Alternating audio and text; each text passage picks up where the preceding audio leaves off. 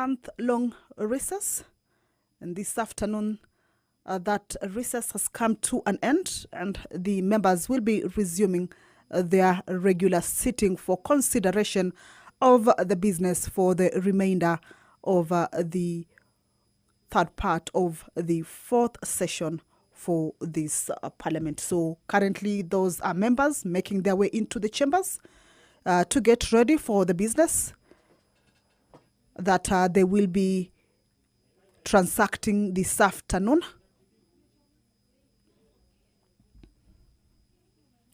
And a look at the order of business. There are 5 bills.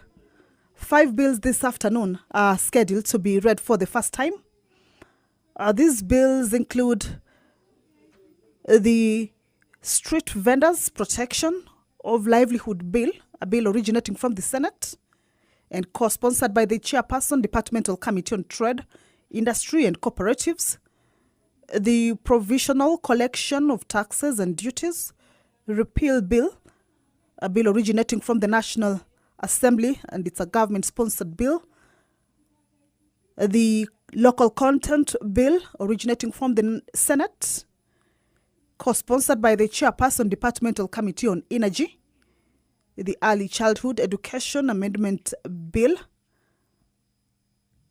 a bill also originating from the Senate of 2023, as well as the Creative Economy Support Bill, originating from the Senate as well and co-sponsored by nominated member Honorable Irene Mayaka.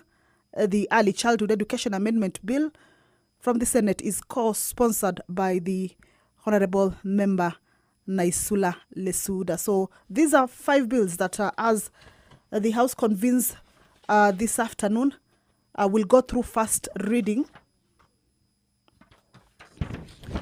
Some of the priority business that the members will also consider include beginning debate on the Kenya Roads Amendment number 3 bill originating from the National Assembly, Bill number 34 of 2025, sponsored by Honorable Peter Kaluma. This is on behalf of the House General Legislative Caucus. The debate on this particular bill is set to begin this afternoon, as it is a bill that is at its second reading stage. This is a bill that basically seeks to amend the Kenya Roads Act, Cap 408, to classify public roads into national trunk roads and county roads, and to vest the management of county roads under the county governments. This particular classification is intended to provide clarity in the maintenance, the rehabilitation, and development of the road network across the country. So that is a part of the objective of this particular bill. And of course, as members debate, then we will be able to get their opinions regarding this particular bill. But as you can see, the Speaker of the National Assembly, Honorable Dr. Moses Masika Wetangula, has already made his way into the chambers to proceed to preside over this afternoon sitting. So allow me to hand you over to this live broadcast. Good afternoon. Mheshimiwa, tuombe. Ewe Mwenyezi Mungu, ambaye kwa hekima na wema wako umetiwa nyadhifa za viongozi na mabunge kwa ustawi wa jamii na utawala wa haki ya wanadamu, takusihi utazame kwa neema nyingi sisi watumishi wako ambao wameridhika kutuita tutekeleze shughuli muhimu za jamhuri yetu. Tunakuomba uteremshie baraka zako sisi tuliokutanika hapa, na utujalie tuyatende na kufikiria mambo yote yatakayofikishwa mbele yetu kwa njia ya haki na uaminifu, ili utukufu na sifa zako siendelezwe, na ili kustawisha amani, ufanisi na heri ya nchi yetu na wale ambao haja zao umezikabidhi mikononi mwetu. Amen.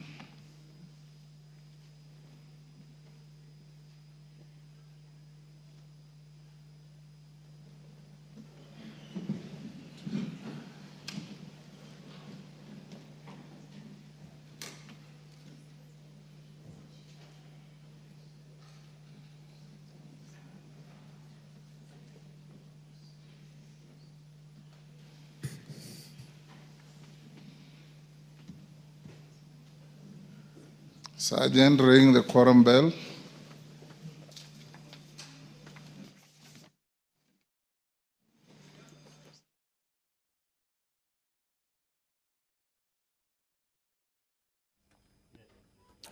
Well, the prayer has been said and the chair taken. However, much as we can see members already inside the chamber, that number is not enough to correct. And therefore, the Speaker has directed that the quorum bell be rung for 10 minutes, just to give room to the members who may be within the precincts of Parliament, but yet to make their way into the chambers to at least hasten their steps and get into the chambers and join their colleagues, and also enable the House attain that much needed quorum for the business that is lined up for consideration to be able to take place. Remember, this is as provided in the House Standing Order number 34. And if that quorum is not raised, then the House might risk being adjourned. I'm not sure that is exactly what the members want, because today is when the regular sittings are resuming after the long recess. So we believe that that quorum will be raised in no time, and the business that is lined up for consideration will, without any further delay, kick off. So if you're joining us, is that the House about to commence its business. The prayer has been said and the chair taken, just that there is a quorum hitch. Once that quorum is raised, then the business will start. But also to indicate that the House is resuming its regular sitting this afternoon after the month-long recess. So this afternoon, the business that is lined up for consideration include a debate on bills, the Kenya Roads Amendment number 3 bill originating from the National Assembly. It's coming up for a debate, as it is a bill that is at its second reading stage. Remember, that is the stage that bills are debated on, and any amendments proposed and then considered at the Committee of the whole House stage. Also, priority business this afternoon, as the members resume their regular sitting this afternoon, is consideration of the President's reservations to the Cancer Prevention and Control Amendment Bill, a bill originating from the National Assembly, Bill number 45 of 2022. This is a bill that the President recommended total deletion of all clauses. The President recommended the total deletion of all clauses. It is a bill that has only 4 clauses. However, the bill will no longer exist, as a deletion of all the clauses means that the bill has been thrown out or has not managed to sail through to be able to become an act. So members had already begun considerations at the Committee of the whole House, and they will be resuming from Clause 3 on this particular bill, the Cancer Prevention and Control Amendment Bill, a bill that is originating from the National Assembly. The Privatization Bill, also a government-sponsored bill. And all right, the quorum has been...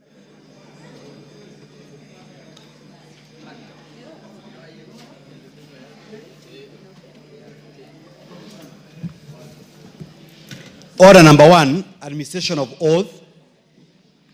Order number 2, communication from the chair.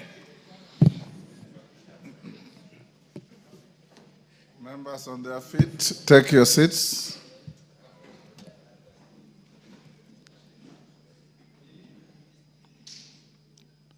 Mwalimu Milemba, take the nearest seat.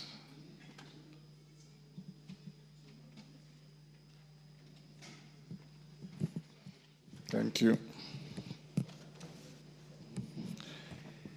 Honorable members, I wish to welcome you back to the House for the third and last part of the fourth session of the 13th Parliament. I know that the recess was a working break for most committees, given the vetting of nominees proposed for appointment to various state and diplomatic offices and other priority matters that were referred to committees before and during the recess period. Nevertheless, it's my hope that you manage to spend some time with your families and constituents and are now ready to embark on the business that lies ahead. Honorable members, as we resume the sittings, the House is expected to transact several priority business already before committees. This includes the consideration of nominees for appointment to foreign and diplomatic missions, nominee for appointment as chairperson of the Kenya National Commission on Human Rights, and nominees for appointment as the registrar and deputy registrar of political parties.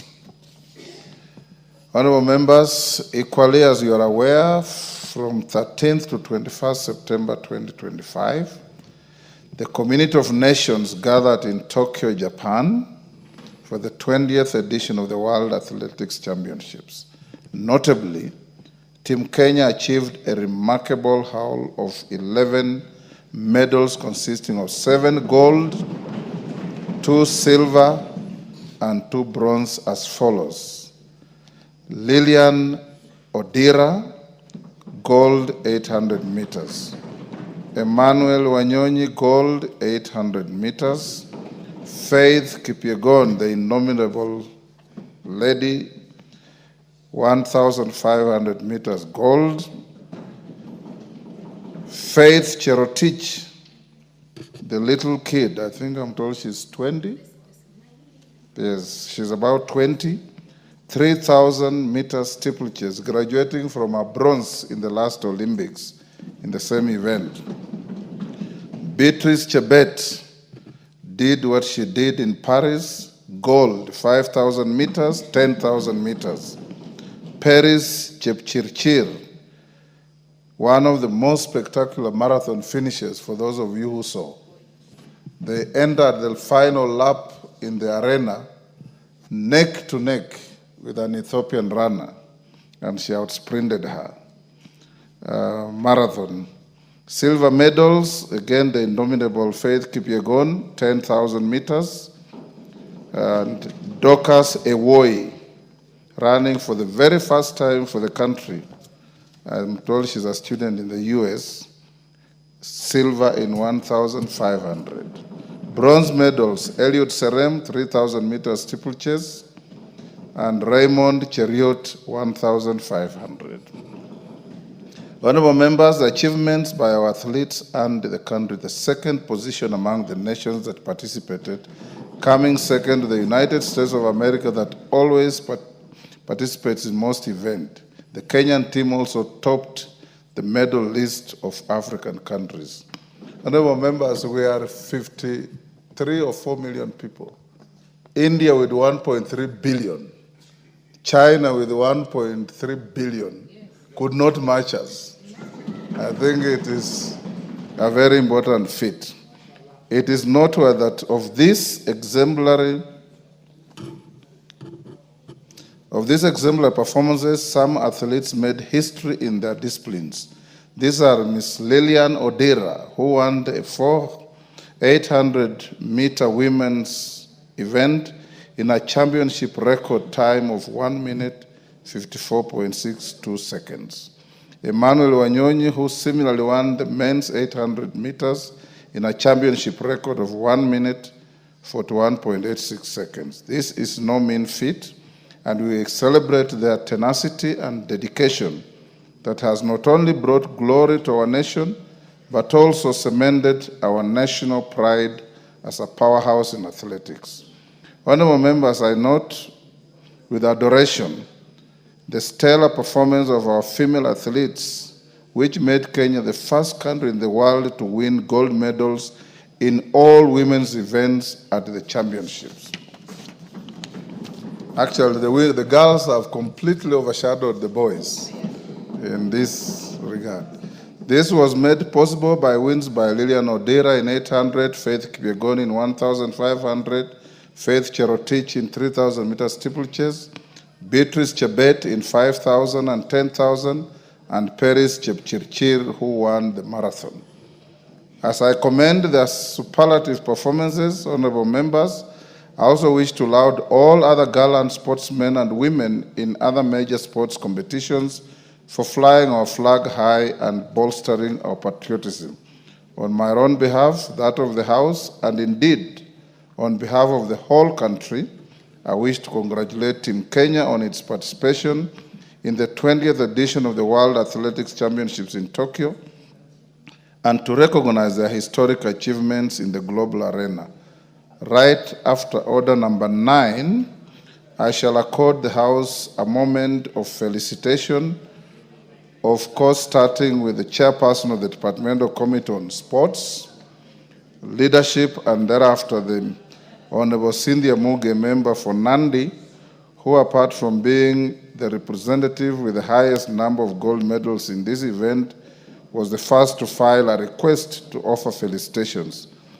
I order that at the right time, the House shall record its felicitations for a maximum of 45 minutes. Honorable members, in the same spirit of the sports excellence, I also draw your attention to the upcoming order. Members at the bar. First, you've come late, and secondly, you are disorderly. Order, members at the bar. The House is in session. Honorable members, in the same spirit of sports excellence, I also draw your attention to the upcoming 15th edition of the East African Community Interparliamentary Games, scheduled to take place in December 2025 in Kampala, Uganda. The annual event had been scheduled to be hosted by the Republic of Burundi. However, due to resource constraints, they have expressed their inability to do so. These games, which bring together parliamentarians and parliaments of the East African Community, play an important role in promoting integration, enhancing visibility of our institutions, and strengthening people-to-people bonds across the region. I therefore urge members to step up preparations to ensure Kenya's effective participation in the Games. This will enable us to maintain the country's leading role in supporting integration and parliamentary solidarity through sports as we showcase our sports talents on the regional stage. Honorable members, as we embark on the third and final part of the session, this fourth session, let us remain committed to serving the people with diligence, integrity, and service above all. Once again, I welcome you back and look forward to a productive third part of the session. Finally, please join me in the usual way by celebrating such momentous achievements as the House by thumping your feet for the next 30 seconds.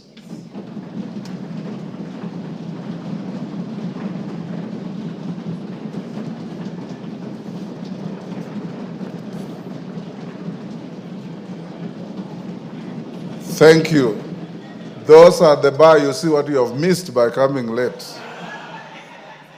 Honorable members, I also hasten to mention that I went to Kampala accompanied by a member for Arieda to salvage the hosting of the Iyala Games. So when it comes to giving comments, I'll also accommodate him the first opportunity to speak to this, because we are running the risk of having no host. More importantly, members, I don't want to see a repeat of Mombasa. We performed very badly, even when we were hosting. Let's start in earnest, and I've directed the clerk to avail teams, facilities, and capacity to train and prepare properly and thoroughly, so that we don't go to Uganda and be hopeless bystanders as others harvest medals and medals and medals, like we saw in Mombasa.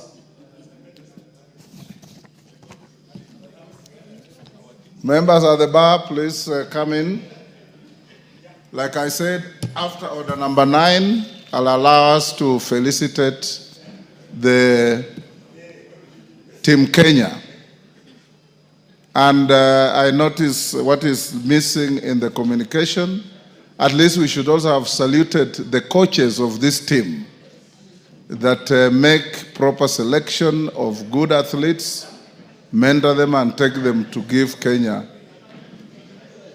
an image worth emulating. Next order. Order number 3, messages. Members on their feet, take the nearest seats.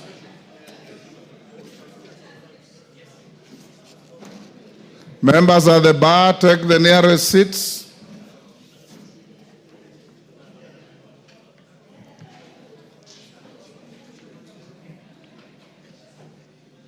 Thank you. Honorable members, I have a message from the Senate on the nomination of a co-sponsor for the Street Vendors Protection of Livelihood Bill, Senate Bill number 41 of 2023. Honorable members, pursuant to the provision of Standing Order 414 relating to messages from the Senate, I wish to report to the House that I have received a message from the Senate regarding the nomination of a co-sponsor for the Street Vendors Protection of Livelihood Bill, Senate Bill number 41 of 2023. In the message, the Speaker of the Senate notifies that pursuant to the provisions of Standing Order 162 of the Senate Standing Orders, Senator Esther Okenyuri, MP, being the sponsor of the said bill, has nominated the member for Kilifi North, the Honorable Owen Bayer, CBS MP, to co-sponsor the bill in the National Assembly. Honorable members, you may recall that on Tuesday, 19th August 2025, I reported to this House a message from the Senate regarding the passage of 5 bills by the Senate, among them being the Street Vendors Protection of Livelihood Bill, Senate Bill 41 of 2023. As you may have noticed in today's order paper, the bill is scheduled for first reading under order number 9. Thereafter, the bill will stand committed to the Departmental Committee on Trade, Industry and Cooperatives as earlier directed on 19th August 2025. Honorable members, pursuant to the provision of Standing Order 1431B of the National Assembly Standing Orders, the Honorable Owen Bayer, CBS MP, will now assume the role of the co-sponsor of the bill and will be responsible for marshalling its consideration in the National Assembly. I thank you. Next. Order number 4, petitions.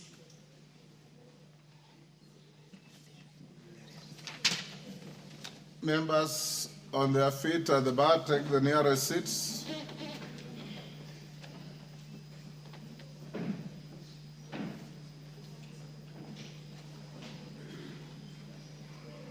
Farah, where is your nearest seat? Thank you, honorable members. Honorable members, I wish to convey a petition regarding a proposal to amend the Consumer Protection Act to provide for the induploom rule. Honorable members, Article 119 of the Constitution accords any person the right to petition Parliament to consider any matter within its authority. Further, Standing Order 2252B requires the Speaker to report to the House any petition other than those presented by a member. Honorable members, in this regard, I wish to report to the House that my office has received a petition from Mr. Allen Waiyaki Gishuhi, EBS Senior Counsel, of Wamai and Allen Advocates, calling for the House to consider amending the Consumer Protection Act Cap 501 to codify the induploom rule. The petition avers that the purpose of the rule is to protect borrowers from exploitation, prevent endless accumulation of interest, and encourage fair lending practices. Section 44A of the Banking Act codifies the induploom rule, which provides that interest on a loan ceases to accrue once it equals the outstanding principal amount when a loan becomes non-performing. The petitioner further states that despite the existence of this law, many borrowers continue to suffer from banks, financial institutions, unscrupulous lenders, and Shylocks, charging interest and penalties beyond the principal loan amount. These practices have resulted in the violation of consumer rights under Article 46 of the Constitution and have exposed Kenyans to unfair deprivation of property.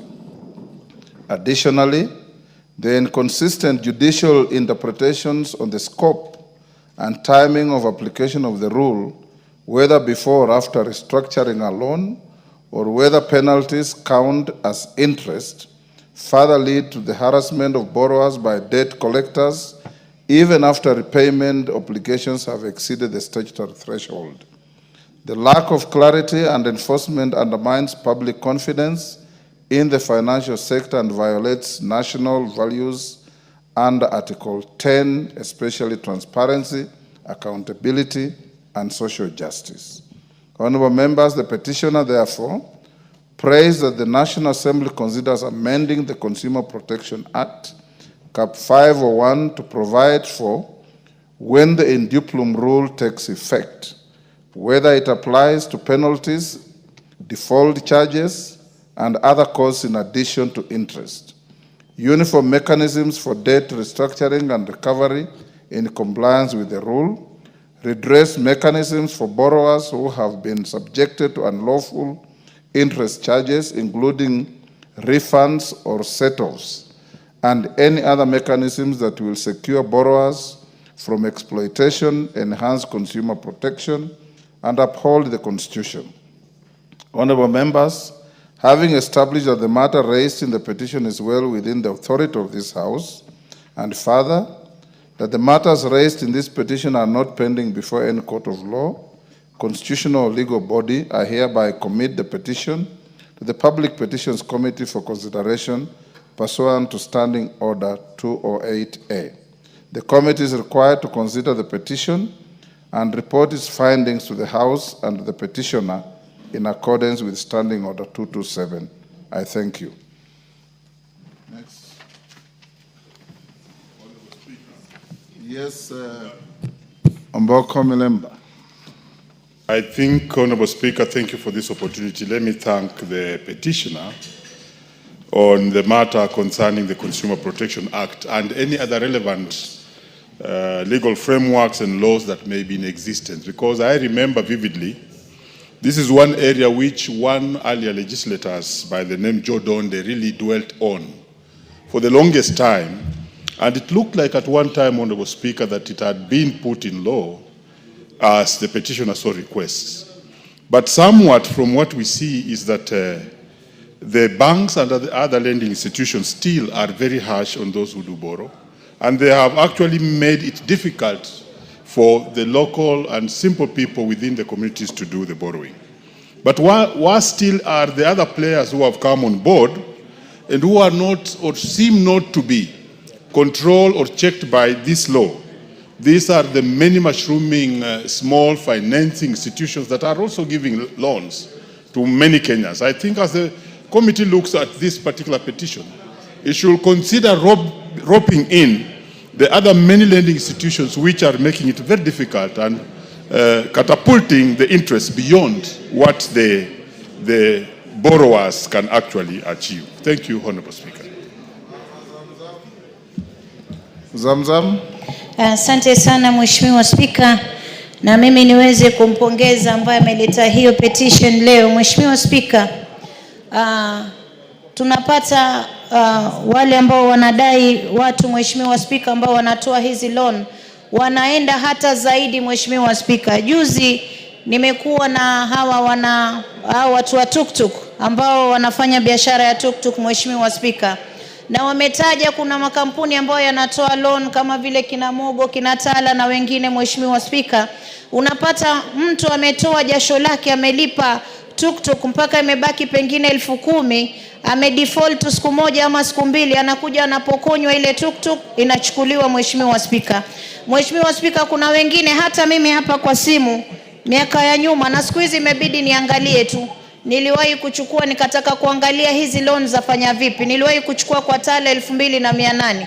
Amini usiamini Mheshimiwa Spika, nililipa 4,000, nikalipa 11,000, nikaja nikalipa 14,000, ilipofika wanandai tena 16,000 kutoka kwa 2,800. Mheshimiwa Spika, Hapo ndo nilianza kuangalia kile wakituma message, mimi nawaangalia tu, kwa sababu ni uwizi wa dhahiri, Mheshimiwa Spika.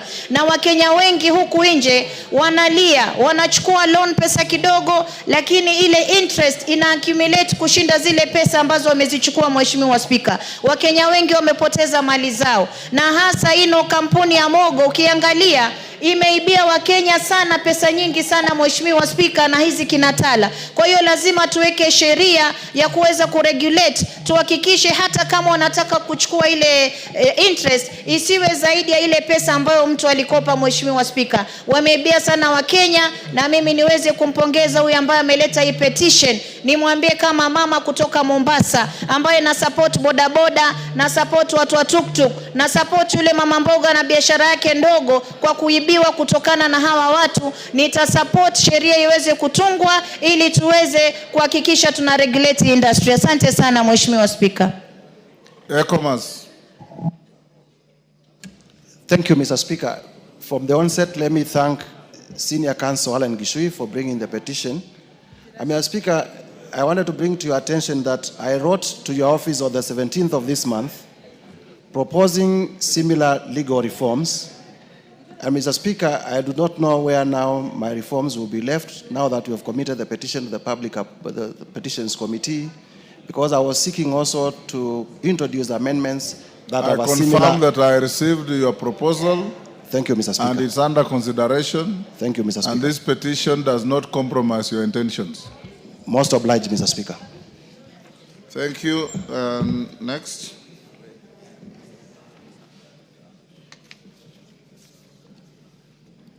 Order number 5, papers. Majority Leader. Thank you, Honorable Speaker. Honorable Speaker, it's nice to be back for the last session of the fourth session. Is it? Okay, Honorable Speaker. I beg to lay the following papers on the table of the House today, Tuesday, September 23rd, 2025.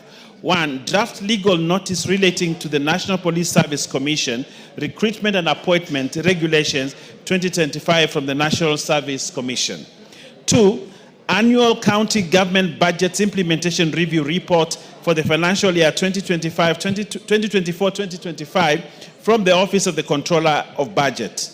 3. Annual National Government Budget Implementation Review Report for the financial year 2024-2025 from the Office of the Controller of Budget. 4. Annual Report of the Commission on Administrative Justice for the financial year 2023-2024. 5.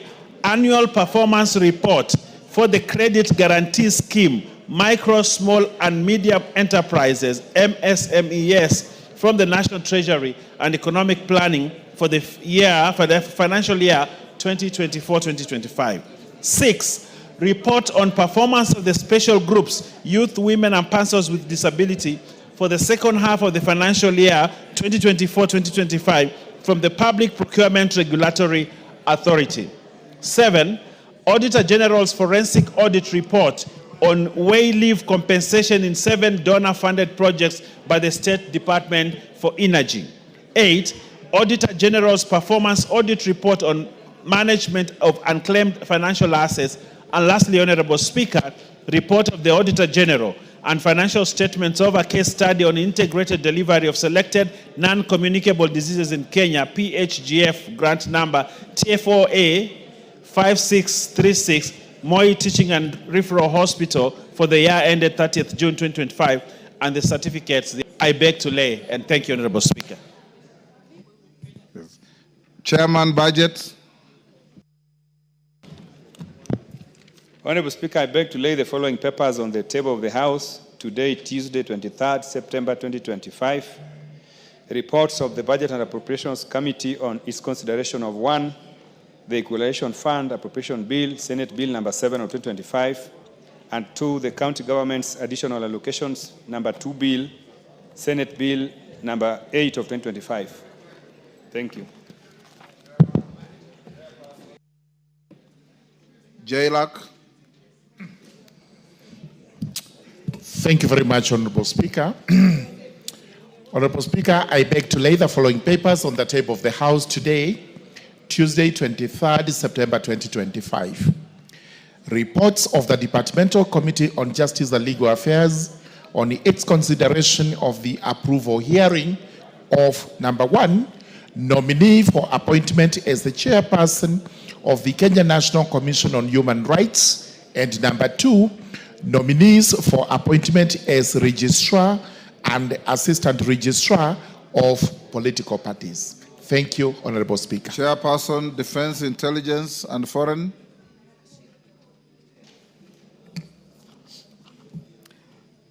Thank you, Honorable Speaker. Honorable Speaker, I beg to lay the following paper on the table of the House today, Tuesday, 23rd September 2025. Report of the Development Committee on Defense, Intelligence and Foreign Relations on the approval hearing of 9 nominees for appointment as High Commissioner, Ambassadors and Consuls General. Thank you. Chairperson, Public Petitions Committee. Karemba. Thank you, Honorable Speaker. Honorable Speaker, I beg to lay the following papers on the table of the House today, Tuesday, 23rd September 2025. Reports of the Public Petitions Committee on its consideration of 1. Public Petition number 52 of 2023 by the Honorable Ibrahim Abdi, MP, regarding the banning of the use of asbestos as a roofing material. 2. Petition number 55 of 2023 by Mr. Bernard Mokaya Magembe, regarding enactment of legislation to regulate the credit management professionals. 3. Public petition number 74 of 2023 by Mr. Charles Ogola Osango, regarding enactment of the Bankers Professional Bill. 4. Public petition number 8 of 2024 by Honorable Esther Passaris, MP, regarding amendment to the Penal Code to provide for the offense of sextortion. And 5, public petition number 13 of 2024 by Dr. Lukoya Atwoli, regarding decriminalization of attempted suicide. Thank you, Honorable Speaker. Thank you. Before the next order, allow me, members, to acknowledge in the Speaker's gallery St. Mary's High Taita from Undanyi, Taita Taveta County. If you are in the gallery and you are mentioned, you stand up to be acknowledged. Thank you. You may take your seats. Ruathia Girls School from Kangema, Muranga. Thank you. From the public gallery, we have St. Jude Catholic Primary from Embakasi East, Nairobi, and Bright Future Vision Academy from Kabete in Kiambu County. On my behalf and on behalf of the House, we welcome the students, their teachers, and those accompanying them to the House of Parliament. Yes, Wangari?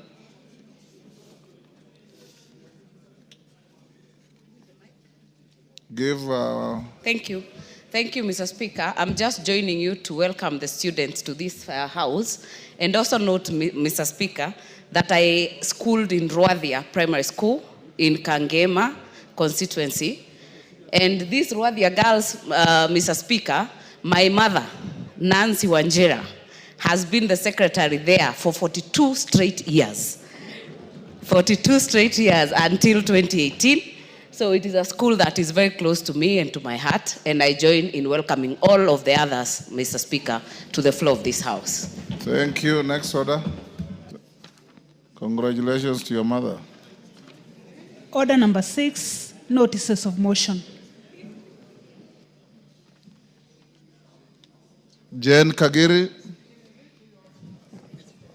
Honorable Speaker, I beg to give the notice of motion. Extension of the African Growth and Opportunity Act, in brackets AGOA.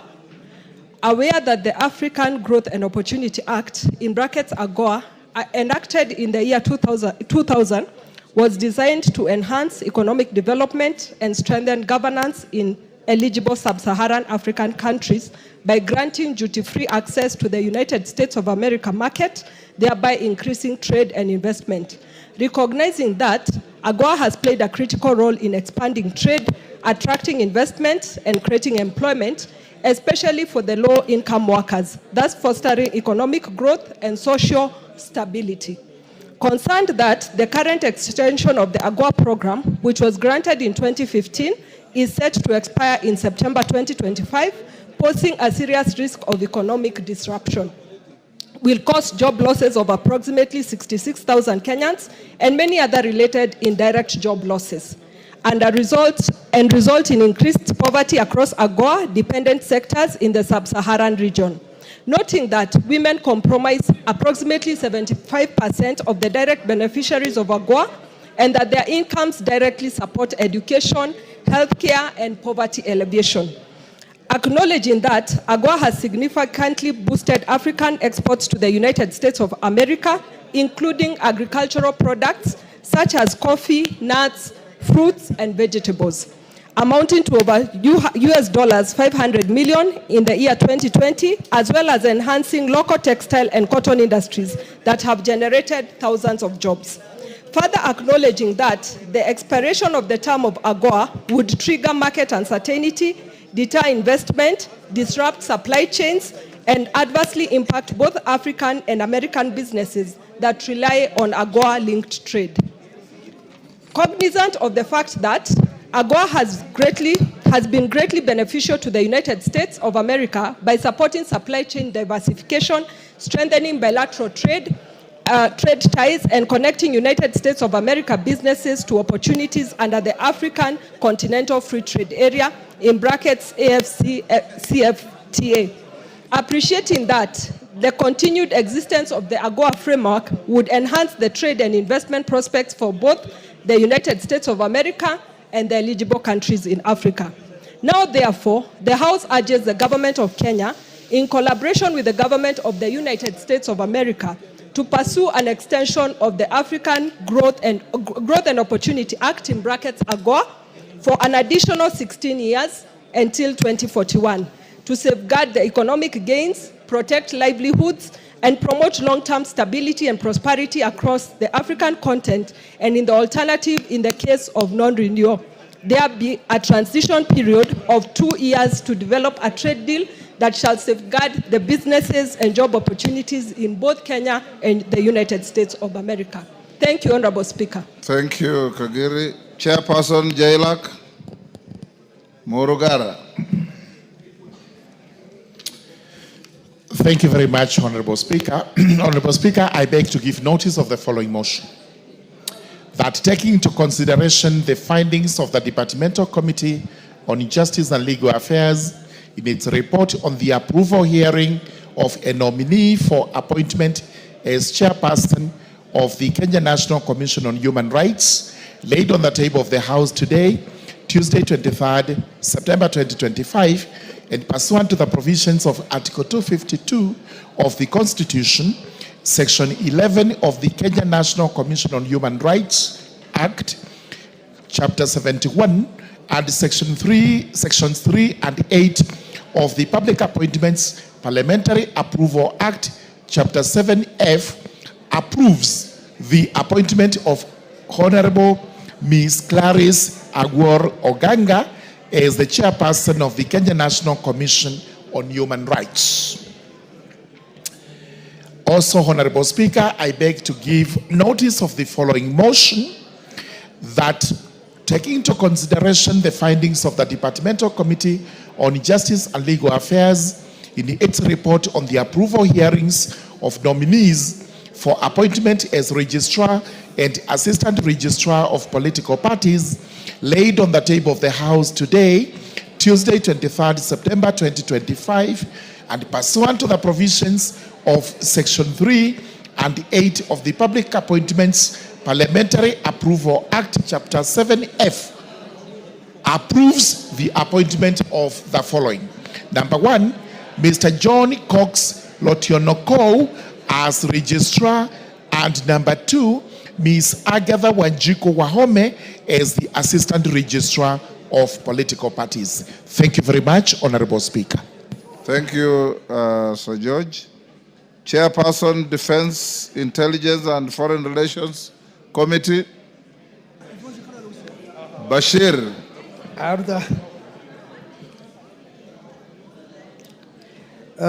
Commissioner Makau, can you disband that Kamkunji? Order. Order, Commissioner. Is that Commissioner Makau or it is a... No, it is Olendutu. Yes. Notice of motion, approval hearing of nominees for appointment as Ambassador, Permanent Representative and Consul General. Honorable Speaker, I beg to give notice of the following motion. They are taking into consideration the findings of the Budget Committee on Defense, Intelligence and Foreign Relations in its report on the approval hearings of 9 nominees for appointments as High Commissioner, Ambassador and Consul Generals laid on the table of the House on Tuesday, 23rd September 2025, and pursuant to the provision Article 132(2)(e) of the Constitution, Section 222 of the Foreign Service Act Cap 185(e) and Section 3 and 8 of the Public Appointments Parliamentary Approval Act Cap 7F. This House approves the appointment of the following persons as High Commissioner, Ambassadors, and Consul Generals. 1. High Commissioner, Honorable Florence Chepngetich Bore, Mission Windhoek, Namibia. Ambassadors, Ambassador Anthony Mwaniki Muchiri, Ankara, Turkey. Ambassador Lucy Kiruthi, Bangkok, Thailand. Mr. Henry Wambuma, Bujumbura, Burundi. Mr. Abdirashid Salad Abdille, Jakarta, Indonesia. Ambassador Joseph Musyoka Masila, Riyadh, Saudi Arabia. Ambassador Edwin Afande, Vienna, Austria. Consuls Generals, Mrs. Jane Chepkorir Toretich, Dubai, United Arab Emirates, and Mrs. Judy Kiaria Nkumiri, Goma, Democratic Republic of Congo. Thank you, Honorable Speaker.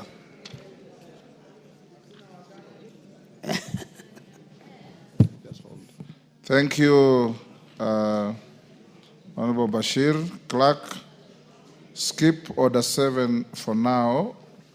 Call out Orders 8, 9, 10, 11, and 12.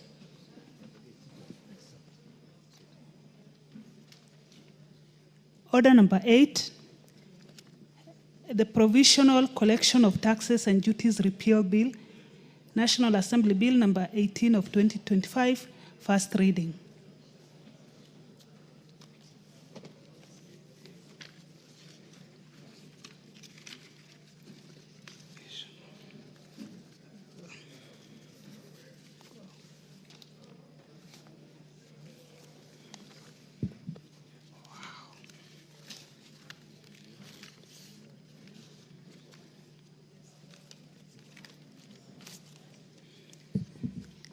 A bill for an act of parliament to repeal the Provisional Collection of Taxes and Duties Act and for connected purposes.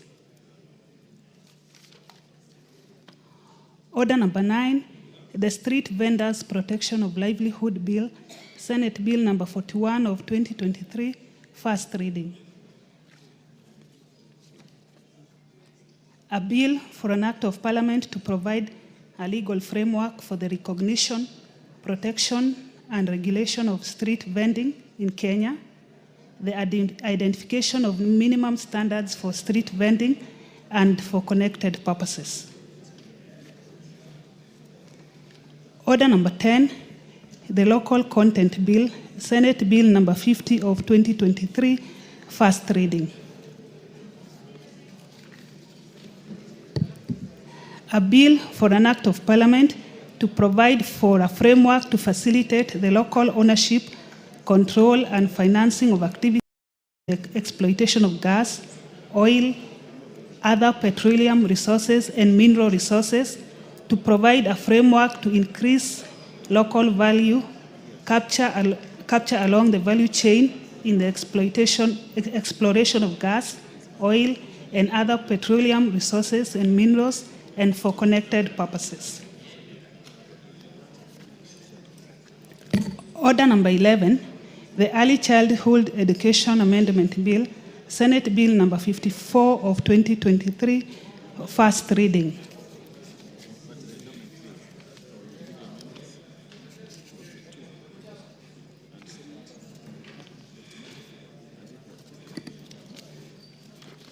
A bill for an act of parliament to amend the Early Childhood Education Act and for connected purposes.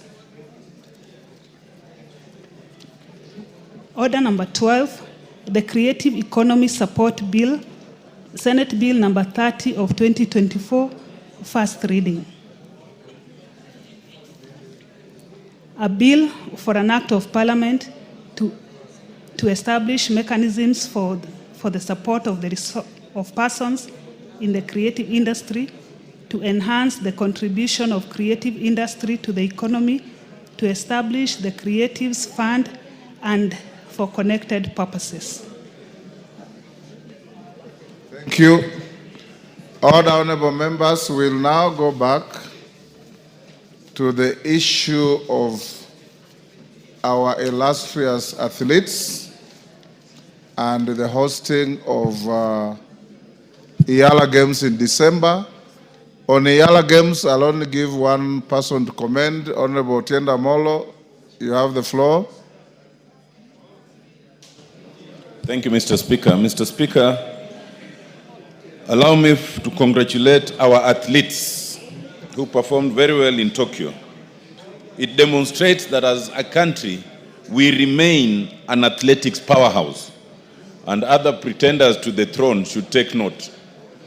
On Iyala, Mr. Speaker, I wish to inform the members that I was privileged to accompany the Speaker to Uganda. As already advised, the Republic of Burundi was to be our next host but could not host for other reasons. But next in that rotation should have been the East African Legislative Assembly, who also were unable to host again for reasons that can be discussed later. The Republic of Uganda was then to host after that, and therefore it took the persuasion of our Speaker and other speakers who were present to persuade the Republic of Uganda to bring forth their hosting essentially by 2 years. And they graciously accepted, confirming that they'll be able to host the games between 5th and 17th of December, and left the details of the exact place for hosting to the Central Planning Committee that should be meeting anytime soon. The Central Planning Committee will then communicate the schedules and the exact venues.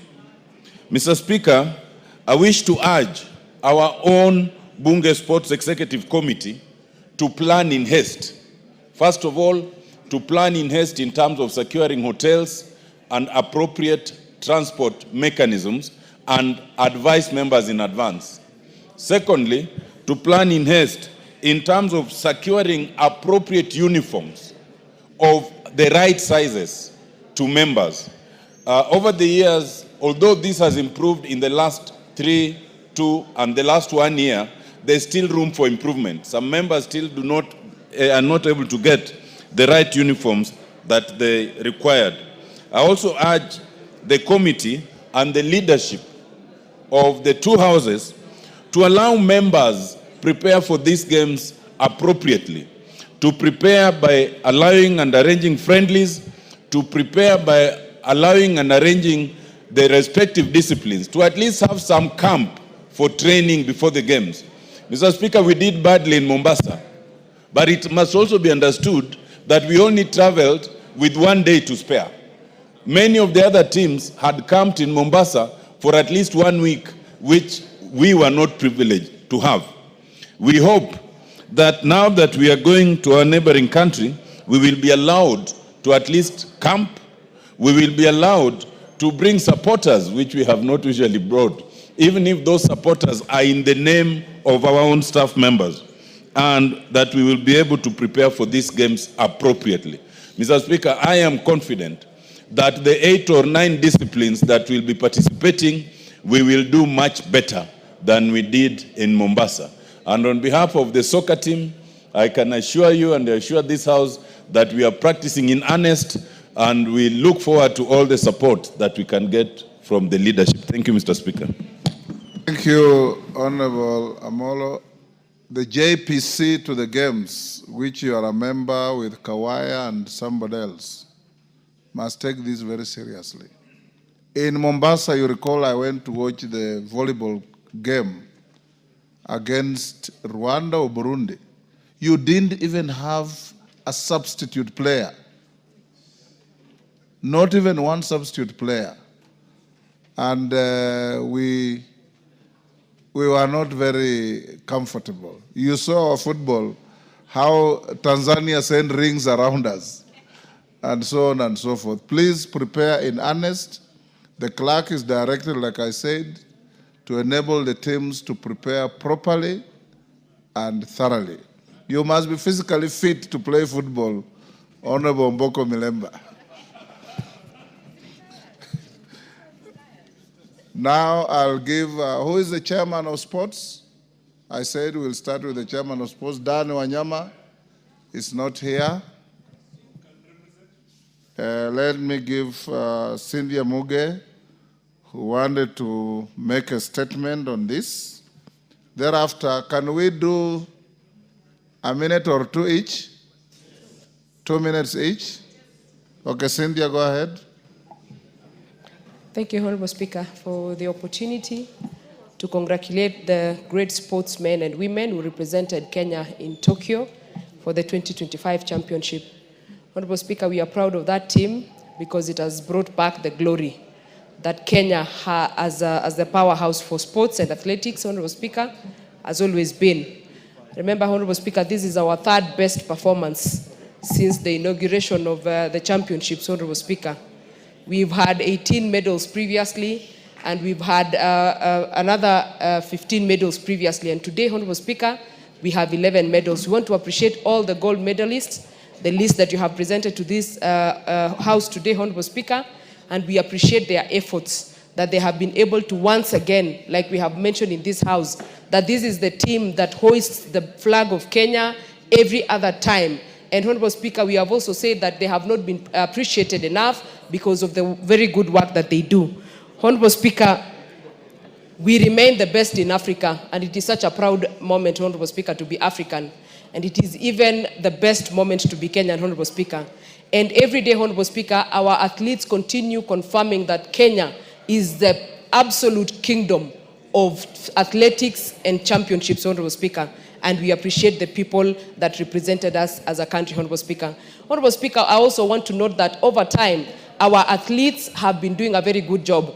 Previously, Honorable Speaker, we have contemplated having them have translators. But this time around, Honorable Speaker, when you listened to Ewoy speaking, when you listened to Perez speaking, when you listened to Wanyonyi speaking, when you listened to Faith Kipyegon speaking, you felt proud as a Kenyan because our athletes are properly able to present themselves, Honorable Speaker, and express themselves. Honorable Speaker, this also calls for responsibility for us. As a country that hosts these great people, what are we doing to support the sports, Honorable Speaker? And I appreciate the government of Kenya Kwanza because of the up-to-standard stadiums that we are building. And Honorable Speaker, I am seeing a brighter future for athletes, and we want to really appreciate them so that they can continue hoisting the flag of Kenya. We want to tell all the gold medalists and the people who have participated that as Kenyans, we... Thank you. KJ. Mr. Speaker, I thank you for your communication. In your communication, you indicated that Kenya is a very small country compared to countries like America.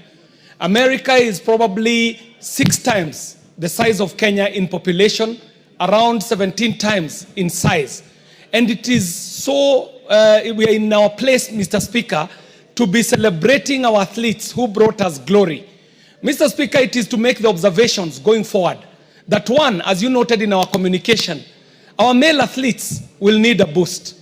Secondly, Mr. Speaker, it is also to recognize that sports is a national event. It never matters who will wear the gold medal. Mr. Speaker, in the past, any community has had an opportunity to bring glory to Kenya. And so when we see a runner coming from Migori and winning gold and breaking record, Mr. Speaker, this brings our country together in such a way that we are reminded of our glory times when we knew in athletics a medal could come from anywhere. From Eastern, we have had Rose Tatamuya. From Central, we have had John Ngugi and Wanjiru. Now we are having Omanyala and Odira from Nyanza. This is to say, Mr. Speaker, that if we set up centers... Omanyala is not from Nyanza. No, Omanyala from Western. Omanyala from Western and Odira from Nyanza. Thank you, Mr. Speaker. I stand to be corrected. And of course, our powerhouse in Rift Valley, where we breed champions, Mr. Speaker. The point I was making is that these athletics, just like the football that just went, was just needing leadership, Mr. Speaker. And when we offered leadership, we start winning again, and it is to congratulate Kenya, to congratulate the athletes, and for bringing Kenya back to winning ways on the international platform. I thank you very much, Mr. Speaker. Bensouda. Thank you, Honorable Speaker, for giving me this opportunity. And I want to thank you because you've spearheaded the love for sports and given even a clear framework for others that are yet to come. Honorable Speaker, I rise on behalf of women in this nation to confirm that truly women can lead. And the athletes who went there have exhibited exemplary performance. And this portrays that women are capable and competent of leading and giving the mantle. I rise also on behalf of Nyanza region. We have a movement of the Luos in this country called, in vernacular, allow me to quote, Segand Nyinam, the story of the daughters of the lake. Lillian Odira happens to come from Migori County. And Honorable Speaker, we are celebrating as Nyinam, the daughters of the lake. And I want to ask you, Mr. Speaker, that as the athletes will be invited for dinner, I want you also to organize a special dinner for the Speaker and invite all women in this House to join you with those women who has led this country. Thank you, Honorable Speaker. I congratulate them. Thank you. Is that Kimayo? Or Cherorot? Cherorot?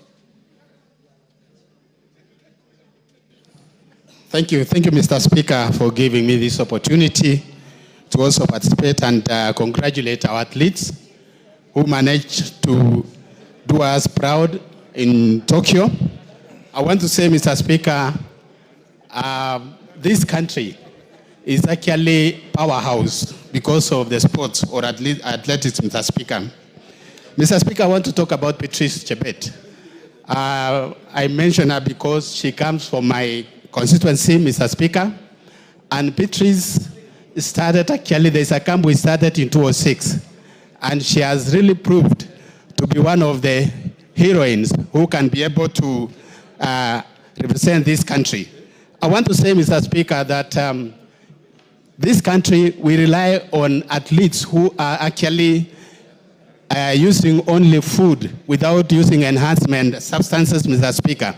And I want to encourage, Mr. Speaker, that our athletes should always be able to practice without doping, Mr. Speaker. I want to say also that the coaches are there, Mr. Speaker. They are unseen team who are actually managing to train and also teamwork in this country. I want to say we are proud of our athletes and congratulations to this country and also those who represented us abroad. Thank you, Mr. Speaker. Thank you. Yes, Mwalio. Mwalio, you normally sit somewhere else. Yeah, nimeama. Thank you, Mr. Speaker, for this opportunity. I want to take this opportunity to congratulate our athletics for the best performance and the proud they have given us in this country, because we are rated one of the best in this continent. We would like to say that even we will do better in the future, given the sports academies that are being built in many of our constituencies. because we will take our students there to practice, and even the young people that have finished schools that they have nothing to do, we'll be able to take them there and be able to practice, to be able to excel in the sports. So we congratulate them and we say, well done, our Kenyan team. Thank you, Mr. Speaker. Thank you, Malio. Haika. Thank you, Mr. Speaker, and thank you for this opportunity. I also want to join my colleagues in congratulating Team Kenya, which was on Tokyo, for a very good performance that really united the country. Recently, we had football and also brought the country together. And Mr. Speaker, I also want to congratulate the government for the good work that is doing for the sportsmen and women in this country.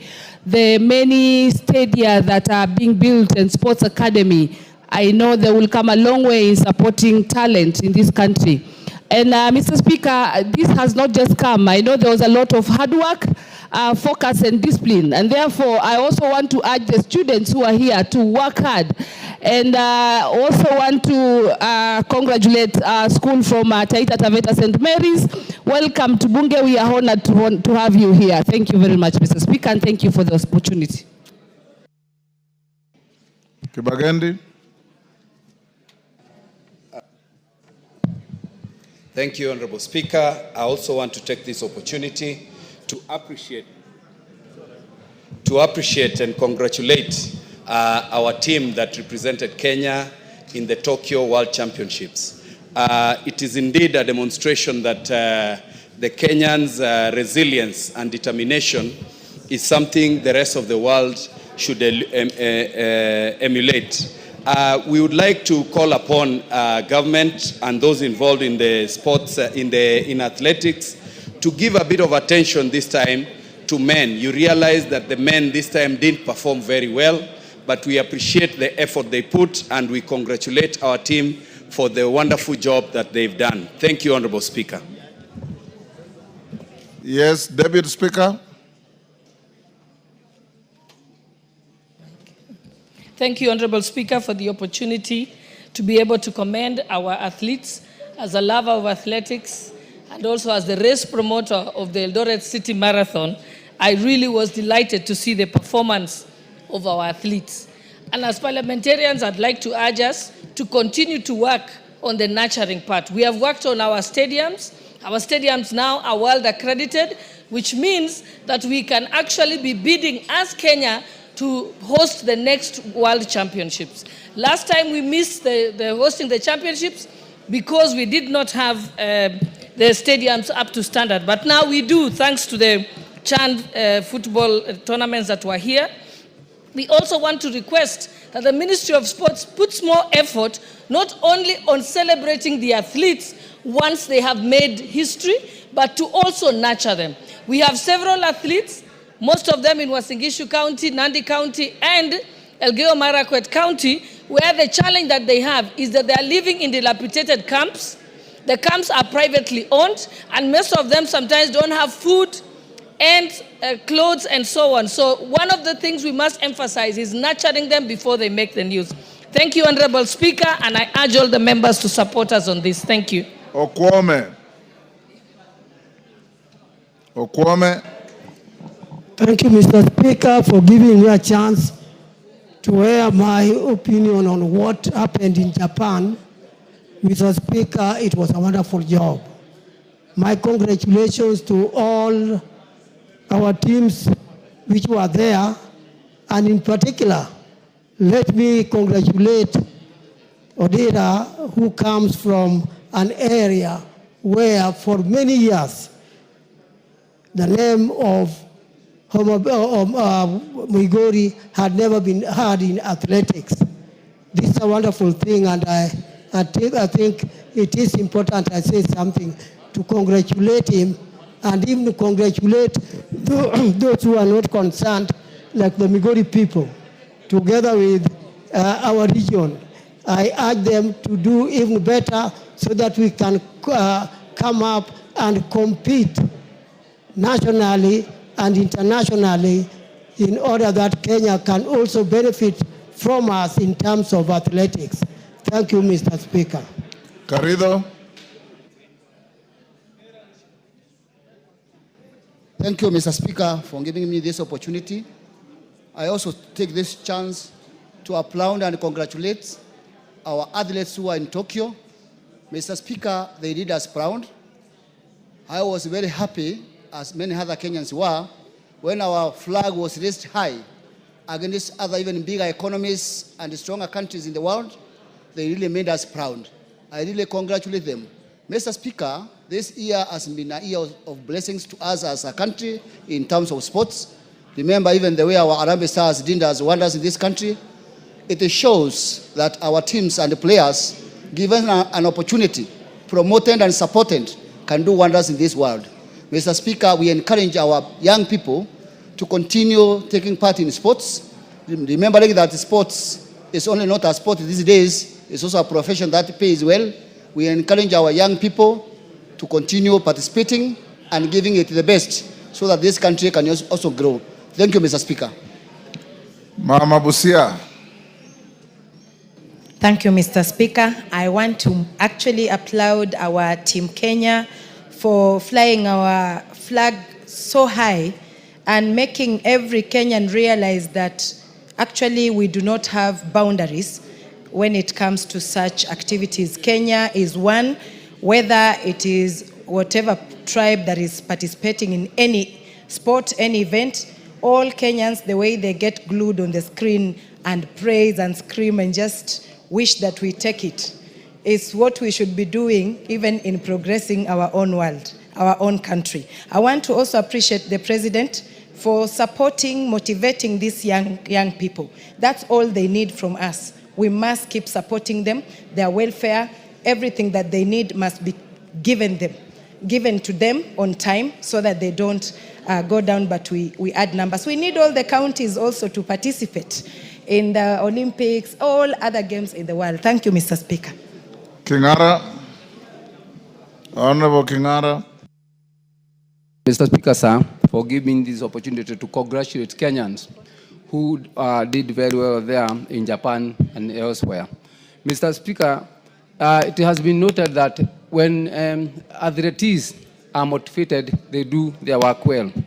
I don't know whether, Mr. Speaker, we have an ample budget in our national budget which facilitates our athletes or sportsmen and women when they're out there. You noted, Mr. Speaker, when Kenyans doing football here were added, they did well. But the question is, do we have a consistent budget which can facilitate them consistently so that we can do well consistently too? Mr. Speaker, Mr. Speaker, even Parliament should honor this appreciation by also coming up strong and even giving a room or a garden, Mr. Speaker. Mr. Speaker, remember when I stood here talking matters sports, I requested whether even Parliament can have good facilities, including a field where we can be doing our own sports affairs, noting that even the private sectors have the same. Mr. Speaker, this is not a big deal. Let's work and have good facilities even for our own self. Finally, Mr. Speaker, the parliamentary games, we are not consistent. I stand and say, I'm in athletics, we are not consistent. We need to start early, as you directed, but also be guided, especially on which facilities to use. As I stand here, we have not been committed to a serious grounds of doing our, and you know we are old, doing our we are. Thank you. Wangare says you are old alone. It's not collective. Give him 30 seconds. Yes. A second. The point I wanted to make, we have very young parliamentarians here, Mr. Speaker, whom I don't find out there. That's the age coming. That's why the age is coming in. Let's have our own young parliamentarians out there competing with the rest of the East African community. Thank you. Oundo. Thank you, Honorable Speaker. On behalf of the people of Funyula constituency, allow me to congratulate and sincerely thank the athletes that brought honor and fame to the people of Kenya. It was always refreshing to watch. It was captivating to watch whenever I had time to watch. And indeed, it showed that there is another face of Kenya than what is beamed in some other international media all over the world. Honorable Speaker, we continuously urge the Athletics Authority and the sports fraternity to continuously invest in male sports. We seem to start to lag behind in the male sports and athletics, which is not a good sign at all. Our men for many years did much, much better than the ladies. I have nothing against the ladies, but as we invest in women's sports, let's likewise invest in men's sports. And Honorable Speaker, the neglect of the boy child is now being reflected all over, be it in schools, be it in performance, be it in employment, be it in marital status. It is important that society, we must address that matter critically so that we can move at the same pace. Finally, Honorable Speaker, when you talked about the poor performance of Parliament in the Yala Games, Honorable Jaco Amboka said they didn't lose much. They might have lost on the pitch, but they scored other medals, and the time for the medals to be seen is almost this time, Honorable Speaker. Thank you, Honorable Speaker. The only medals I recognize are the ones I saw. Yes. Mutunga. Yes. Thank you very much, Honorable Speaker, for the opportunity to bring our gratitude from the people of Tigania West to thank our team that went to Tokyo and really did a great job. Honorable Speaker, the ladies who scored gold many times and our flag raised many times, and the jubilation and the enthusiasm among Kenyans was telling. Honorable Speaker, we are happy that they hoisted our flag high many times. Honorable Speaker, this week, Kenya has been on the global map for very good reasons. Our president did make a very important statement in US concerning the issue in Haiti. And that statement, Honorable Speaker, also tells the world that Kenya is not asleep. Kenya is participating, is on the front line, not only in sports, but in many issues. Honorable Speaker, the discovery that incentive drives commitment in as far as our team was concerned during CHAN was very encouraging. Honorable Speaker, many of our team members of the Kenyan team did a great job. Were it not for the penalty, Honorable Speaker, that cup belongs to the Kenyans. I want to encourage the young people to exploit their talent. The government has invested in many stands across the country. And let this stands be used. Let us also have young people discover their talents early and nurture their talents and take sports and games as an occupation, just like being a professional in any other area. Thank you very much, Honorable Speaker. Kainan. Thank you, Mr. Speaker. Mr. Speaker, I want to join other Kenyans in commending these great young men and women for carrying our flag high in the international community. Mr. Speaker, sports play a lot in promoting tourism, in promoting diplomacy, in creating national pride, Mr. Speaker. Mr. Speaker, it is the high time that we also commend the government in motivating, in providing facilities and support to these young men and women, Mr. Speaker, which we have seen in the recent months, Mr. Speaker, in providing infrastructural facilities and also offering them other support, Mr. Speaker. Mr. Speaker, many countries pride themselves in certain unique identity, Mr. Speaker. And therefore, the Kenyan sportsmen and women have created an international niche in the field of sports for this country, Mr. Speaker. And indeed, we are very proud, Mr. Speaker. Mr. Speaker, this is also one avenue of creating many job opportunities. And therefore, mine is to say, keep on carrying our flag high, keep on doing very well. And as leadership, let's also provide an enabling facility for these young men and women. I commend you wherever you are. Keep it up. Thank you, Mr. Speaker. Ferdinand Wanyonyi. Thank you, Mr. Speaker, sir. I want to take this opportunity on behalf of my community and on behalf of this house to congratulate the ladies and the men that took part in Olympics in Tokyo. I was actually so moved that, Mr. Speaker, my request today is that I ask you and members present here to host, if we can host these ladies here and those that took part. I think it will be one way of saying they've done very well. And I think because we are actually leaders, national leaders, I was just thinking that maybe that's the best way we can do, because everybody was very excited about what we did and they made us proud. To be number 2, the whole world, is not a joke, it's not a walk in the park. And therefore I take this opportunity to thank those that took part, and particularly my friend Wanyonyi, who I think I would have had my namesake called Wanyonyi, and it was being pronounced very funnily, but the boy did so well. It'd be very nice for us to actually host these athletics here. And I think members will be very happy if you have a cup of tea out there or whatever cocktail you can have with this. I think they'll be very, very proud. I want to thank you for that. Mzam. Asante sana Mheshimiwa Spika, na mimi nichukue fursa hii kwa niaba ya wakazi wa Mombasa kuweza kuwapongeza wachezaji wetu ama wanariadha wetu kutoka Kenya ambao wamenyanyua bendera ya Kenya juu sana katika ulimwengu mzima, Mheshimiwa Spika.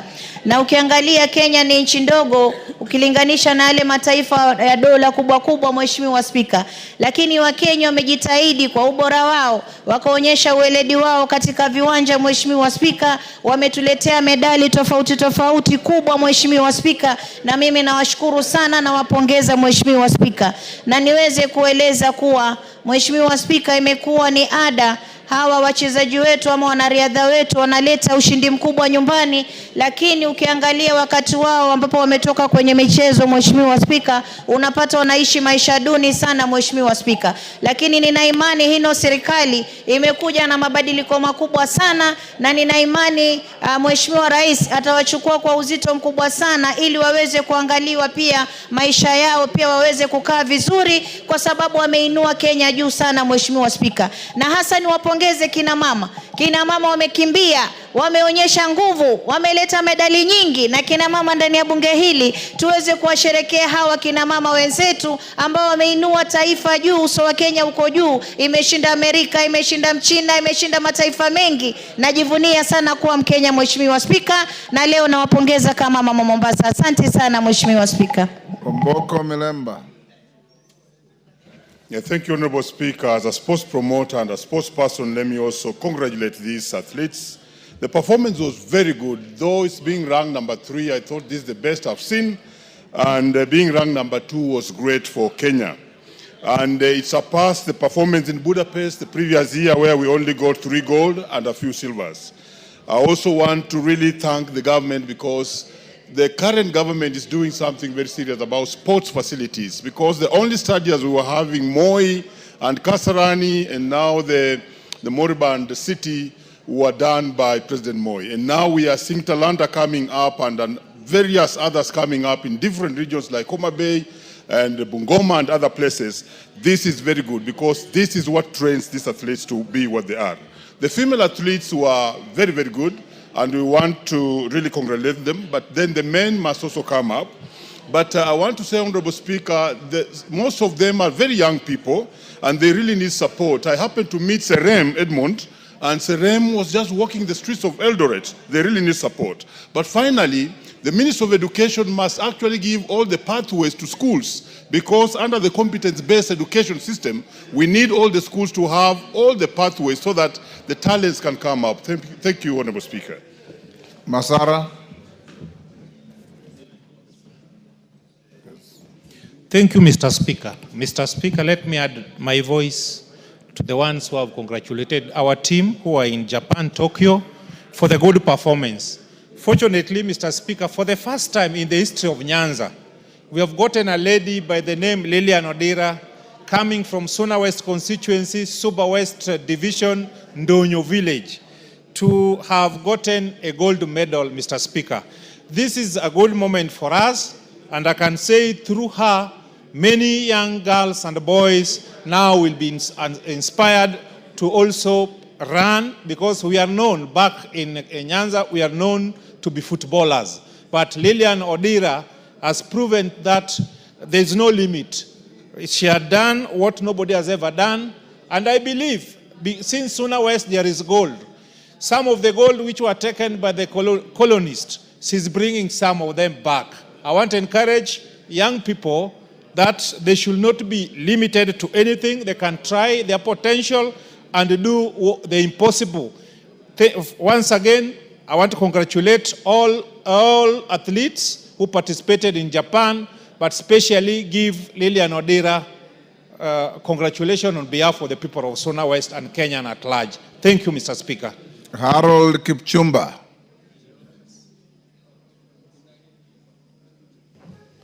Thank you, Mr. Speaker, sir.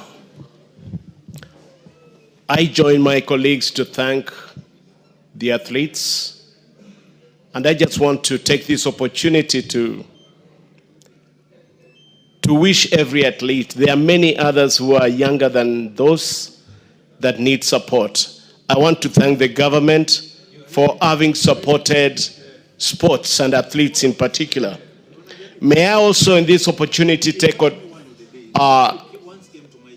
inform this House that there was a Confederation of East Africa and Central Africa Amputee Football Federation Championship, and Kenya amputees became the champions of Africa.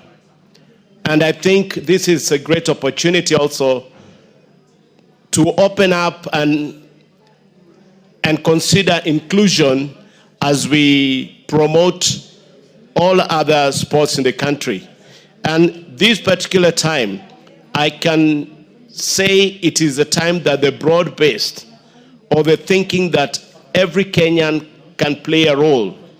It was great to see a Luo girl, to see a Kisii girl, to see a Luya boy, to see a Kalenjin boy. I mean, it brings all of us together. And it is my wish that soon we have an Abdi running from Mandera. And we promote every other community in Kenya. Last, Mr. Speaker, sir, may I, on behalf of persons with disabilities, appeal also that the government put more efforts and resources in supporting them. There's a team that's supposed to be going. A minute. There's a team that's supposed to be going to Nigeria for African Cup of Nations for badmintons. And these are persons with disabilities. I'd pray that the government would support them and other partners would come in to sponsor them. Thank you, Mr. Speaker, sir. Thank you. Naomi Wako. Thank you, Honorable Speaker, for giving me this opportunity to congratulate our athletes. In fact, as Kenyans, we feel proud of what they did in Tokyo. To be number 2 worldwide is a great joy to us. And even the people in the villages today are proud of our athletes. Honorable Speaker, our members were able to collect 7 gold. And especially the women who worked very hard, I want to congratulate them for making Kenya proud and for making women of this country proud of what they have done and the entire nation to celebrate. I also want to congratulate the entire team, both men and women, because they have given our nation their best. Honorable Speaker, our president has given a lot of attention to sports and he has motivated them in many ways. Mine is just to say that as leaders, we also need to congratulate and also motivate our members so that they perform well. This has also inspired many other people, because in the past we used to say that athletes are only from Rift Valley, but today we can say as a country we can all participate and also win and make this country proud. Thank you, Honorable Speaker, and we congratulate our team. Thank you. Owen Bayer. Thank you, Honorable Speaker. Honorable Speaker, I want to join fellow members in congratulating our athletes, Honorable Speaker, and say that an investment in sports is actually an investment in the pride of the nation. We stand tall as a nation and as a country today celebrating the great feat of our great athletes and our sports people. Honorable Speaker, probably this great feat that happened in Japan is because stems from what we did in the football in Chan. The success in Chan actually propelled our athletes to even want to do better. And I believe, Honorable Speaker, as we go forward as a nation, with the motivation and with the whole country united and rallying for success in the sports fields, Honorable Speaker, we are going to not only succeed on the sports field, but will remain as a country that is united, as a country that is focused, and as a country that is looking for success in every field, Honorable Speaker. And I want to pay great accolades, Honorable Speaker, to this government and to the President for standing by athletes in this country. We have seen him, even before this team, we have seen him bring athletes to State House and giving them, some motivation, Honorable Speaker. We saw him motivating the football team, and I also know when he comes back, Honorable Speaker, he'll motivate this team and many other teams that the country comes in, Honorable Speaker. Probably, Honorable Speaker, you need to borrow from the President. The way he did to our team, national team, probably that's what we need to do to the Bunge FC team, so that, Honorable Speaker, they'll be able to do better. I don't want to go to Uganda and come back without a medal, but you can actually engineer success, but actually doing President Ruto thing in the House, and we will bring all the trophies, Honorable Speaker, to this House. I thank you, Honorable Speaker. We'll support winners, not joy riders. Thank you, Owen. Mawade?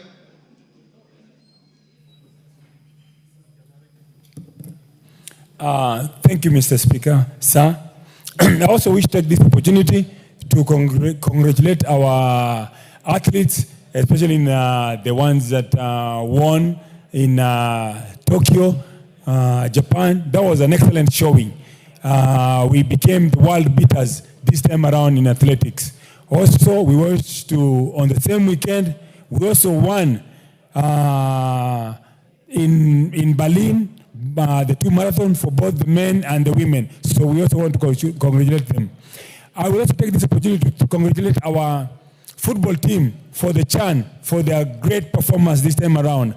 And we just missed getting to the finals just by a whiskers, and I know we'll do better in the future. The local playing teams, the teams that play in the local league, performed very, very well. The players that play in the local teams fared very, very well. In the same tone, I also wish to bring up the issue of our sports here at Bunge.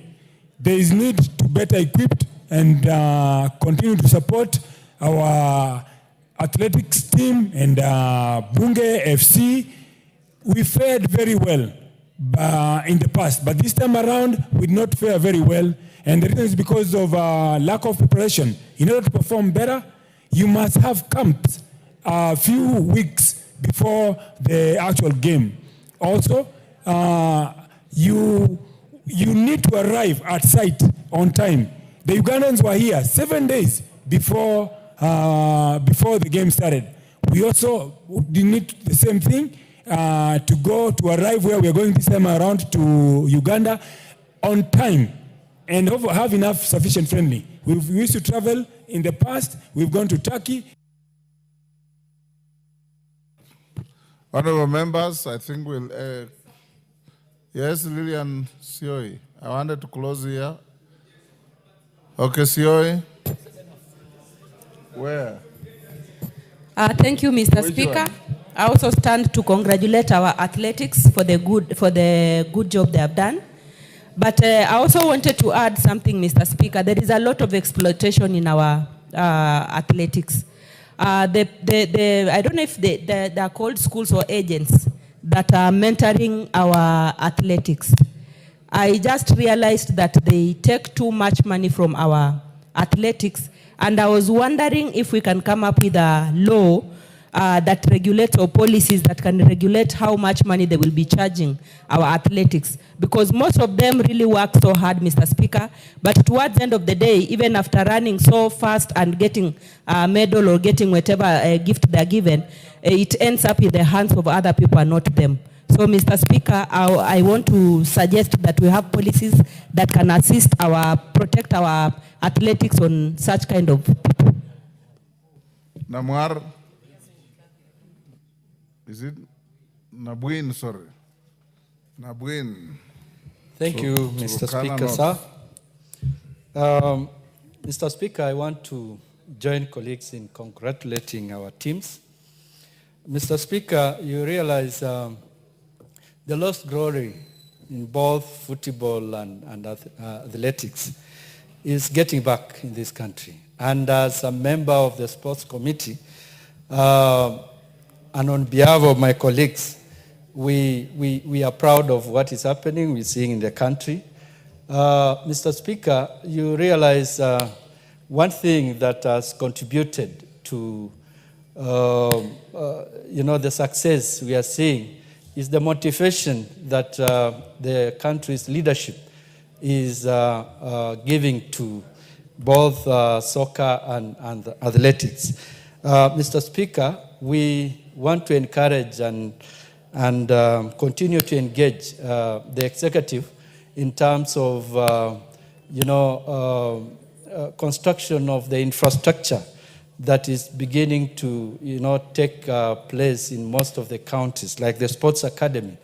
If we can have these sports academies in all the counties, I think, Mr. Speaker, a lot of our young people will participate in sports. Mr. Speaker, to end, I want to congratulate Dorcas Ewoy. Dorcas Ewoy won with silver behind Faith. And she could be the first Turkana young lady who has won such a medal. I want to congratulate her and thank God that she gets the strength to move and get to the goal in the next championship. Thank you, Mr. Speaker.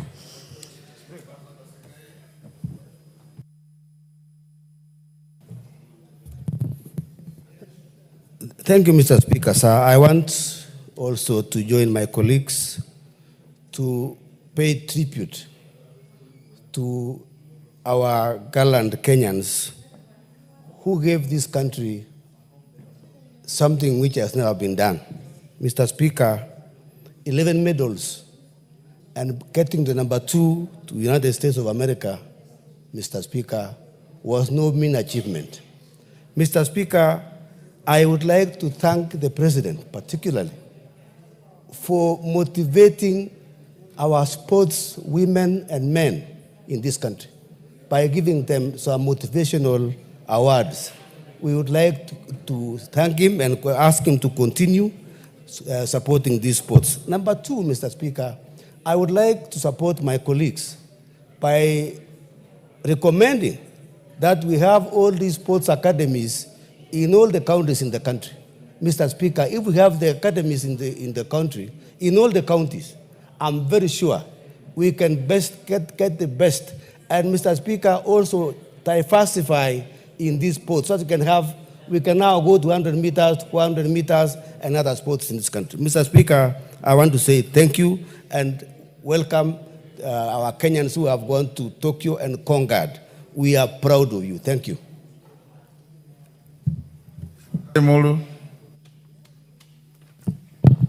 Yeah, thank you so much, Honorable Speaker. Honorable Speaker, I also want to take this opportunity to say congratulations to Team Kenya. Honorable Speaker, it was really very nice watching the athletes as they conquered the world. But more specifically, Honorable Speaker, I want to salute our women athletes, Honorable Speaker. Speak louder. I want to congratulate the women athletes, Honorable Speaker, because they did extremely well, Honorable Speaker. But, Honorable Speaker, I got disturbed that I watched the games, the athletes also, Speaker. More so, the steeplechase men, Honorable Speaker. You know, this is one of the items you have been getting all the medals. But we are no more there. We are no longer there, Honorable Speaker. So I think we need to ask ourselves what has happened to this particular item where we used to get all gold, silver, and even the bronze. But now we got nothing. I think it's an area we need to revisit, Honorable Speaker, and see what happens. Honorable Speaker is only the Bunga one. I think practice makes perfect. That's where we are not getting it right. People must train for them to win, Honorable Speaker. Let's train more. I congratulate you, Honorable Speaker, and congratulate Kenyans for this good performance. Thank you. Polo. Thank you, Mr. Speaker, for giving me this opportunity. And at the onset, let me join my colleagues in congratulating the team that went to Japan. Tell them kudos because they did a good job. And I take note that our country is well known all over the world because of the sporting activities. I would like to encourage all communities to involve their people because, Mr. Speaker, I was really very happy this time round that the players or the participants who were there were coming from all many tribes. At least for the first time, you could see there's a Turkana, there's a Luo, there's a Kalenjin, and that is good. It at least brings Kenya or unites us so that we are one. So thank you so much. And as us in Bunge here, Mr. Speaker, I would like to encourage the Bunge to at least put more emphasis on these issues of sporting so that when we go and compete elsewhere or with other countries, at least we bring more trophies. We noticed while we were in Mombasa that we were not, or our players were not fit enough, meaning that there is no provision or there is no time for training. While other countries could actually take a whole week earlier to come and actually train, to familiarize themselves with the fields. So I feel that we need to take we need to give more seriousness to this to sports. Thank you so much, and I congratulate all the teams. Thank you. Honorable members, the time I allocated is up. We'll end here. I will. Pasaris, you came and solicited to be given a minute to speak. Go ahead. Thank you, Honorable Speaker, for giving me this opportunity to stand as a proud Kenyan leader congratulating our team for the good work that they did. Coming number 2 in the world, Kenya is on the map. It's on everybody's lips. Everybody goes to athletic events all over the world to see Kenya win. We are the measure of success when it comes to athletics. And I believe that we need to stand and thank our government because our government has been rewarding footballers, taking sports really seriously, and that's really good. Mr. Speaker, I want to talk about sextortion. Sextortion was a bill that I brought, and I have to bring it in again because it did not go through in its first session. There's an article today in the People magazine about sex for sports, sex for positions, exploitation of our players by coaches. I think the government needs to really investigate to make sure that our sportsmen and women, especially the young and the old, are not exploited by their coaches and are not having to exchange sexual favors to be able to make the team. That article was damning, and I believe we don't want to taint the name of athletics in Kenya, and any of our teams should not be in a position where they are extorted, and the terminology of sextortion should actually be becoming something that everybody thinks about. I congratulate the team, and I say that as a government we're going to investigate because no one should have to exchange their bodies to make the team in Kenya, and if that is happening, we need to deal with it. But I want to say congratulations, and as a country, we are proud of all of you. Thank you. Thank you. Ngalechai, 1 minute. After you, Lisa Chelule, 1 minute. And Karani, is that Karani?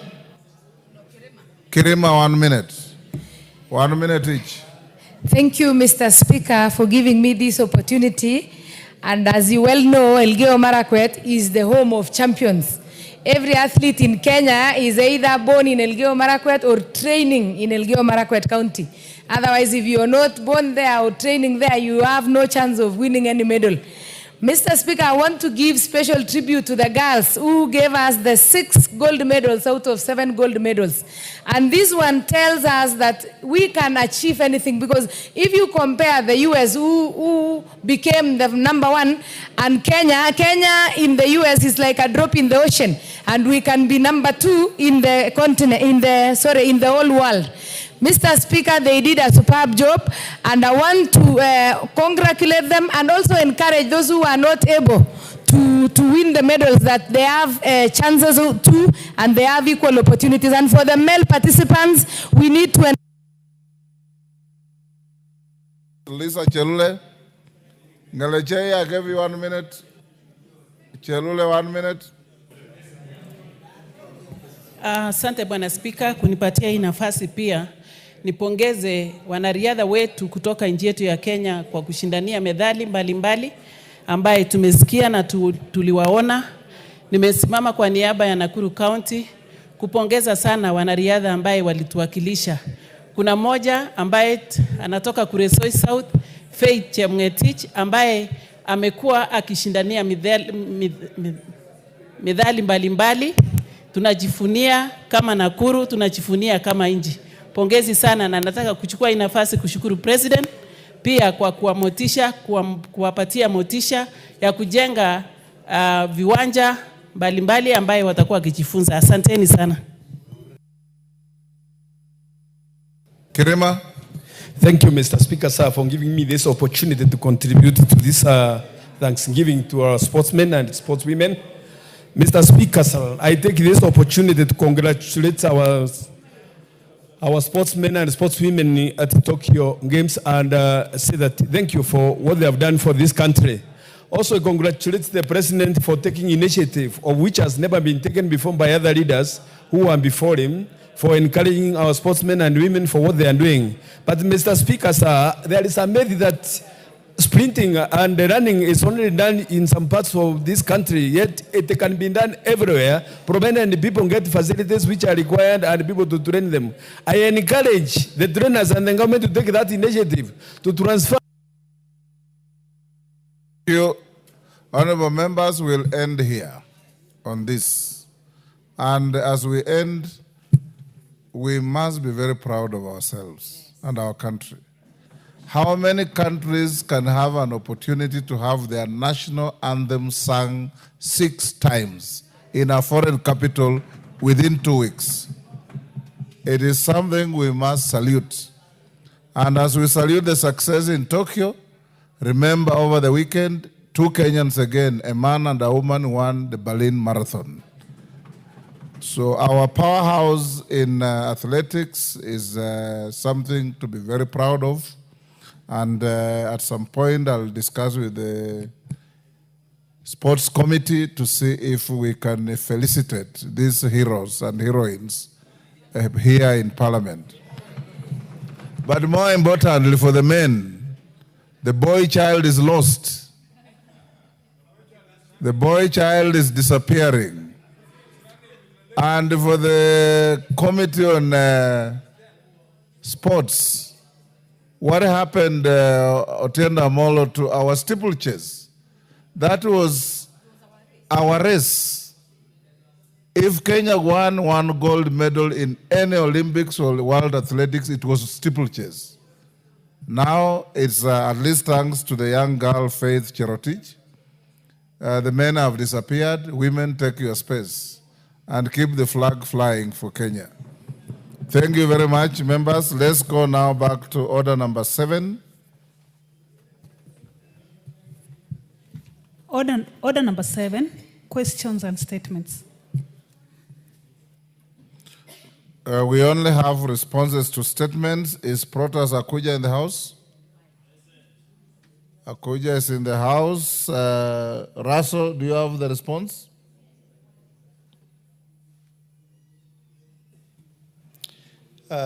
Thank you very much, Honorable Speaker. Yes, I do have the response. Go ahead. Honorable Speaker, the Member of Parliament for Turkana South Constituency, Honorable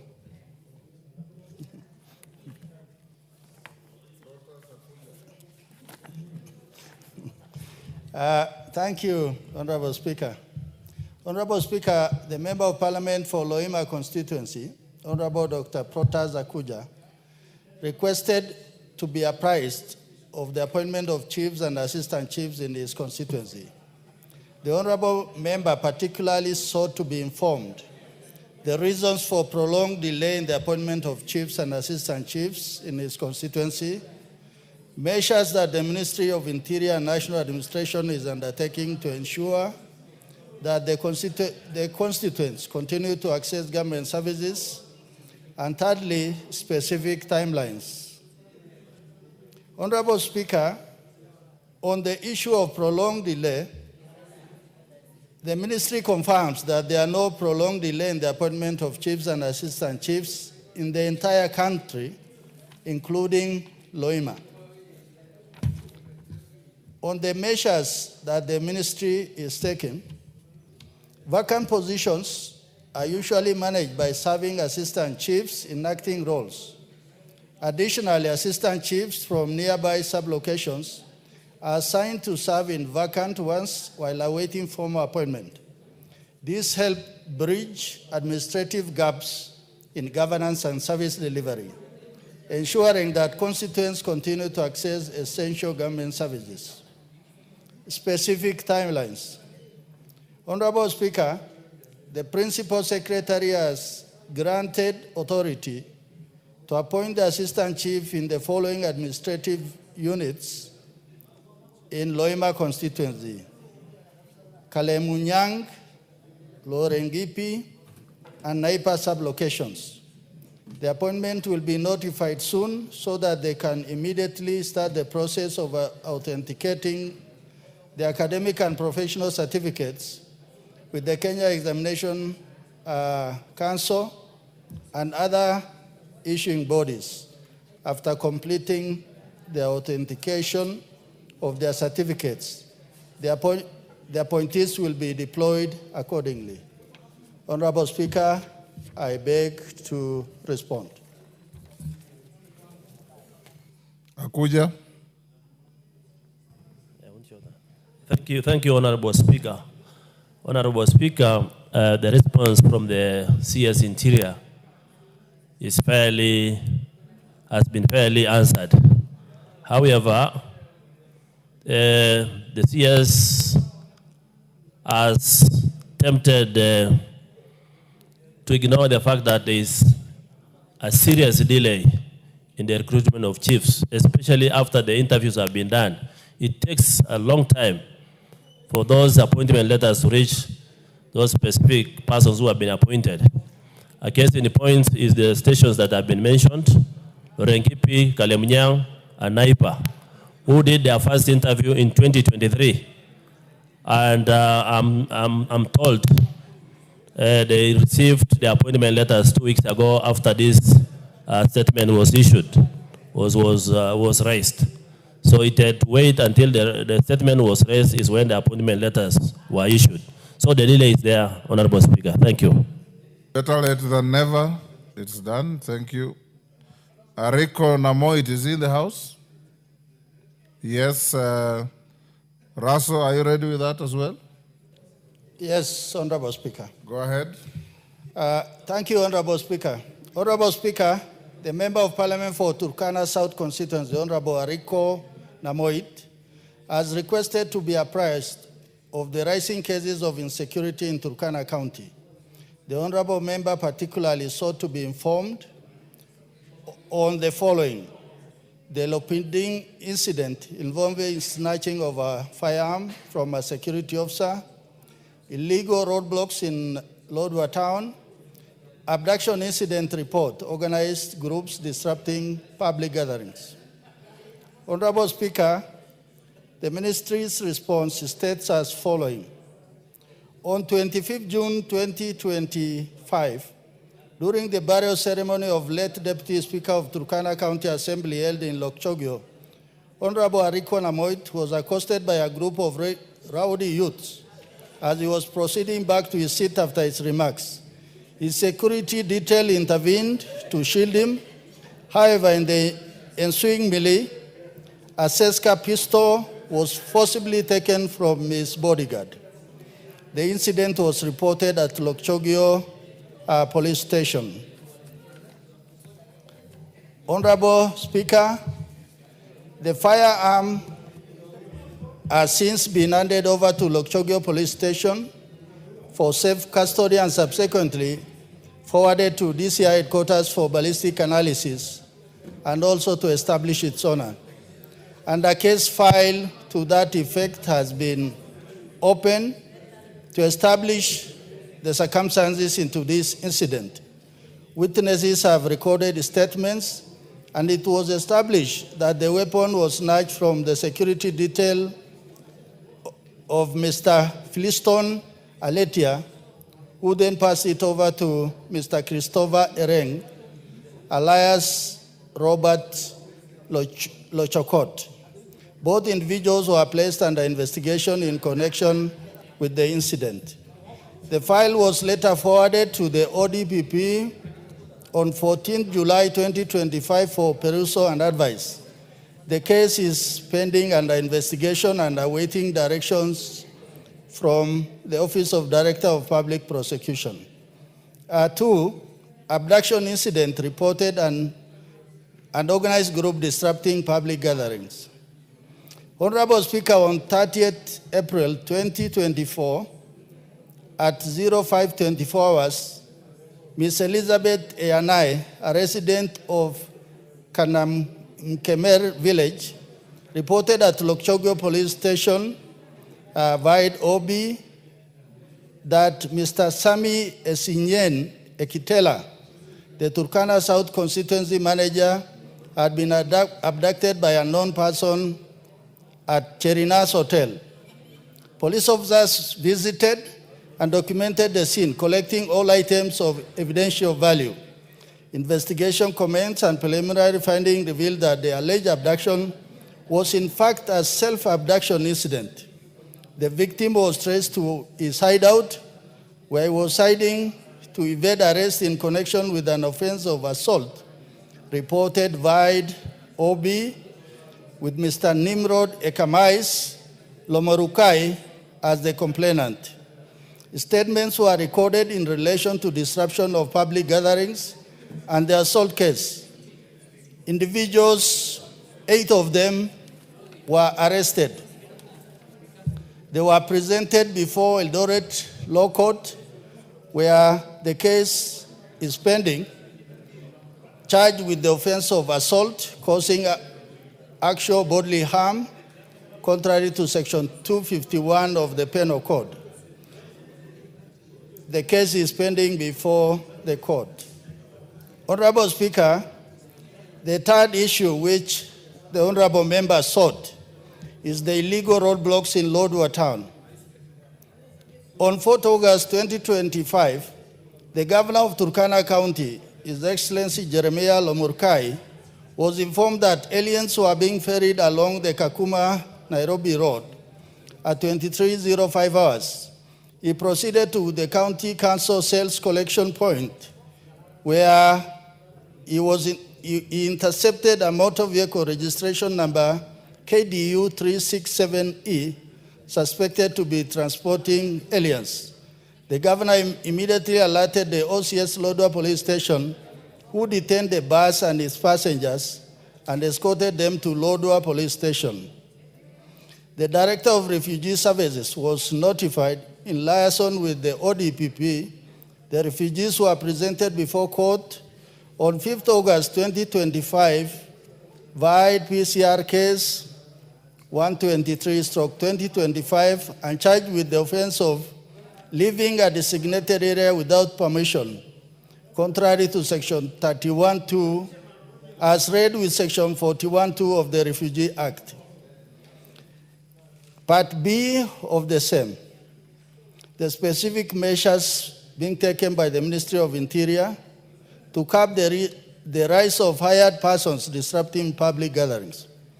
Honorable Speaker, the following measures have been taken by the ministry to curb. 1, the government continues to sensitize members of the public on the provisions of Public Order Act, Cap 56, in which the law requires that any person intending to organize a public meeting or procession must notify the regulating officer, the OCS of the local police within the jurisdiction, and is to be held at least 3 days, but not more than 14 days before the event. 2, upon receipt of a notification, the OCS is required to develop a security plan for the planned meeting or procession. And thirdly, in the event of any security breach in the public gathering, immediate action is taken through the identification, apprehension, and arraignment in court of organizers, sponsors, and perpetrators responsible for disruption. Honorable Speaker, I beg to respond. Yes, Ariko. Thank you, Honorable Speaker. Honorable Speaker, the chairperson for security has attempted to at least present what the ministry presented to them, but actually, the Lokichoge incident, and specifically Lopidi, the incident was occasioned by the ferried goons from Lodwar town, led by the culprit. Honorable Speaker, the statement by the ministry really contradicts. First of all, they talked about Christopher Ereng to have picked the firearm which was lying on the ground. Then after investigation, they revealed the truth of the matter, that the person who took the gun is one person called Aletia, and handed over to Christopher Ereng. They took this gun up to Kakuma town. That's where the governor called the person in charge of GSU Lokichogyo. And they presented the gun to that person. That person took the gun. The officer took the gun to OCS Lokichogyo. So the question is, how long does it take for justice to be given to those who have suffered from the acts of these goons? Actually, Honorable Speaker, justice delayed is justice denied, because it has taken now over 2 months. This matter is still under investigation, and it is a matter which is straightforward. The person involved are known. I don't know why it is taking this too long. And the reason as to why there are so many cases pending under DCI, and these cases have brought a lot of issues to Turkana County. One person taking charge of security in Turkana, and that is the governor of Turkana County. On the second issue, Chair, Honorable Speaker, the issue of abduction, let me not go into that, because abduction is defined by the Penal Code. 256 is defined. Forceful removal of a person from one point to another. And that is explained very well by the eyewitnesses and not the hearsays from the governor. I don't want to go into that because that matter is still in the court. That matter made me to sleep in prison for 3 days. I was here, Honorable Speaker, when the matter took place in Turkana, and not in Turkana, in Lodwar town, and not in Lokchogyo, as purported by the ministry. Honorable Speaker, the eyewitnesses are there. I don't want to go into that. The third issue... You are supposed to seek a clarification on the statement as given. You are now making a speech. Not, Honorable Speaker, I'm trying to highlight and inform the misinformation as issued by the ministry. Thank you, Honorable Speaker. Honorable Speaker, on the last matter on the county governor of Turkana becoming a base commander, a traffic commander for Turkana County. Honorable Speaker, how can a governor go to an extent of going to a roadblock? Then the incidents that took place there, they are there in the media. the police officers and the DCI were beaten by the goons that were varied by the governor. This matter is in the media. They cannot lie to us. And the governor himself said, I do not want to deal with any security agencies other than the OCS, because he has put the OCS in his pocket.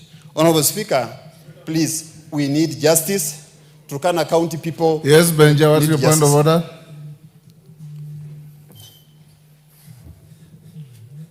Give Lagat. Benjamin. Yeah, Mr. Speaker, you know,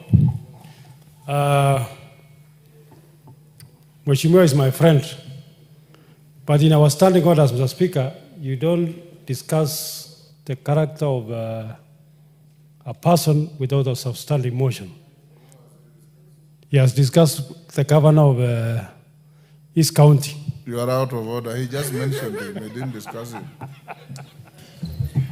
Chair, I don't know how... Which chair?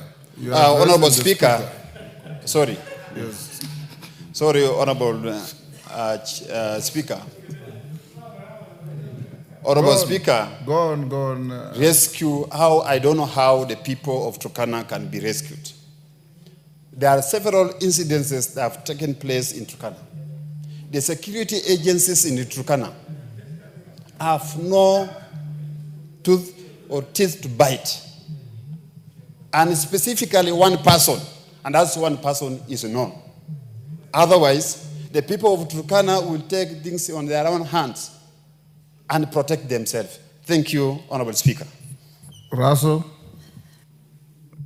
did you hear that the goons attacked the police? Thank you very much, Honorable Speaker. Honorable Speaker, you know I am the patron of the Pastoralist Parliamentary Group, and I come from the ASAL. I think Honorable Member is in order to raise the complaints he has raised, and the ministry has attempted to respond appropriately. But there are some things which is heavily laced with local politics. Yes. But as the vice chairman of this committee, what we want to establish... Benja, you appear to know Turkana more than Kericho. Go on. Honorable Speaker, there are things he said from the floor of the House that the police do not have teeth to bite. I think the police is a neutral agents in enforcing the law. And none of us, even the Speaker or even the President, nobody is above the law. If they are lawbreakers and they are walking that land called Turkana, I think we'll ask the IG to respond appropriately. Thank you, Honorable Speaker. Thank you. Next, Waitan.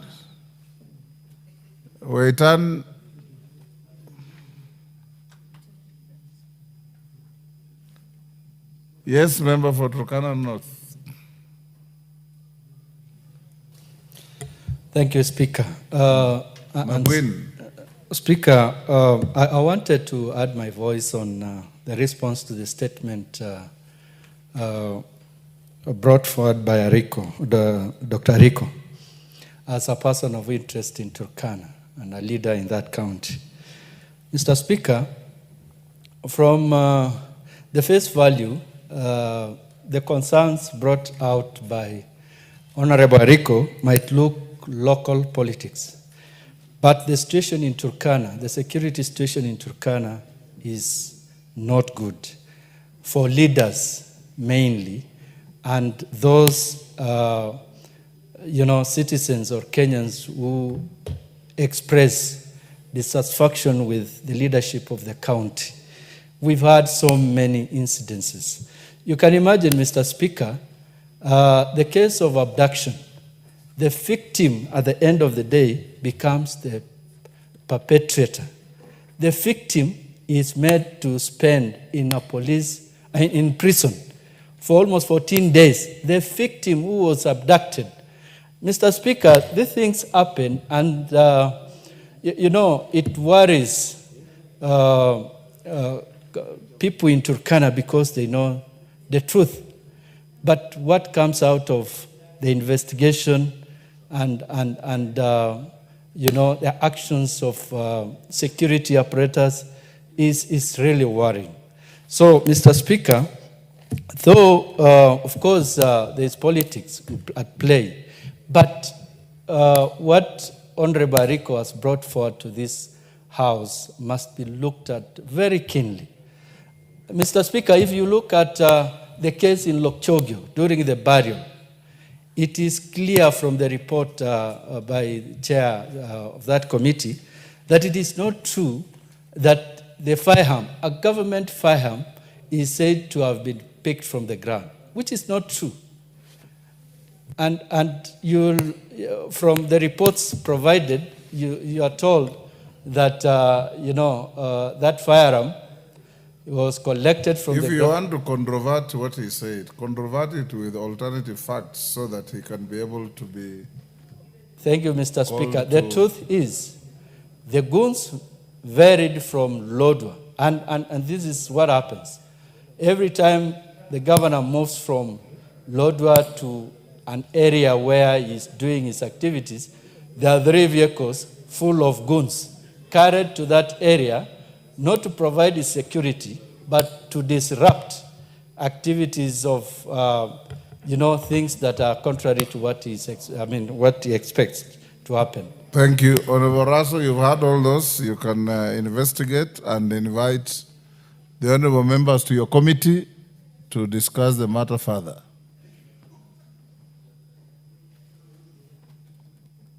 Give Honorable Raso the mic. Thank you, Honorable Speaker. We are well guided. Thank you. The next is Waitan in the House. Honorable Waitan, there's a response to a statement about management of Hajj programs have been requested by Honorable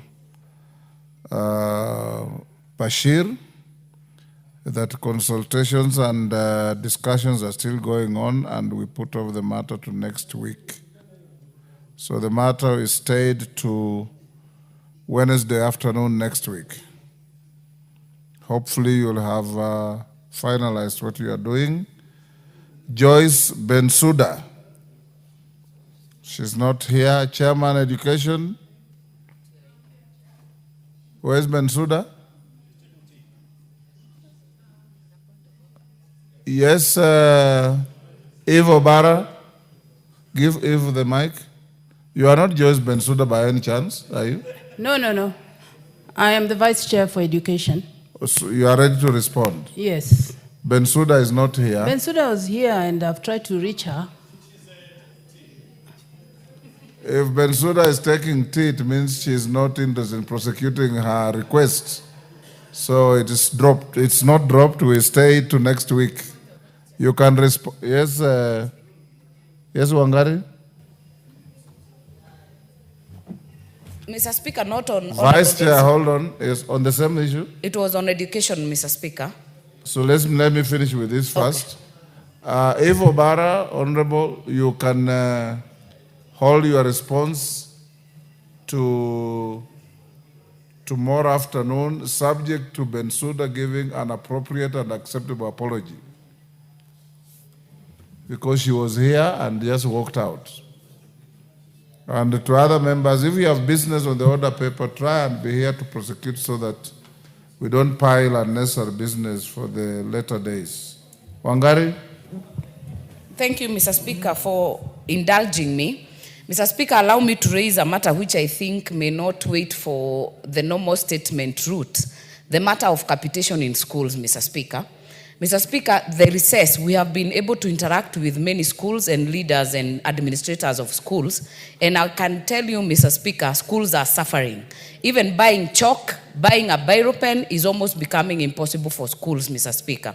So, Mr. Speaker, the explanation the ministry has been giving through the media does not hold water because they say they are verifying. This verification should have been done during the holidays when the children were home.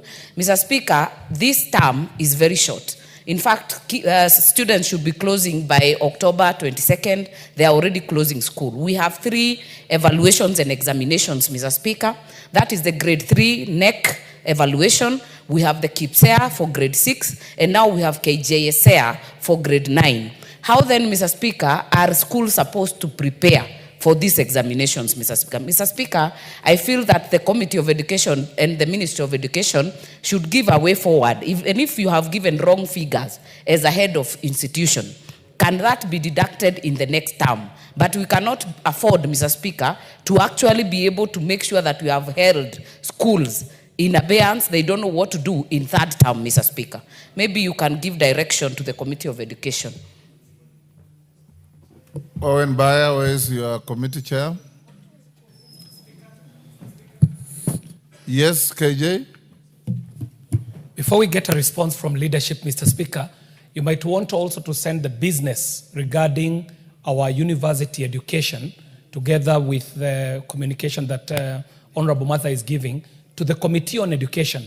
Because as we speak right now, our students who are reporting to university had to go back home. They are sitting in abeyance, not sure what the situation is with the lecturers, not sure whether it is being resolved, whether it is being attended to. So, Mr. Speaker, as you give direction, kindly also direct the Committee on Education to look into the matters of our learners who are in the university and higher institutions of education, so that it does not look like it is a failure purely on just the new funding model, which it is not. It is a whole other issue that needs to be resolved. I thank you, Mr. Speaker. Ivo Barra, can you bring a response to this on Thursday afternoon? Yes, Mr. Chairman. Sorry, Mr. Speaker. This is a matter that has come to our attention, and I want to commit that by Tuesday next week, we should be able to give a comprehensive statement on the same. Thank you. Thank you, Tuesday. Next order. Order number 13, the Kenya Roads Amendment number 3 Bill, National Assembly Bill number 34 of 2025, second reading. Honorable Peter Kaluma. Thank you very much, Honorable Speaker. Honorable Speaker, I beg to move that the Kenya Roads Amendment number 3 Bill, National Assembly Bill number 34 of 2025 be now read a second time. Honorable Speaker, this bill, though appearing in my name, is brought on behalf of the Legislative Caucus which you constituted to help the House with directions on legal and litigation matters that involve Parliament. That team you constituted, Honorable Speaker, is convened by the Honorable Dr. Otiende Amolo, Senior Counsel, and the Honorable Samuel Chepkonga, also Counsel. And the team, Honorable Speaker, brings together all members of Parliament who are learned, and I'm emphasizing learned in law, who are willing on a pro bono basis to intervene as and when the Honorable Speaker requires. Honorable Speaker, I want to thank you for opening up that caucus to every person of a good legal mind who is willing to be there. I've not seen Honorable Speaker, Honorable Karoli Omondi, but he's one of our best brains here, and I hope he'll be notified now that he's aware that legislative caucus is existent to involve, so that in those matters for which, Honorable Speaker, you've constituted the legislative caucus, Parliament can benefit from his good brain. Honorable Speaker, I therefore, Honorable Speaker. What's your point of order, Honorable Owen? Honorable Speaker, you know, the Honorable Kaluma is my senior in many ways. But when he says the few learned members of parliament, he needs to qualify it to say learned friends, because that's what it means, the lawyers. Because there are many other learned professors here. But to say learned legislators, he needs to qualify it. And when he also says best brains, he needs to qualify it as say best brain in law, because there are other best brains, Honorable Speaker. I think that he needs to put in perspective so that other members here, so he does not sound condescending. We've had you. Okay, Honorable Kaluma. Are you so guided? Thank you. It has given me the opportunity to consult the desk, Honorable Speaker, and the desk was concerned that it is possible I may not have moved. I moved. Yes, you moved. But for the avoidance of doubt, let me just reiterate that I beg to move that the Kenya Roads Board Amendment number 2 Bill, National Assembly Bill number 34 of 2025 be now read a second time. Honorable Speaker, Honorable Owen Baya intervened when I was thanking the Legislative Caucus for permitting me to move this important bill on their behalf. And I want Honorable Dr. Otiende Amolo, Senior Counsel, to return my compliments to the Legislative Caucus for I'm doing this on behalf of them together. Honorable Speaker, it has also been the view of the Speaker that matters which can be resolved by the leadership of the nation be so resolved without recourse to litigation. And so, Honorable Speaker, I wanted to thank you also for appointing me separately to lead a team which included the Majority Whip, the Honorable Silvanus Osoro, the Honorable Marianne Keitany, the Chair of the Committee in charge of Roads and Infrastructure, the Honorable George Kariuki, and the Honorable Naisula Leisuda, among members, to lead and engage the Council of Governors in negotiating this matter of the roads maintenance fuel levy. Honorable Speaker, I did report to you, and I want to report again that we did all the best we would do to secure that the Council of Governors, bringing together governors of our country, together with the members of Parliament, resolve this issue out of court process. And I thank that team, which, Honorable Speaker, you constituted to work together with me in that endeavor.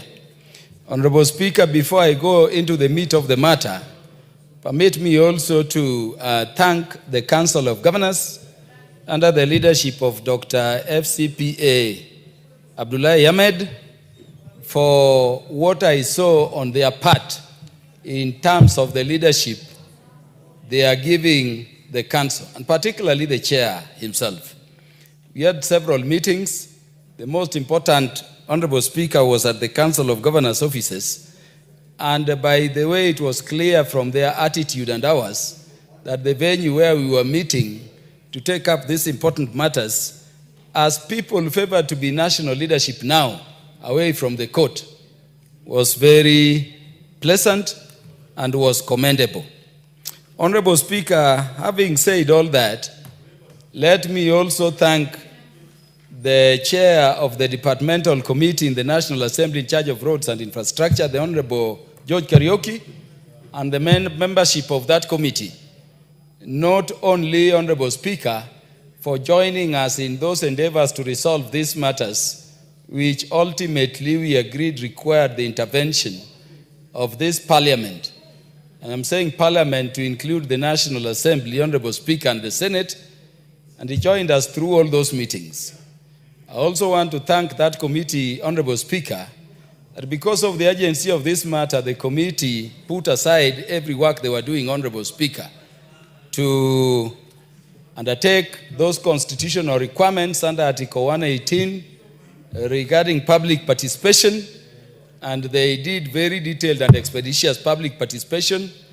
I've read their reports. I believe the members, because of the importance of this matter, have also read it and benefited a great way from the suggestions they are making, not only in supporting this important bill, around the maintenance of roads across the country, but also by way of the improvements they are suggesting. And at the right time, Honorable Speaker, we will be able to listen to the thoughts they are proposing and agree. Honorable Speaker, despite all those efforts, a judgment was ultimately delivered by the High Court of Kenya in petition 423 of 2024. That judgment faulted the two bills we are seeking to bring amendments to by way of this bill. And Honorable Speaker, that judgment says largely two things. That these two laws we are seeking to amend currently, although they are dealing with matters of road maintenance fuel levy, which should be used, Honorable Speaker, to maintain all roads across the counties, across the country, do not include the county governments or the counties as also beneficiaries of the funds which come from that levy for purposes of the maintenance of the roads, which are classified and fall within the remit of the counties. And so the Honorable Court says, Honorable Speaker, that that position in the laws we are seeking to amend in terms of Section 47 of the Kenya Roads Act, Honorable Speaker, is unconstitutional because it runs afoul both the principle of devolution, which is a national value under Article 10, Honorable Speaker, and to which we've dedicated a whole chapter in the Constitution to ensure equity, and particularly equitable development. The court also said, Honorable Speaker, that the classification of the roads to the extent that it did not accord with the principles of devolution is also improper and constitutional, null and void. And so the court concluded, Honorable Speaker, that Section 6 and Section 47 of the provisions of the substantive laws we are seeking to amend by this law are unconstitutional, Honorable Speaker, null and void. Most importantly, because the court gave, in that case I've cited, Honorable Speaker, 4 substantive orders. And we have to thank the court because the parties who took the National Assembly and the Senate and other roads agencies to court actually sought 13 orders, including orders for costs, but essentially 12 very substantive orders. The court made an order number D, and this is the one order I want to draw the attention of the members to. Having found that those provisions were inconsistent with the Constitution and therefore were null and void, the court said there shall be no allocation of funds from the road maintenance fuel levy fund. That does not include the county. That does not include the counties. And so disbursement of monies must include the counties because, as I've said, devolution is not just a national value and principle of governance, but it's also a matter so important for ensuring equity that we've dedicated a whole chapter of the Constitution to that matter, Honorable Speaker. And so that is where we are. As expected, Honorable Speaker, this matter was taken to the Court of Appeal by the National Assembly, by the Legislative Caucus, when it was remitted to them by your Office for Intervention, Honorable Speaker. And Honorable Speaker, there is an appeal. This is Civil Appeal number E427 of 2025, in which we are contesting on behalf of the National Assembly and the aggrieved Kenyans the declarations of the court. Within that appeal, Honorable Speaker, we did seek orders from the court of a conservatory nature, suspending the operation of the judgment until that appeal is heard on its merits and determined. Honorable Speaker, I want to report to the House, and it is already known, that that application, which was presented to the Court of Appeal for order suspending the judgment, was allowed by the Court of Appeal. And I want to thank the Court of Appeal. In public interest, it was so allowed because, Honorable Speaker, those sections which we are seeking to amend now and which have been the subject matter of those litigations, if the judgment was not suspended, those provisions were going to derail and undermine the operations of the roads agencies we've established under these statutes completely.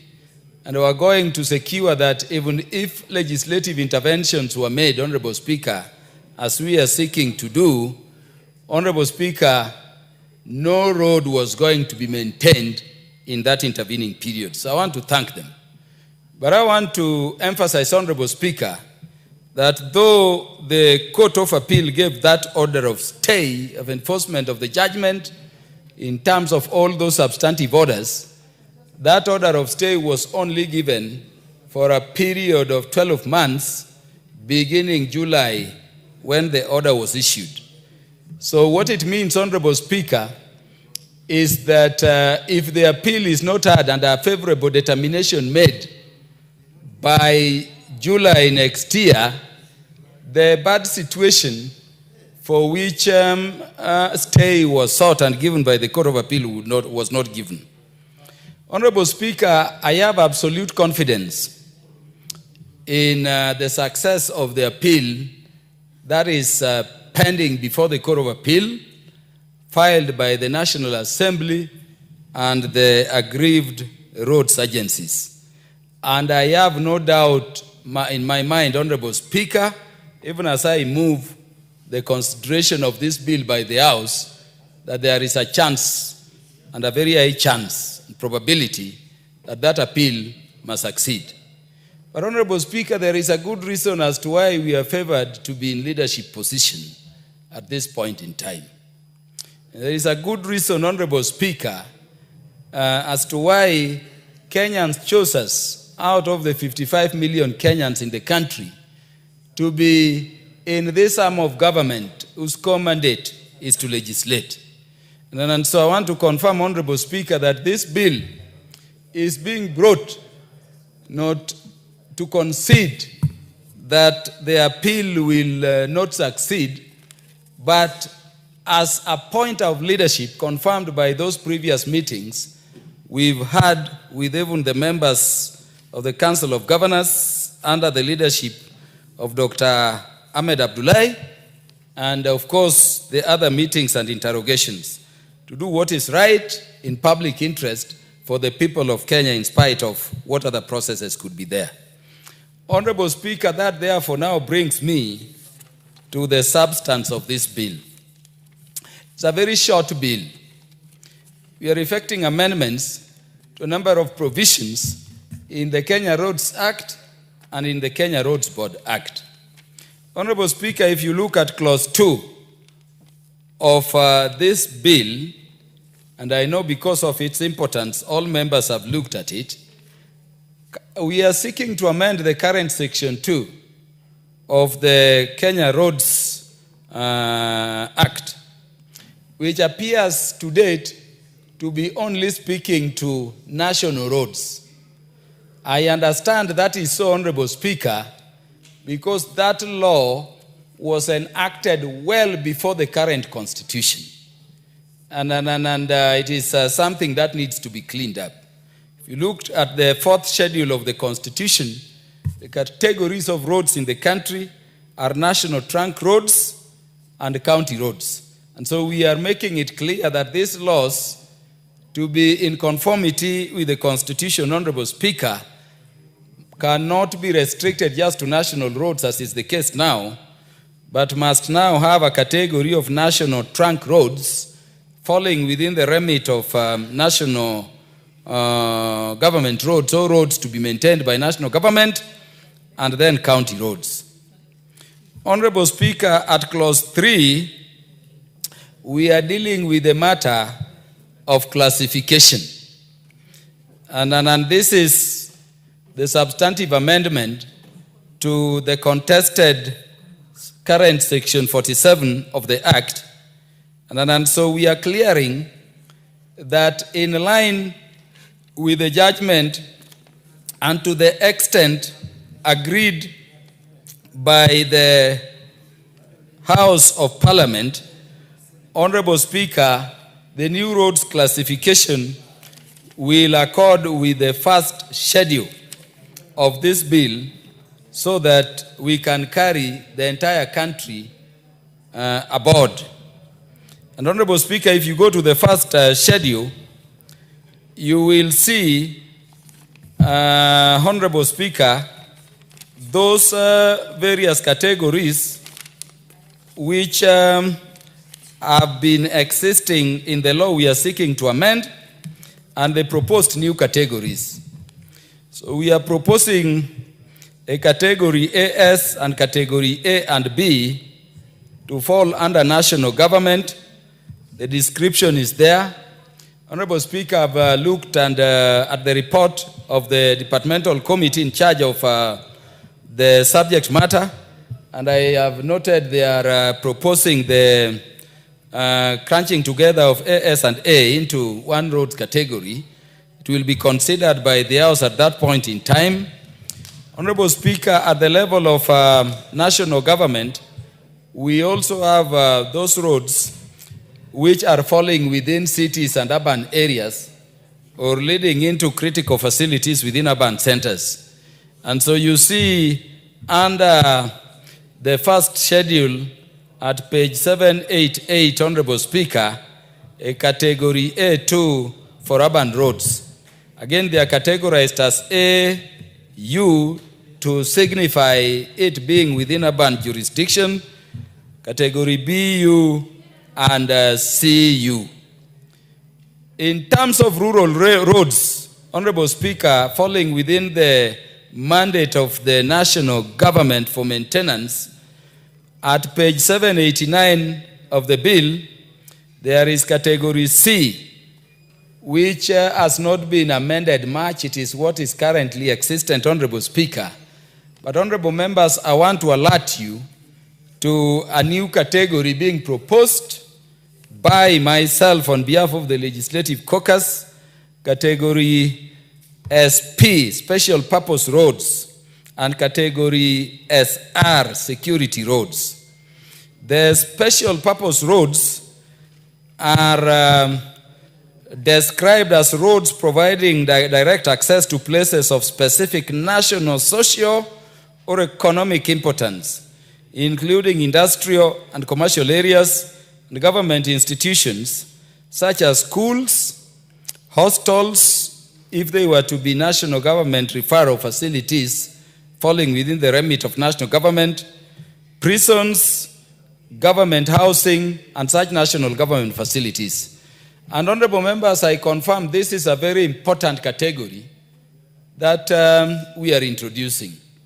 We've had cases where if we go with the existent classification, then very many schools, especially schools in rural areas, would not have access roads.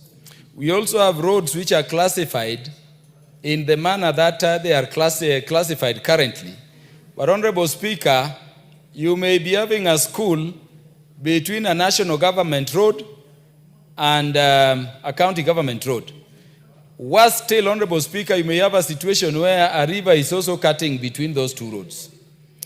If we do not create a category that can allow the Kenya Rural Roads Authority, Honorable Speaker, to construct things like box culverts, or what we call bridges in common parlance, Honorable Speaker, to connect those schools and make them accessible, Honorable Speaker, we will have a situation where those national government facilities not falling within the remit of clear classification in terms of the road networks in the country currently may not be accessible.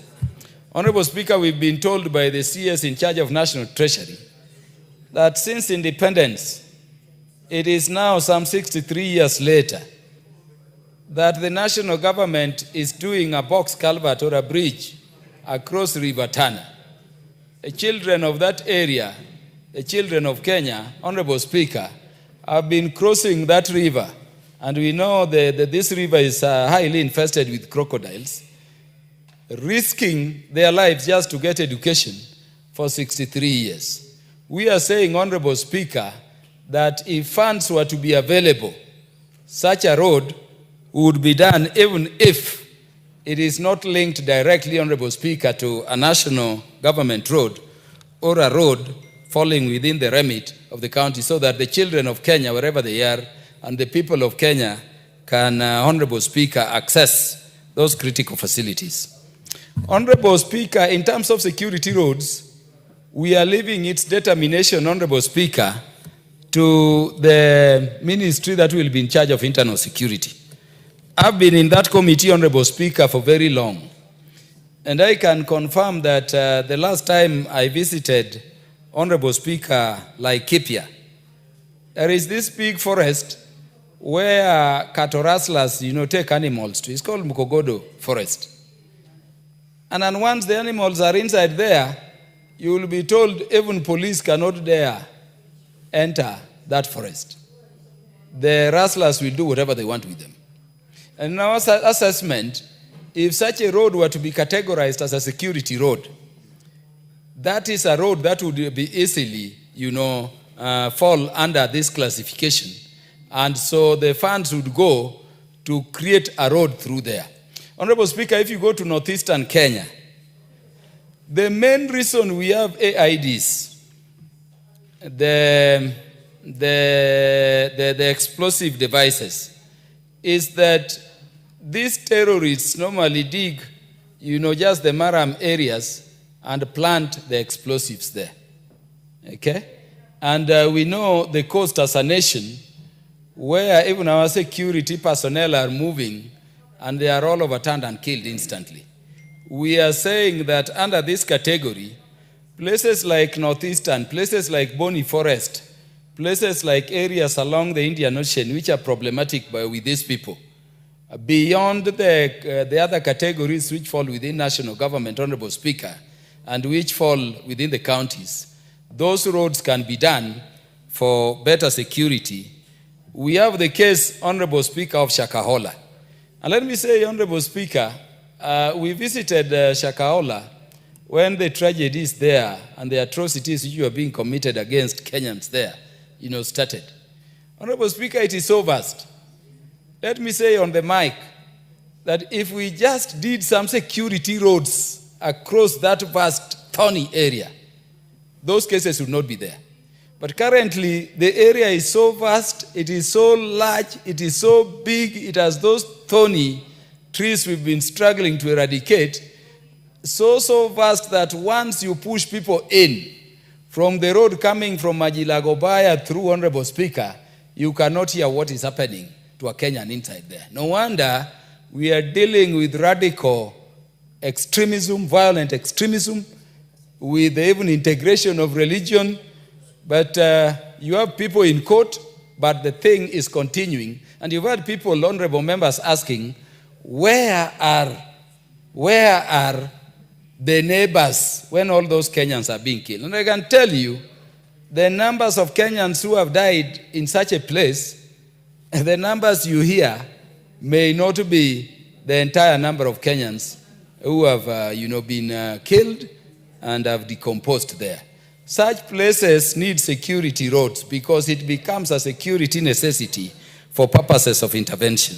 So, Honorable Speaker, though all the classifications in terms of the county roads are DE, but we've included DU, you had indicated, honorable members, means urban, and EU for roads falling within the current D and E under the remit of the counties, but falling within urban areas like Homa Bay Town, like, other cities, so that we don't just have, either the national government or the county doing roads without considering also urban areas. And I think this is a very good category, because if you were to look at even Nairobi, you will be giving money to Nairobi County under the systems we establish, Honorable Speaker, but you'll end up with the danger that the governor may tell you we are not doing Maram Road, in which case these monies may not end to the direct use. And subject to such improvements as the members and the committee will recommend and the House may agree and resolve, Honorable Speaker, I highly commend that categorization. Honorable Speaker, we have introduced clause 47A. And clause 47A, what we are doing, Honorable Speaker, is to place specific, responsibilities to the counties. We are saying, Honorable Speaker, that unlike the equalization fund and other funds, we will not just send money to the counties there and they do nothing about it. And so a number of proposals are being made under clause 47A to clarify what responsibilities the county governments will have and shoulder for maintenance, rehabilitation, and development of county roads within the prescribed national standards and policies. Honorable Speaker, this is critical. We had cases being reported from some counties, I'm happy it does not include Homa Bay, where you have the Constituency Roads Committee under Kera does a road, but a county, instead of doing roads with the funds it receives, the county, Honorable Speaker, just employs people who are, taking notes of what roads are being done. And so a road is being done by the Constituency Roads Committee under Kera, or Kera, Honorable Speaker, at something like 5 million. When you look at records and you saw those processes in the Senate, Honorable Speaker, you hear on the same roads, our county also spent 50 million, nearly 10 times what Kera spent without doing anything. I can tell you, not in Homa Bay. Homa Bay is the best county currently. Top class county. And a female governor who is the best in this country currently. Yeah, Honorable Speaker, Honorable Kajwang is a son of Homa Bay. He has a polite way of distracting me. and we've dealt with it. Yes, Honorable Speaker, we are putting clear responsibilities, and there are a whole array of them. So that unlike equalization fund, which you send, and you were sending them here the other day, you have no follow-up system in terms of what is being done. We now want the counties to create even a department in charge of roads, employ qualified people there. The an account will be opened, Honorable Speaker, with the central bank. This money goes, and for audit and accountability issues, it is very, very easy. Honorable Speaker, at clause 47, we are dealing with road signage, and I think it is tied to the processes we did. We need it to be clear, Honorable Speaker, that when there is...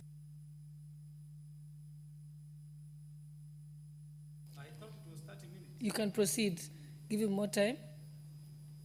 Because I'm just going to the meat of the matter, but I'll be brief. Give me only 5 minutes, Honorable Speaker. I thank you. Honorable Speaker, we want signages so that it is clear. This road is a county government road. This road is a national government road. This road has been done by Kenya. This road has been done by Kura. This road has been done by KRA. So that we can avoid these issues of, Honorable Speaker, the situations where there can be, corrupt practices and want of accountability over matters roads.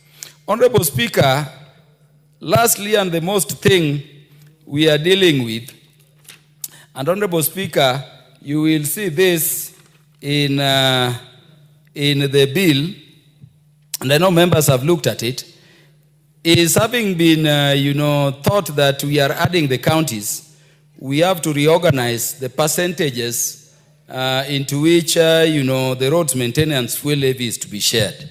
And so, Honorable Speaker, the bill proposes that counties will get 5% of the total amount of funds collected by the under the road maintenance fuel levy, fund.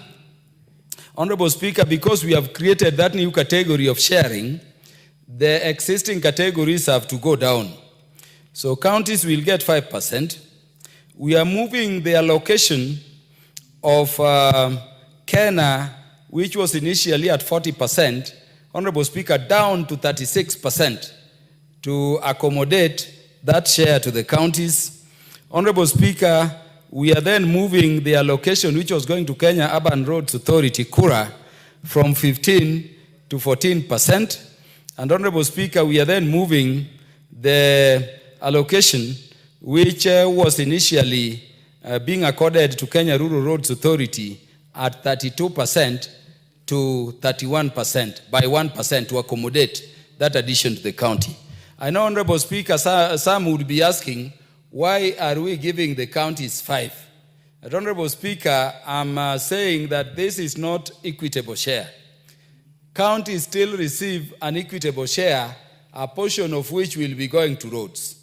This is money from the collection of fuel levies for the maintenance of roads based on the roads classifications per county, and in consultation with the ministry, that is relevant, Honorable Speaker. It is confirmed to us that by classification currently, if you looked at the total, the 5% would secure that the roads falling under the remit of our county governments, Honorable Speaker, are maintained and in a good state for all Kenyans. That section 6 is what I've dealt with under that provision, and is a very critical provision. I would urge the members to accommodate it. Without much ado, Honorable Speaker, I want to thank the members for the opportunity to present this matter on their behalf. And Honorable Speaker, I know I've given enough detail. I want to thank you for the support you've given, Parliament in the exercise of this legislative, act, Honorable Speaker. And I beg to move, and permit me, therefore, having moved, Honorable Speaker, to request that the Honorable Dr. Otiende Amolo, Senior Counsel, seconds. Thank you, Honorable Speaker. Proceed, Honorable Amolo. Thank you, Madam Speaker. Madam Speaker, I rise to second the Kenya Roads Amendment number 3 Bill of 2025. Madam Speaker, there's an issue that the Honorable Owen Baya raised, and he did not get the benefit of a response. Wherever he is, he will have to know that there's a distinction between learned and educated. Even if you can be a professor of everything, you can only be educated. You will not benefit from being called a learned friend. So the Honorable Owen Baya is educated and is my friend. He's my educated friend, not my learned friend. In fact, in the English tradition, the word learned friend was actually reserved to peers, barrister to barrister. When a barrister was referring to a solicitor, they would say, my friend, not even my learned friend. You must get the history of why lawyers are called learned, then you can start questioning it. But I do not have time to go into it. Suffice it to say, the Honorable Owen Baya, that you are my educated friend, and when we go for tea, I will explain at length why you cannot be my learned friend. Madam Speaker, very briefly, this bill transcends 2 committees and a caucus. This bill transcends the Justice Committee, it transcends the Roads Committee. But it was found wise to now have it adopted by the caucus because we have the benefit of dealing with those committees and beyond. For indeed, Madam Speaker, as Honorable Kaluma has explained, the bill is a result of consensus and consultation by the executive, by Parliament, by the various roads agencies, by the governors, and by everyone who cared to listen. Indeed, even the President was involved in this discussion. Madam Speaker, the bill is necessary because it has to fill the lacuna that was created by the decisions of the court. When the court declared 2 significant sections of the relevant laws as unconstitutional, And although we chose to appeal it with success, it was still important to address the issue beyond peradventure. Therefore, it comes in to fill the lacuna that arose out of Section 6 and Section 47.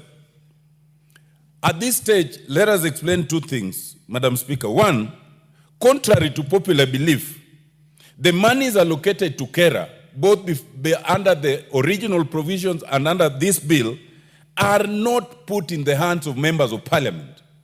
These monies are administered by a national entity called Kenya Rural Roads Authority. KERA itself has regional managers, it has managers in each constituency, then it has a committee where the member of parliament does not sit in.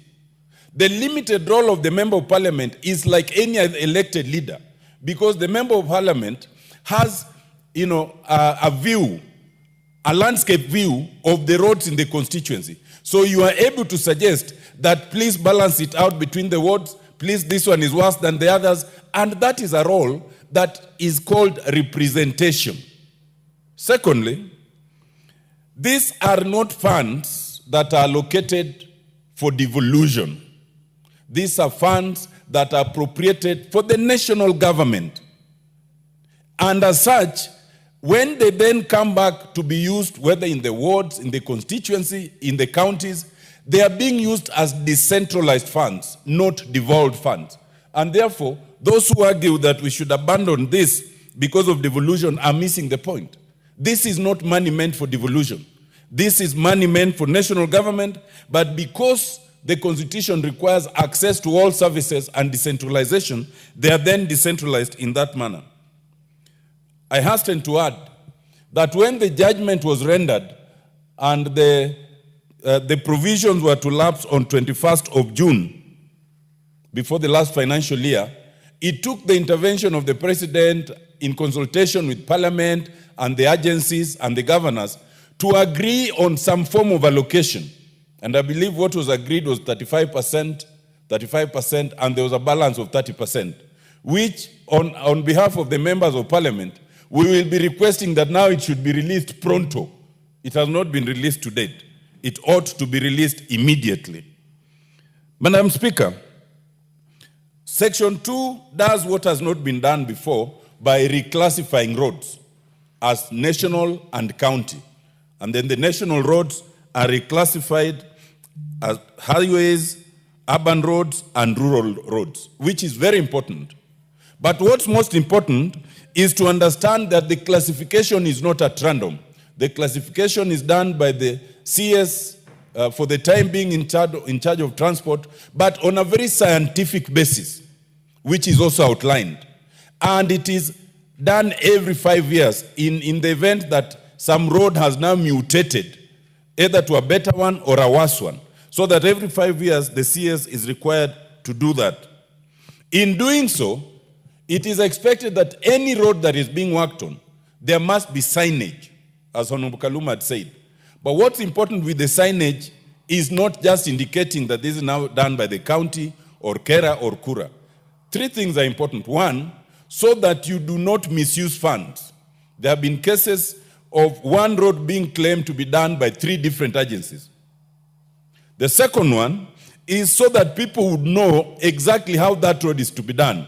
Maybe it's a low-volume tarmac road, and then you are maramming it. So the signage must indicate clearly that this is low-volume tarmac road of this size and of this depth. Thirdly, we do not want the use of these roads for campaign purposes. Especially the governors are notorious for this. They classify, then they put their name, then they put their image. That is specifically prohibited by this bill. You can now not do that. I think the image, it is prohibited. I think anyone who wants to understand the essence and the crux of this amendment should go to page 790 in the amendment to Section 6, and you will see how it is all done. For interest of members of Parliament, what was allocated in terms of KERA at 22% has only reduced by 1% to 21%. Given that we must accommodate a new category of monies now being sent to counties under this act, all the other categories were equally reduced. So it's not unique to, Kera, for the benefit of members of parliament. And I think the rationale there for 22% reduces to 21, what was 40 comes to 36, what was 15 comes to 14. The parks get 1% and 1.5% for administration. Overall administration, 1.5%. The counties get 5% and all those others. Madam Speaker, this is a negotiated document. As with all negotiations, there are those who will come later and disown it. They will say, we want more. We were not given time. In negotiations, you can never get everything that you want. And I want to assure the county governors that the amount allocated here in percentage is not necessarily a right, but it is out of respect for the decision of the court, which we could have chosen to contest, and we did. But we see no point in having endless contests, and therefore it was decided that we accommodate the counties even within the national government share of revenue as proposed. Madam Speaker, I second.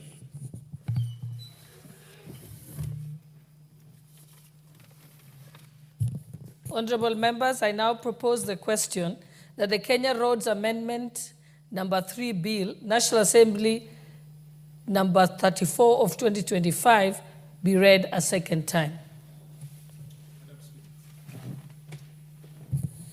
Yes, Honorable TJ?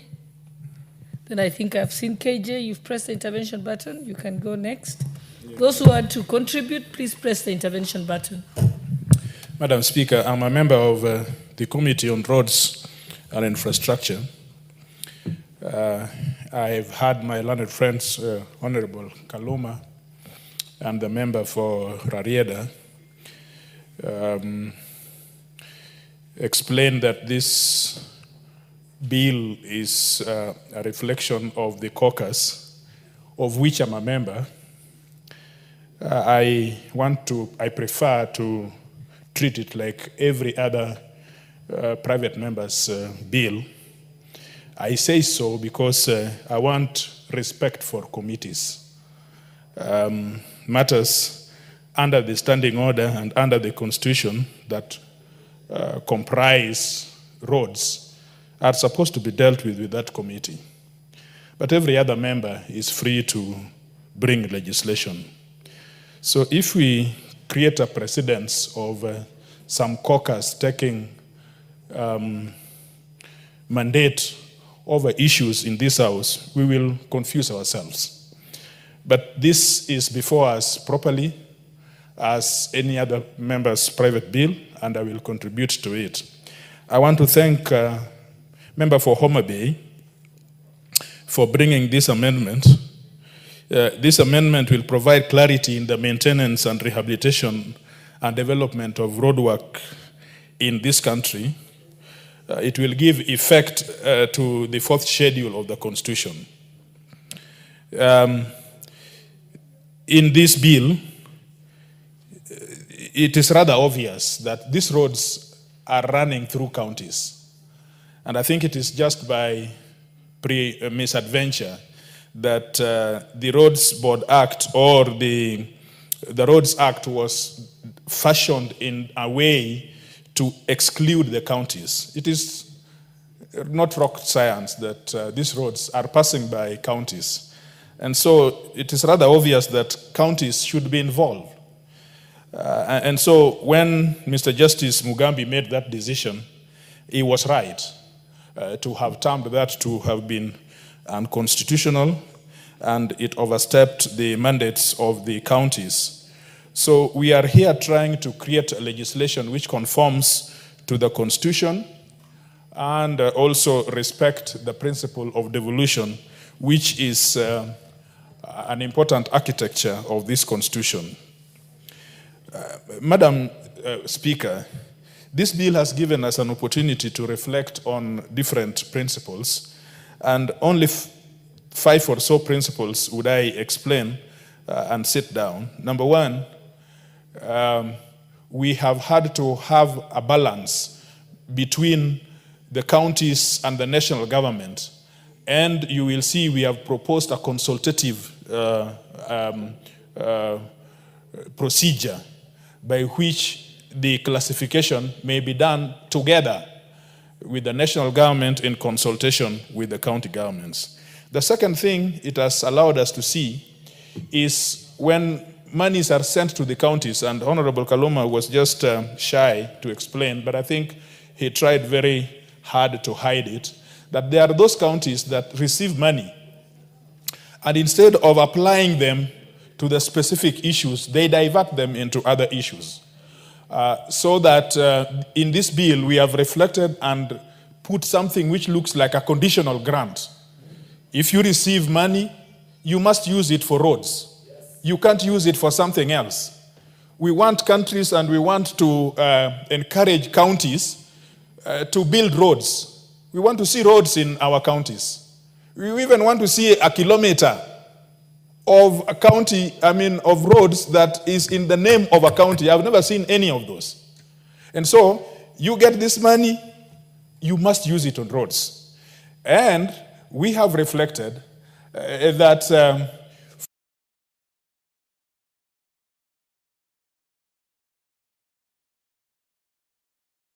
have to open an account, a specific account. That money is deposited in that account. This, I am sorry, this belongs to a senior member from Homa Bay. I disclaim the ownership of that noise. But you see now, you get money, you must open an account. That money must be sent to that account. If you don't, the comptroller of budget, the treasury will not allow you to access that money. I think that is also in this. But now we also have to see how to balance clarity amongst institutions. And one of the things that we have asked the Cabinet Secretary to do is to create a criterion for this proverbial thing called 10%. They get it all the time, but you know, it is freebies. They use it as they wish. They don't account for it. And so in this legislation, we have demanded that there must be empirical parameter by which a criteria by which this money is given. And one of those is, although it is a discretionary issue, but that discretion must be exercised in terms of maintaining the overall roads equity. Roads equity means in Dagoretti North, for example, if you go there and you find dilapidated roads, you want to balance across Nairobi and see that even though Dagoretti North received so much money, but in terms of road equity, you then balance it to be having some kind of network which is uniform in Nairobi. And issues of emergency, we want to, the Cabinet Secretary, for example, something happens as a matter of act of God. We don't want a Cabinet Secretary to run there and start lamenting. He must have some money in his hands to be able to fix that problem. And primary oversight of these agencies, and so forth and so on. And so the last principle which we have seen, I do not want to go into this percentage because this percentage will be open to members, some of them more qualified in mathematics than I have. I just want to talk around issues of principle. The last one is city roads. Everybody here thinks about rural roads. I mean, beautiful. We have rural roads must be there. But didn't you know that if you lived in Nairobi, as all of you are living in Nairobi, once you have stepped out of Express Highway, you must reach your home. You must reach your home. Who thought that you will fly or you will crawl into your house without going through a road? Now that road is not under Kora. That road is not under Kena. And yet that road must exist. If you leave it for the county government, for 5 years I've lived in this Nairobi, I've never seen an inch of that road. So how do you want to live in your palatial home in Karen or in Runda or wherever you are? And so, in Kaluma's bill, a lot of thought went inside it, but only concentrated in the rural roads, the highways, and all those beautiful things. But now in the committee, we have thought through it, and we have said the last connectivity in city roads, that in cities, there will be a last connectivity if then the roads are coming from the highways to the arterials within the estates and the residential areas. So that therefore ring-fences some of those roads that are giving you the connectivity into some of your homes and in some of your supermarkets that you would want to be. I thank you, Madam Speaker, because this is coming at the right time. I would have thought that this House should be full because this is an issue which concerns each one of us. But I really thank you for giving us an opportunity to deliberate on this matter, and I support this bill. Thank you very much. Honorable KJ, then we'll come to you. Member for Chuka. Madam Speaker, I thank you, and I thank you profusely for giving me this very pole position to debate an important piece of legislative proposal as has been presented by the Honorable Kaluma, and I must thank him for moving such a good bill, and also I must also thank Honorable Otiende Amolo for unpacking it, but more importantly, I must thank Wakili TJ Kajwang for bringing it home, defining it according to the principles that are going into this bill, as opposed to the detail of the monies and the math of how it is going to be split, because that is neither here nor there. We are here because of the principles behind the matters that have got us to this place. And Madam Speaker, I must also thank Honorable Kaluma for assuring us that whatever is happening in the courts has its place. But Honorable Speaker, this matter belongs in Parliament. Parliament is not supposed to be a house of lamentation. This is where we make the laws. And if there is an issue that is affecting the people that we represent, then let's bring it to the House, let's canvass it, and let us debate it and pass it as should be passed, Madam Speaker. So I am glad that this is finally before us after such a long season of lamentation, and especially that which was occasioned by the issues around RMLF and our contest between Parliament and the governors.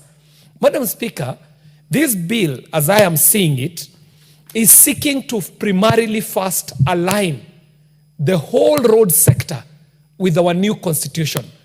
Madam Speaker, when we were doing the laws as country, around the laws, we are seeing that some of these laws are coming after the constitution has been passed, but they're not aligned to the new constitution. So, Madam Speaker, one of the things that we are seeking to do is to first align this to the new constitution so that it speaks to new realities of the new constitution, the counties, the devolution, and so on. Madam Speaker, another main issue that makes me want to support this is the classification and the attempt at classification of our roads. Madam Speaker, what has been happening is criminal even. Madam Speaker, there are instances where we have seen county executives going to look out for roads that have been done by Kera, roads that have been done by Kura, and they go and erect signboards claiming to have done these roads.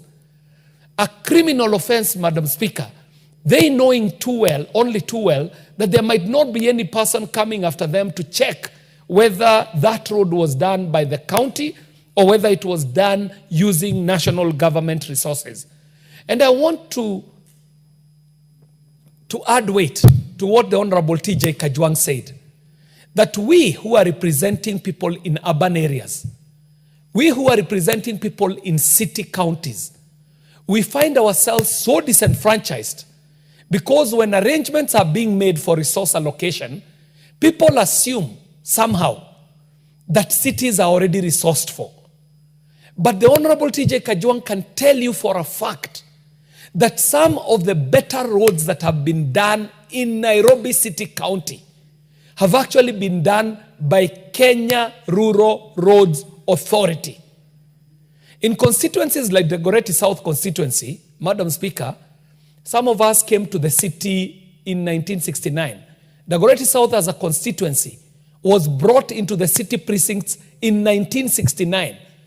Previously, Dagoretti had been in Kiambu. What happens, Madam Speaker, is that then constituencies like Dagoretti South, being brought into the city so late in the day, have to play catch-up to bring city infrastructure into being. Key among them, roads. But in the recent past, Madam Speaker, what we have seen is that even as we are depending on government to bring us up to speed with the city status, we realize that we suffer a unique problem. Because in a place like Nairobi City County, we rarely get to see the county making any roads. In fact, Madam Speaker, the biggest job that the county does is to destroy the roads that are already done. For example, Madam Speaker, as we speak now, I am a jittery person because a road that was done only so recently by Kenya Rural Roads Authority, Wanyeklos, today has been excavated by City County so that they can do whatever they want to do. It could be a service line, it could be electricity, it could be connectivity to Wi-Fi, but I think this one is an issue to do with sewerage. But every time that the county destroys the road, putting these facilities, they rarely come back to repair the road. And in fact, Madam Speaker, I'm saying it from the floor of the House here today, that we're putting the county, Nairobi City County, on notice that each time you destroy these roads, please come back and repair them to the status that you found them in. Because for now, as it stands, Madam Speaker, all we know the county for doing is destroying the roads that are already done and never bringing them back to the status that they require. Madam Speaker, I'm supporting this bill too for the fact that we are now going into the cracks of the matter on allocations. And not only stipulating the allocations, Madam Speaker, but also seeking to find out where this 10% that is always left with the implementer goes to, Madam Speaker. As it sits now, that conversation is up in the air. Nobody knows how this 10% is administered, to whose benefit, and in which manner. So, Madam Speaker, just because we are going to go into the allocations, and we shall be looking into these allocations and their use, I support, Madam Speaker. Madam Speaker, finally, I do support, because this bill, in the format that it's being presented, is seeking to ring-fence the monies that shall be going to counties, Madam Speaker. Madam Speaker, we have seen with devolution that when we do division of revenue in this house, and the money goes to the executives in the counties, rarely are they accountable to the house that did the division of revenue, and the excuse is normally that they should be superintended over by county assemblies. But Madam Speaker, come to think of it, these are national resources that we are allocating. This is not own-sourced revenue from the counties. Counties themselves are not working hard enough to create their own revenue. But they are very quick to come to the table for the division of the cake on the national revenues as have been collected, Madam Speaker. So the fact that we shall be ring-fencing roads monies within the county budgets, that alone for me is reason enough for me to be supporting this bill. Finally, Madam Speaker, I do think that the push and pull between ourselves and the county executives is unnecessary.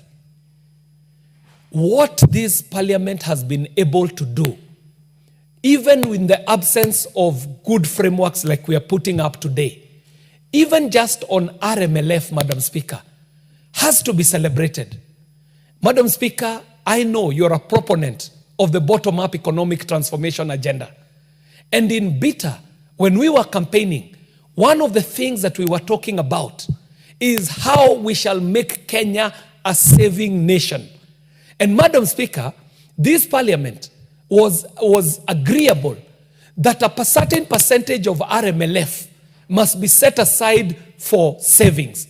And Madam Speaker, what has happened in a few short months, the amount of money that country has been able to save by just setting apart a piece, a very small percentage of RMLF to go to savings, is something that shall be celebrated for generations to come. So, Madam Speaker, I do stand to support this. I support, first, because it is going to align us with the Constitution.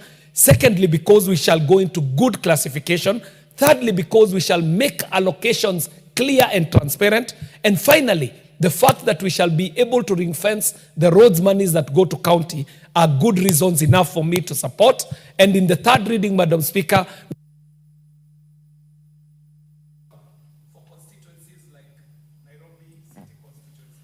Thank you, Honorable Patrick Ntwigwe. Thank you, Madam Speaker. I'll be very brief. First, I want to thank and congratulate my friend Karuma. Now I've learned that I can't call him my learned friend because I'm not learned, I'm educated from the medical sector. From the medical sector, because he has really moved this bill in a very elaborate way.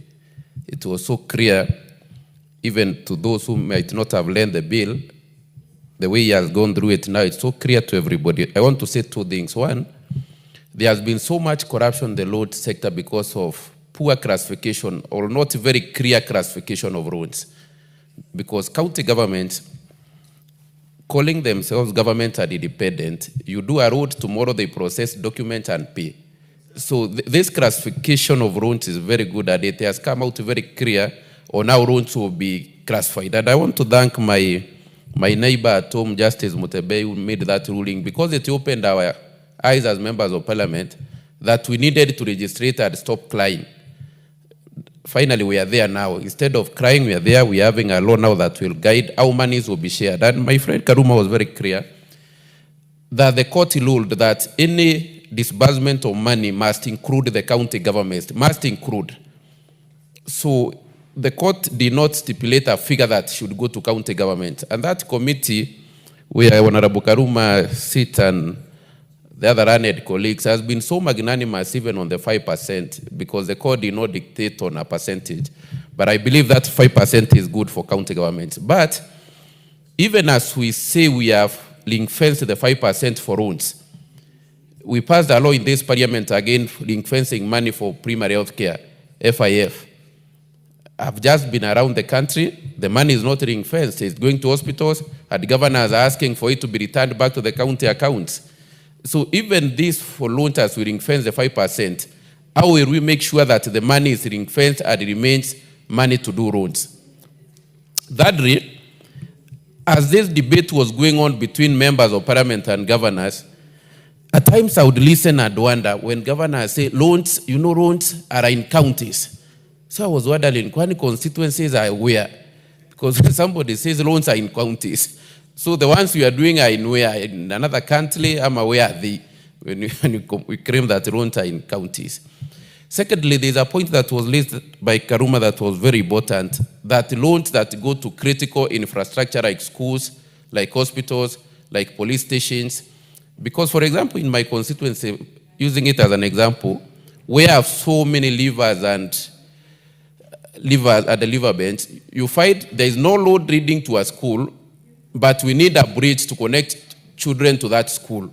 So when it rains, you find children have to go loud, like 10 kilometers to reach a school that is 100 meters away. But you can't do a bridge there or a culvert because there is no road classified at the Kera there. But now with this classification, it's easier to build a bridge and say this is leading to a critical infrastructure. We have a school in that place. And finally, I want to say that in urban centers, like it has been said by my friend from Dagoretti, we have had a big problem in urban centers because you find Kura has taken very few rooms in urban center. The rest don't fall under Kera, and you are told that is a municipality. That's where most of the population is. You can't help, you are helpless because you can't do a road for them. So this classification will sort so many issues that we face as members of parliament. And finally, I think as members of parliament, we have been pushed to a corner that every time we are defending ourselves, that Kera money does not come to a member of parliament, CDF does not come to a member of parliament. We have been pushed to a corner that it looks as if a member of parliament is not to go near money anywhere. So we are always defending ourselves. And I always ask myself, when we say money will remain in national government, so does it remain with the president? When we say money will go to counties, is it given to the governor? Or why is this we are so afraid of that when money goes to Kera, when money goes to CDF, we are always defending ourselves that it is not coming to us. So where is the law of representation? Because we see members of parliament also represent people. Because it seems as if we have been pushed to a corner where we are so shy that we must always keep on defending ourselves. Do governors defend themselves that money that goes to county does not go to governor? So the president should keep on defending himself that money that remains in national government does not come to me. And we also need to understand the place of decentralized funds. I think Adam Kibaki is when we started decentralizing little funds in education, in loans, and that's why even the issue of devolution came. We saw this is something that can help. Go to any county today.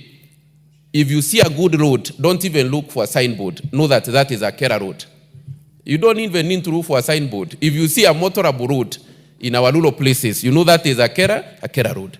So I support this bill, Madam Speaker, and I stand to say that now let this debate last. And Karuma has raised a very important point. I was wondering, are we in court and still doing this law? But I said it's a two-pronged approach, hoping for a best determination in court, but having a lasting solution through this bill. I support, Madam Speaker.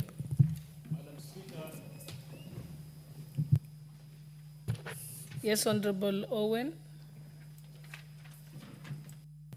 Thank you, Honorable Speaker. Honorable Speaker, first I want to congratulate the learned friends for doing a commendable job. I said the learned friends. the learned friends among themselves for a good job. Now that I want to speak as part of the educated friends, Honorable Speaker, I want to say that this is one of those pieces of legislation that is necessary for this country to unlock a situation that had put the roads in this country in a quagmire. And therefore, I want to laud you, my friend, Honorable Kaluma, the learned friend, and Kajoang, and the rest of the team that actually worked very hard, tirelessly to ensure we have this. Honorable Speaker, I participated in one of those meetings that was actually negotiating with the Council of Governors, with the chairman, and I thought we have a good and very sober chairman in the Council of Governors that allowed dialogue and allowed us, even when they had a court case that looked like it was topsy-turvy, but somehow we got ourselves somewhere. But one fundamental thing that happened in court is to say that the RMLF cannot be given out unless counties also have a share. I think that was fundamental, and I think that is what gave birth to this. Now, counties will get a share of this. But on that, Honorable Speaker, what I want to urge is that as counties get this money, it should be ring-fenced. And I want to agree with Honorable Kajuang. It should be ring-fenced so that we don't find the same money that has been given for roads being used to buy carpets, being used to buy chairs for big bosses, being used to buy tea. It should be ring-fenced. It should just be for roads. And that there is a committee, and I don't know whether the Kenya Roads Board in this bill have power to actually go out there and check the roads. I don't know whether that has been included here, Honorable Speaker. Just like our NGCDF board, which has power to go out there to check the road, to check whether you are doing work in terms of, to go and oversight the projects, Honorable Speaker. I do not know, Honorable Speaker, whether the Honorable Kaluma and his team have actually included that the Kenya Roads Board, which is the body that actually... Oh, okay, good. But Honorable Speaker, if counties set their own committees, just like telling monkeys to have a committee of their own to check out their activities, probably we need to change that so that we give the power to a body like Kenya Roads Board to check whether monies that have been given out to the bodies, whether it's KERA, whether it is county governments, whether it is KURA, which is KENHA, they could go out there and verify that the money that they gave out has actually been used to do the roads that they have done. I think that's a fundamental thing, Honorable Speaker, to ensure. That is the same problem we have with this equalization fund. Honorable Speaker, we have an equalization fund which has no body, which has no board. It's only people at the ministry. So they disburse fund when they want, and when they don't want, they do not disburse the fund. That's why 20 years, we are almost ending the 20 years of the window for equalization fund in the Constitution. And yet when you walk around, you don't see anything, Honorable Speaker. I've advocated that this equalization fund must also have a board that can actually ensure that the money has been put into the account and the money has been spent for the purpose for which it was meant. Honorable Speaker, that is one, Honorable Speaker. So I hope Honorable Kaluma and TJ, you may want to consider my suggestion and bring that to an amendment so that any money, whether given to KURA, whether given to KERA, whether given to KENHA, whether given to the county, can actually be accounted for, and we have a report in this parliament table that we allocated these funds and the roads were done or they were not done, Honorable Speaker. I think that's a fundamental thing. Secondly, Honorable Speaker, I want to say this, that roads are important for this country because when we have roads, they open up development, they open up place for growth. When we don't have roads, Honorable Speaker, then we close up an area and we close out the people, and the people have no opportunity to actually get development. A lot of the areas that have been marginalized or said to be marginalized have been marginalized by first, one thing, lack of a road.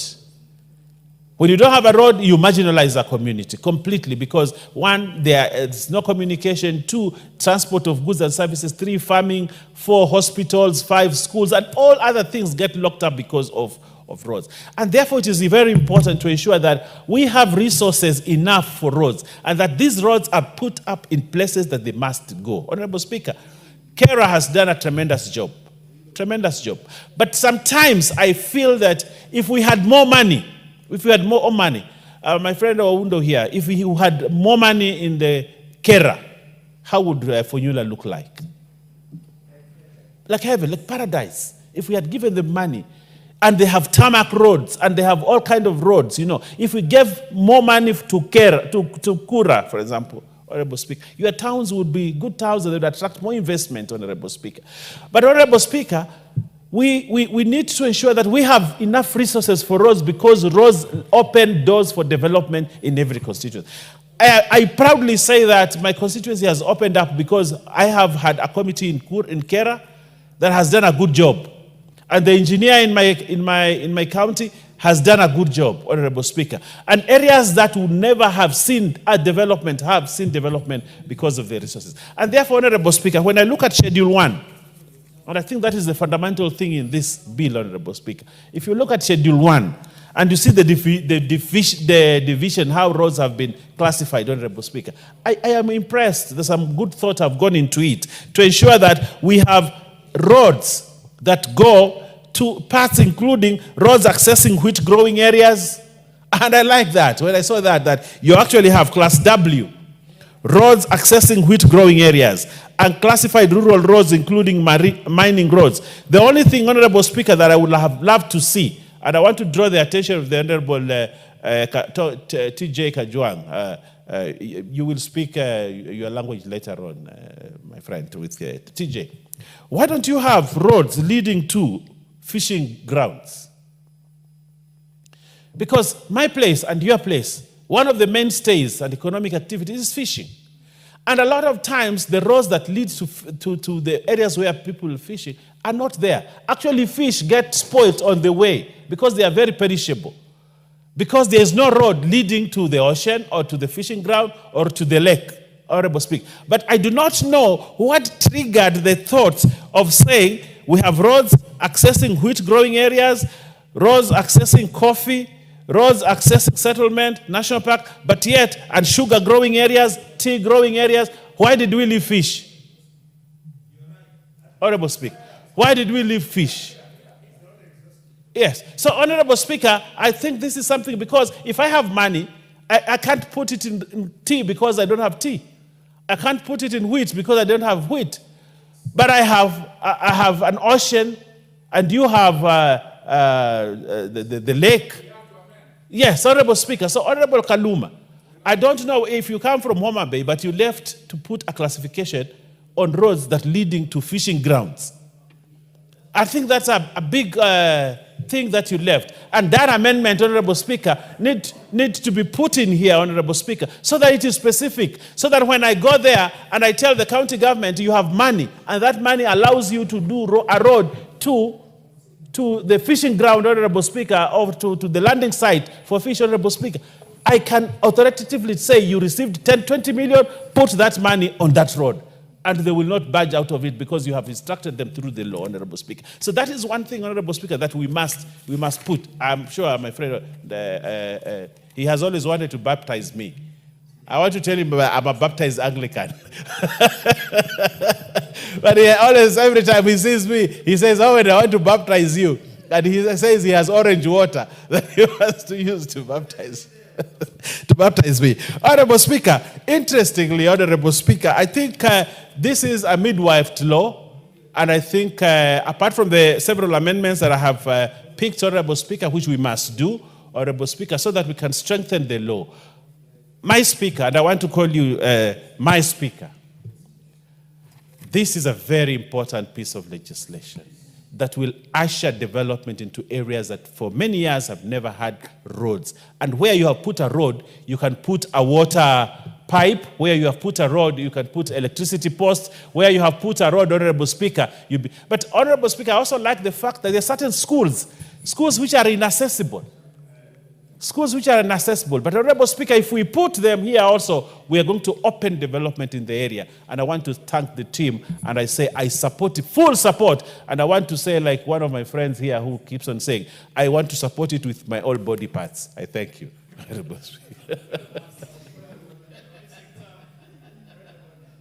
Yes, Honorable Oundo, what's your point of order? Honorable Speaker, looking at the time that left before the end of the session, and noting the importance of this particular bill to the people of Kenya, especially rural Kenya, I request that the Speaker, in your wisdom, allow that the debate be now adjourned to another time so that as many people, as many members of Parliament can talk to this matter while addressing their members, their constituents, so that we have enough time. We don't have much time left. Thank you, Honorable Speaker.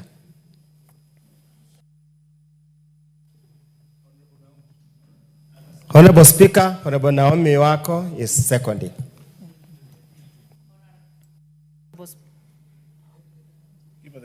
Honorable Speaker, I second because we need many members to contribute to this because this is a very important matter to be debated by all the members because it concerns the entire nation, and I second.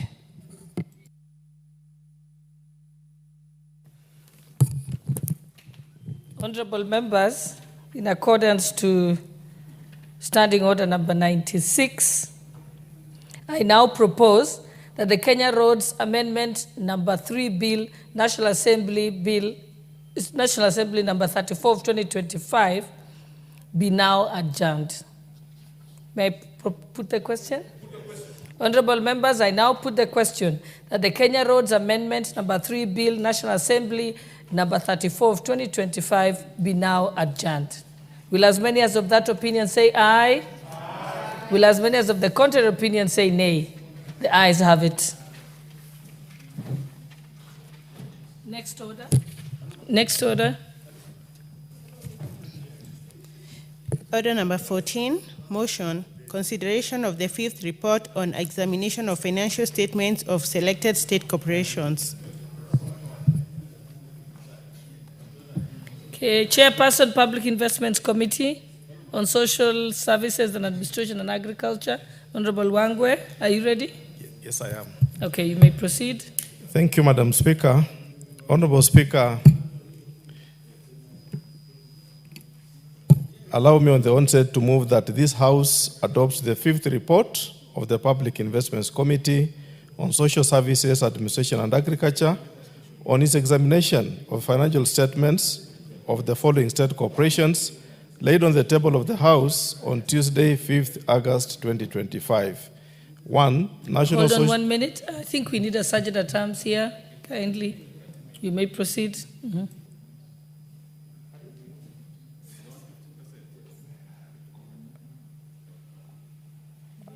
Thank you, Madam Speaker. 1. The National Social Security Fund for financial year 2020-2021. 2. Kenya Marine and Fisheries Research Institute for financial year 2019-2020 to 2020-2021. 3. National Hospital Insurance Fund for financial year 2018-2019 to 2020-2021. And 4. Kenya Broadcasting Corporation financial years 2013-2014 to 2018-2019. Honorable Speaker, allow me to appreciate the commitment of my members, the members of the Public Investments Committee on Social Services, Administration and Agriculture, for taking their time to really concentrate and come up with this very wonderful report. Honorable Speaker, allow me to move the House in two lots, Honorable Speaker. The first lot being the observations as general and their recommendations thereto, and the second lot, Honorable Speaker, being the specific individual parastatal and the observations and recommendations thereon. Honorable Speaker, cross-cutting issues that came up during our interrogation include, Honorable Speaker, 1, lack of possession and ownership document on land and buildings. Honorable Speaker, all these 4 parastatals, Honorable Speaker, showed a sense of lack of possession for either one property, 2 or many other properties, some to even 32 parcels of land, Honorable Speaker, who did not have the ownership documents and their buildings their own, Honorable Speaker. Honorable Speaker, a case in time is the case of Kenya Broadcasting Corporation, whose 32 number parcels of land do not have title deeds or legal documents, Honorable Speaker, including the property onto which, Honorable Speaker, the Broadcasting House is sitting on, LR number 209/5918. Honorable Speaker, there is also the issue, Honorable Speaker, that now the committee felt to recommend, after observing the generality in terms of how much land did not have title deed with respect to Kenya Broadcasting Corporation. Also, Honorable Speaker, National Hospital Insurance Fund, the defunct, does not possess ownership documents for land reference number LR 24968, measuring 10 hectares situated at Karen, valued at 93,712,675. That is the valuation as at that time, not as at now, Honorable Speaker. Further, the parcel of land is in dispute and the matter is in court. Honorable Speaker, since 2008, the matter has been in court and it is still dragging in court. What are we saying, Honorable Speaker? That within 3 months upon adoption of this report, let the accounting officers, Honorable Speaker, liaise with the cabinet secretaries for the respective state corporations, Ministry of Lands, Public Works, Housing and Urban Development, and the National Land Commission, and fast-track the process of acquiring title deeds, resolve disputes between the state corporations, and ensure legal actions are taken against private individuals who have illegally acquired public land. Honorable Speaker, whereas these people, these agencies pose like they don't have the land, the documentation, private individuals, Honorable Speaker, encroach on these parcels of land, and they keep on saying they are in court. So you cannot evict them. They have put an injunction, and Honorable Speaker, public land is in a mess to that extent, Honorable Speaker. Honorable Speaker, we also made a second recommendation that within 6 months upon adoption of this report, the accounting officers through the National Land Commission should prioritize and expedite resolving ownership issues surrounding parcels of land belonging to their state corporations and report its status back to the National Assembly. Honorable Speaker, not just to resolve, but also to make a report back to this House so that the House is acquainted and seized of the ownership of the various parcels of land. Honorable Speaker, the second general issue that cuts across these four parastatals is delay in availing documents to the Auditor General. Honorable Speaker, the Auditor General is a constitutional office that requires that any organization and receiving money, public funds, must be audited, Honorable Speaker. And the only body that should audit is the Office of the Auditor General, as provided for under Article 226 of the Constitution, and particularly looking at Section 68(2) of the PFM Act of 2012, read together, Honorable Speaker, with the Public Audit Act. Honorable Speaker, during the audit, it becomes very difficult that the Office of the Auditor General, Honorable Speaker, upon entry and assessing all the audit papers, plus the provision of the necessary exit report. Remember, Honorable Speaker, an audit is not just an event of one day. It's a whole process.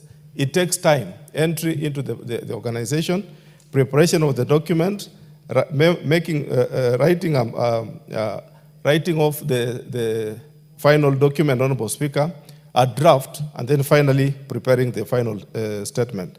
It's normally a process, but it's still this process, whereas there are various notes back to the agency, they don't respond. But when they hear, Honorable Speaker, that they are coming before Public Investments Committee, all accounting officers with their volumes and volumes of their papers appear before our committees. Yet, Honorable Speaker, they don't want to give auditors this document at that time. What do we recommend, Honorable Speaker? That the accounting officers should always comply with the provisions of Section 68(2) of the PFM Act 2012 and submit the required information for audit within the stipulated timelines. Honorable Speaker, remember the case of timelines, which has really been ruled by now, that we must adhere to timelines when it comes to reporting, and similarly, Honorable Speaker, preparation and finalizing of the audited accounts has also the timelines there too.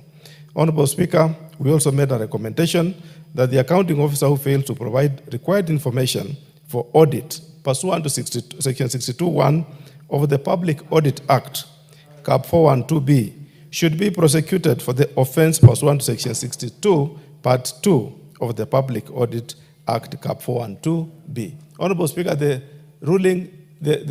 ruling on what to do is in that section. It has already been predetermined, and therefore, Honorable Speaker, the parties who don't comply should just be enforced using that act, Honorable Speaker. Honorable Speaker, there is also the other issue that cuts across matters pending in court. Honorable Speaker, we observed that quite a number of litigations concerning ownership of various properties, debts or debtors, creditors are in court, and the state corporation and other legal matters have been pending before the courts of law for long, despite resolutions of the House through previous PICs. Honorable Speaker, today we are prosecuting our fifth report. There are decisions the House will make, and we have made recommendations on what to do. But it's still, Honorable Speaker, this matter, when the Committee on Implementation pushes it to court through the various agencies, EACC and the DCI, the matter is pending in court for as many years as possible. Therefore, Honorable Speaker, Kenyans have become very clever that when the matter is before court, no any other person can interfere. And Honorable Speaker, it is pending in court forever. For example, the issues I raised with NHIF, the land in Karen, it has been there. And each year, Honorable Speaker, the case metamorphosizes into another case, from one case to another case, Honorable Speaker. The question is, when are we going to conclude this? This is a matter we cannot force the judiciary to make a ruling. But Honorable Speaker, the people, the clever Kenyans who take this matter before court, forces the court officials to put it in such a way that it has to be listened to all through. Therefore, Honorable Speaker, this is a very tricky issue that we all need to come up as Kenyans and say, how long should these court cases take? So that, Honorable Speaker, Kenyans want to see public land and public utility in the hands of the public. Not, Honorable Speaker, public utility is in the hands of the private persons. That makes it very tricky. Therefore, Honorable Speaker, we recommend as follows, that within 3 months upon adoption of this report, the Inspector General, Inspectorate of State Corporations, should carry out a review of all entities with the pending court cases, prepare a comprehensive status report and submit to the National Assembly with a copy to the Attorney General, who will initiate the process for fast-tracking the conclusion of the cases within reasonable time. Honorable Speaker, let the Attorney General, being the person who can link up between the executive and the judiciary, handle this matter so that he can expedite and inform maybe what the decision of the judiciary, especially from the President of the Judicial Service Commission. The accounting officers, Honorable Speaker, should strive to embrace alternative dispute resolution mechanisms in the resolution of disputes before going to court. Honorable Speaker, you find a small issue, not really small per se, because no matter is small before court, but an issue that would have been resolved outside court ends up in court. It takes 10 years to be resolved. Yet, Honorable Speaker, the matter could have been put to a certain administrative committee within the government. A state agency suing another state agency, Honorable Speaker. The matter is pending before court. Nothing is moving. No Kenyan is enjoying the possession of a state property. Honorable Speaker, cross-cutting issue that we also observed is delayed accountability of interest. Honorable Speaker, most of the civil servants, or rather employees of this parastatus, are fond of, Honorable Speaker, making travels. And when they make travels, Honorable Speaker, which is within their budgets, not outside their budgets, but they don't surrender their impress, Honorable Speaker, on time. So what happens, Honorable Speaker, the impress keep on being outstanding year in, year out. And Honorable Speaker, another clever way that we noted within this review, especially from the Kenya Fishing Industries Limited, where they gave scholarships to about 4 officers, Honorable Speaker, who went to overseas to study.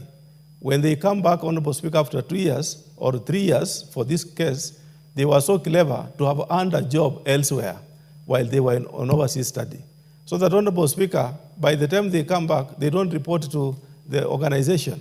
Instead, they move around, get a job elsewhere, and now the accounting officer has to follow up on how to collect that impress, Honorable Speaker.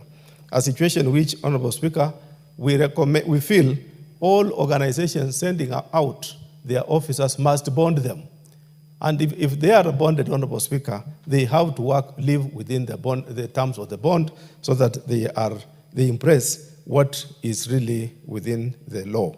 What we recommend, Honorable Speaker, that the accounting officers to ensure that impress advance to officers is surrendered within the stipulated period of 7 days. Honorable Speaker, the law talks about 7 days after return to the workstation in accordance with Section 93 of the Public Finance Management National Government Regulations 2015. The second recommendation, Honorable Speaker, we felt was that within 6 months of adoption of this report, the accounting officers who will have failed to take necessary steps to ensure that all outstanding impress within their jurisdictions are recovered from the due date should be surcharged the full amount due. Honorable Speaker, the accounting officers are the persons that give this impress. Again, they are the ones, Honorable Speaker, that pay any other dues to the same officers. So if they are not put to pressure to recover this money, Honorable Speaker, they end up just admitting laissez-faire attitude on collection of this money. The other general issue, Honorable Speaker, we found out was the underfunding low budgetary disbursements. Honorable Speaker, this house is a budget-making house. But Honorable Speaker, we don't just make budget on that one day. Budget making, Honorable Speaker, is a process. It begins with the sector working groups, Honorable Speaker, who oversee the sector requirements. Before, Honorable Speaker, they submit a cabinet memo, the cabinet approves, before that budget moves into this house. Therefore, Honorable Speaker, if the user has requested for 200 shillings, why should you give that user 50 shillings? Honorable Speaker, we felt as a committee that let the National Treasury review the overall budget requirement of the various SAGAs and ministries so that they can allow them resources which are meaningfully within what they are requiring. Therefore, Honorable Speaker, what do we recommend? That the committee recommends that the Cabinet Secretary National Treasury endeavors to allocate and disperse, not just allocate, Honorable Speaker, but also disperse funds as appropriated to the state corporations funded by the national government. The Cabinet Secretary of National Treasury should ensure at all times that the budgets are realistic, achievable, and always adhere to annual work plans, procurement plans, and revenue collection capabilities of the respective corporations in compliance with Regulation 44.2 of the PFM National Government Regulations 2015. Honorable Speaker, the most challenge also has been that yes, this House will appropriate the money. How about disbursement, Honorable Speaker? Year in, year out, month in, month out, no money will move from National Treasury to various sagas. We are also requesting that let the National Treasury adhere to their obligation. Honorable Speaker, allow me to move the House to individual specific agencies as listed in this report. Beginning with the National Social Security Fund, Honorable Speaker.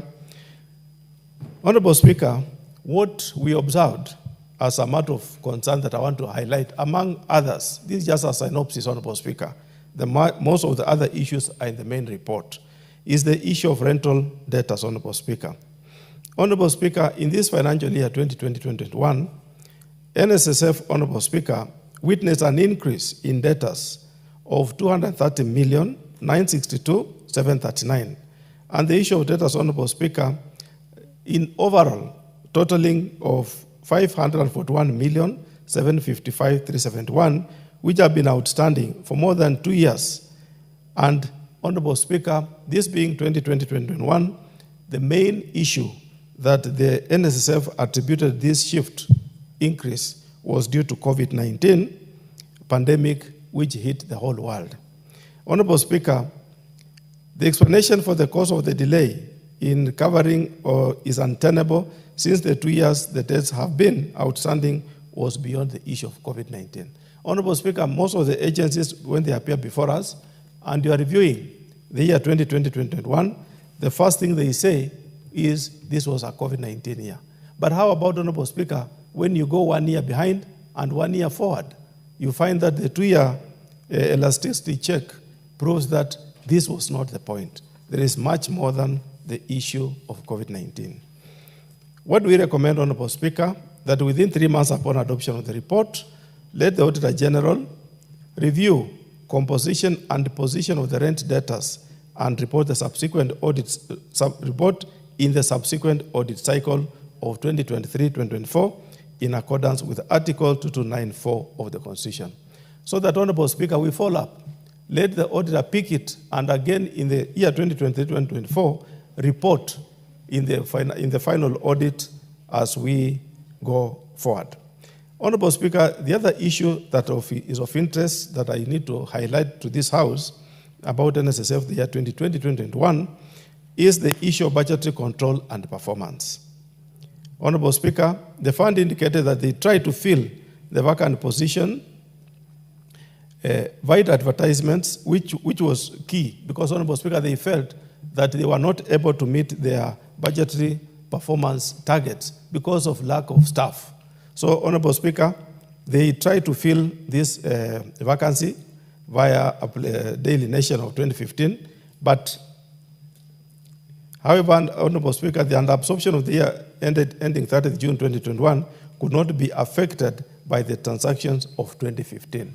Honorable Speaker, the explanation they did say was that since the year 2015, they had been attempting to fill staff, but to date, they did not have enough staff who could support the checks and balances and performance of the organization.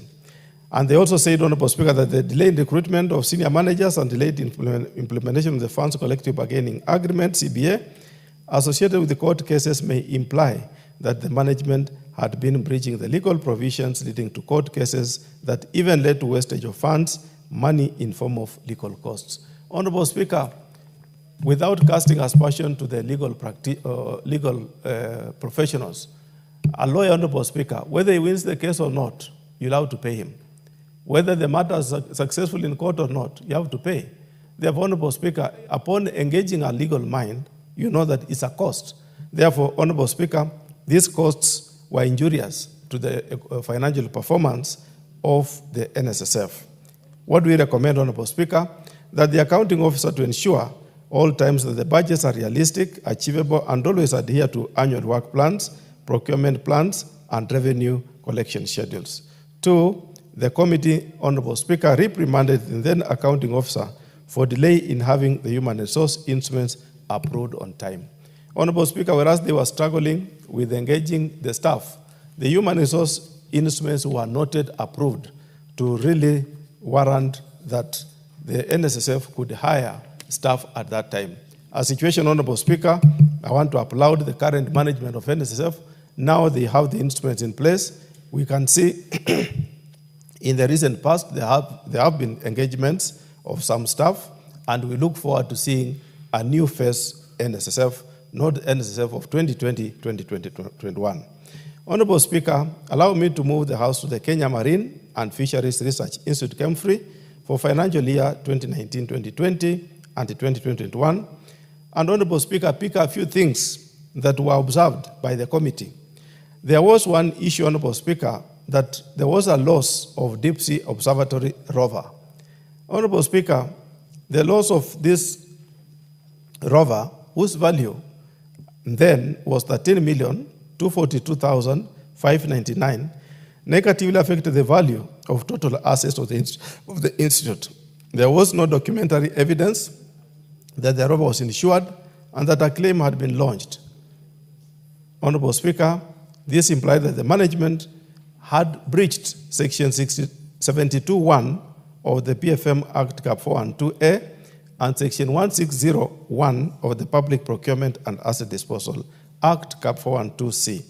Honorable Speaker, this act requires that the item must have been insured. Honorable Speaker, the institution should have owned the property.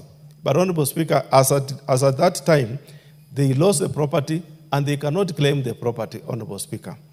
In the prevailing circumstances that the recovery of the assets or compensation of the same is remote, the management ought to have initiated the process of seeking write-off of the assets value 13,242,599 from the Institute Books of Accounts. Honorable Speaker, whereas the management is aware that this item is lost, they have kept the figures in the books. They have not even sought the write-off because there is no way they are going to recover this asset, which dropped in the ocean, in the middle of the ocean, Honorable Speaker, and to date, it has not been found. What do we recommend, Honorable Speaker? That within 3 months upon adoption of this report, the accounting officer, KEMFRI, Institute should ensure that the write-off process is undertaken in line with the provisions of Section 69 of the PFM Act Cap 412A. Number 2, the committee reprimands the then accounting officer for failing to ensure the institute assets and breach of Section 72(1) of the PFM Act Cap 412A and Section 1601 of the Public Procurement and Asset Disposal Act. Honorable Speaker, the other issue that we observed in the books of Kenya Marine and Fisheries Research Institute was the cash and cash equivalent, where, Honorable Speaker, the institute lost 165,112 reportedly held at the Baringo station through theft or pilferage by its staff, could not be prosecuted and sustained in the court, and hence the alleged culprit acquitted. Honorable Speaker, despite the fact that the money was just lost in the cash office, this is cash money, Honorable Speaker. How could it be that the culprit cannot be prosecuted? Nobody can give evidence that the money was lost. There was no breakage. The facts in the court, Honorable Speaker, could not allow the judge to give a verdict of somebody who has stolen the money. So, Honorable Speaker, what does it mean? There is definitely no administrative measures in the office that can support a handling of corporation resources and protecting corporation resources. Therefore, Honorable Speaker, the management was in breach of Regulation 165 of the PFM National Government Regulation 2000 on risk management, fraud prevention, and internal controls. Honorable Speaker, those three elements, they demonstrated lack of management of risk, fraud prevention, and internal controls, Honorable Speaker. Therefore, Honorable Speaker, what do we recommend? That the committee reprimands the then accounting officer for breach of Regulation 165 of the PFM National Government Regulations 2015. The buck stops with the CEO, Honorable Speaker, where the employee or any other employee is not doing the right thing and the government is losing resources, the buck stops with you. Point number 3, Honorable Speaker, was the DORIA operationalization. Honorable Speaker, the then accounting officer irregularly transferred 37,886,770 to the State Department for Fisheries, which was in breach of Section 54(1) of the Public Finance Management Regulation 2015, which prohibits payment made out of funds earmarked for specific activities for purposes other than those activities. Honorable Speaker, when we are budgeting, we budget for specific activities. But the accounting office, Honorable Speaker, decided on his own evolution to route 37,886,770 back to the ministry for a project called DORIA operationalization. Honorable Speaker, to date, this money has never been refunded back to Kenya Marine Fisheries Research Institute. For what reason? He says the corporation CEO said that it was instruction from the principal secretary then, whose evidence was not adduced, Honorable Speaker. What does the committee recommend? The committee, Honorable Speaker, reprimands the then accounting officer for breach of Section 54(1) of the Public Finance Management National Government Regulations 2015. Honorable Speaker, the third agency we want to present the report is National Hospital Insurance Fund, especially financial years 2018-2019 and 2020-2021. Honorable Speaker, the organization reported in this financial year a deficit of 1,156,934,012. Honorable Speaker, this is a huge figure, resulting in reduction in retained earnings to 18,237,948,239. That's a huge, a very material representation, Honorable Speaker, of a deficit. Further, Honorable Speaker, as at 30th June 2021, the fund reported a revenue shortfall amounting to 22 million 790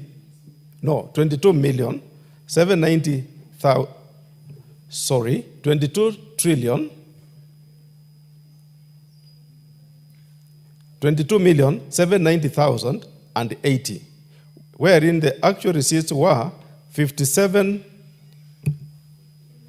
22 trillion, Honorable Speaker.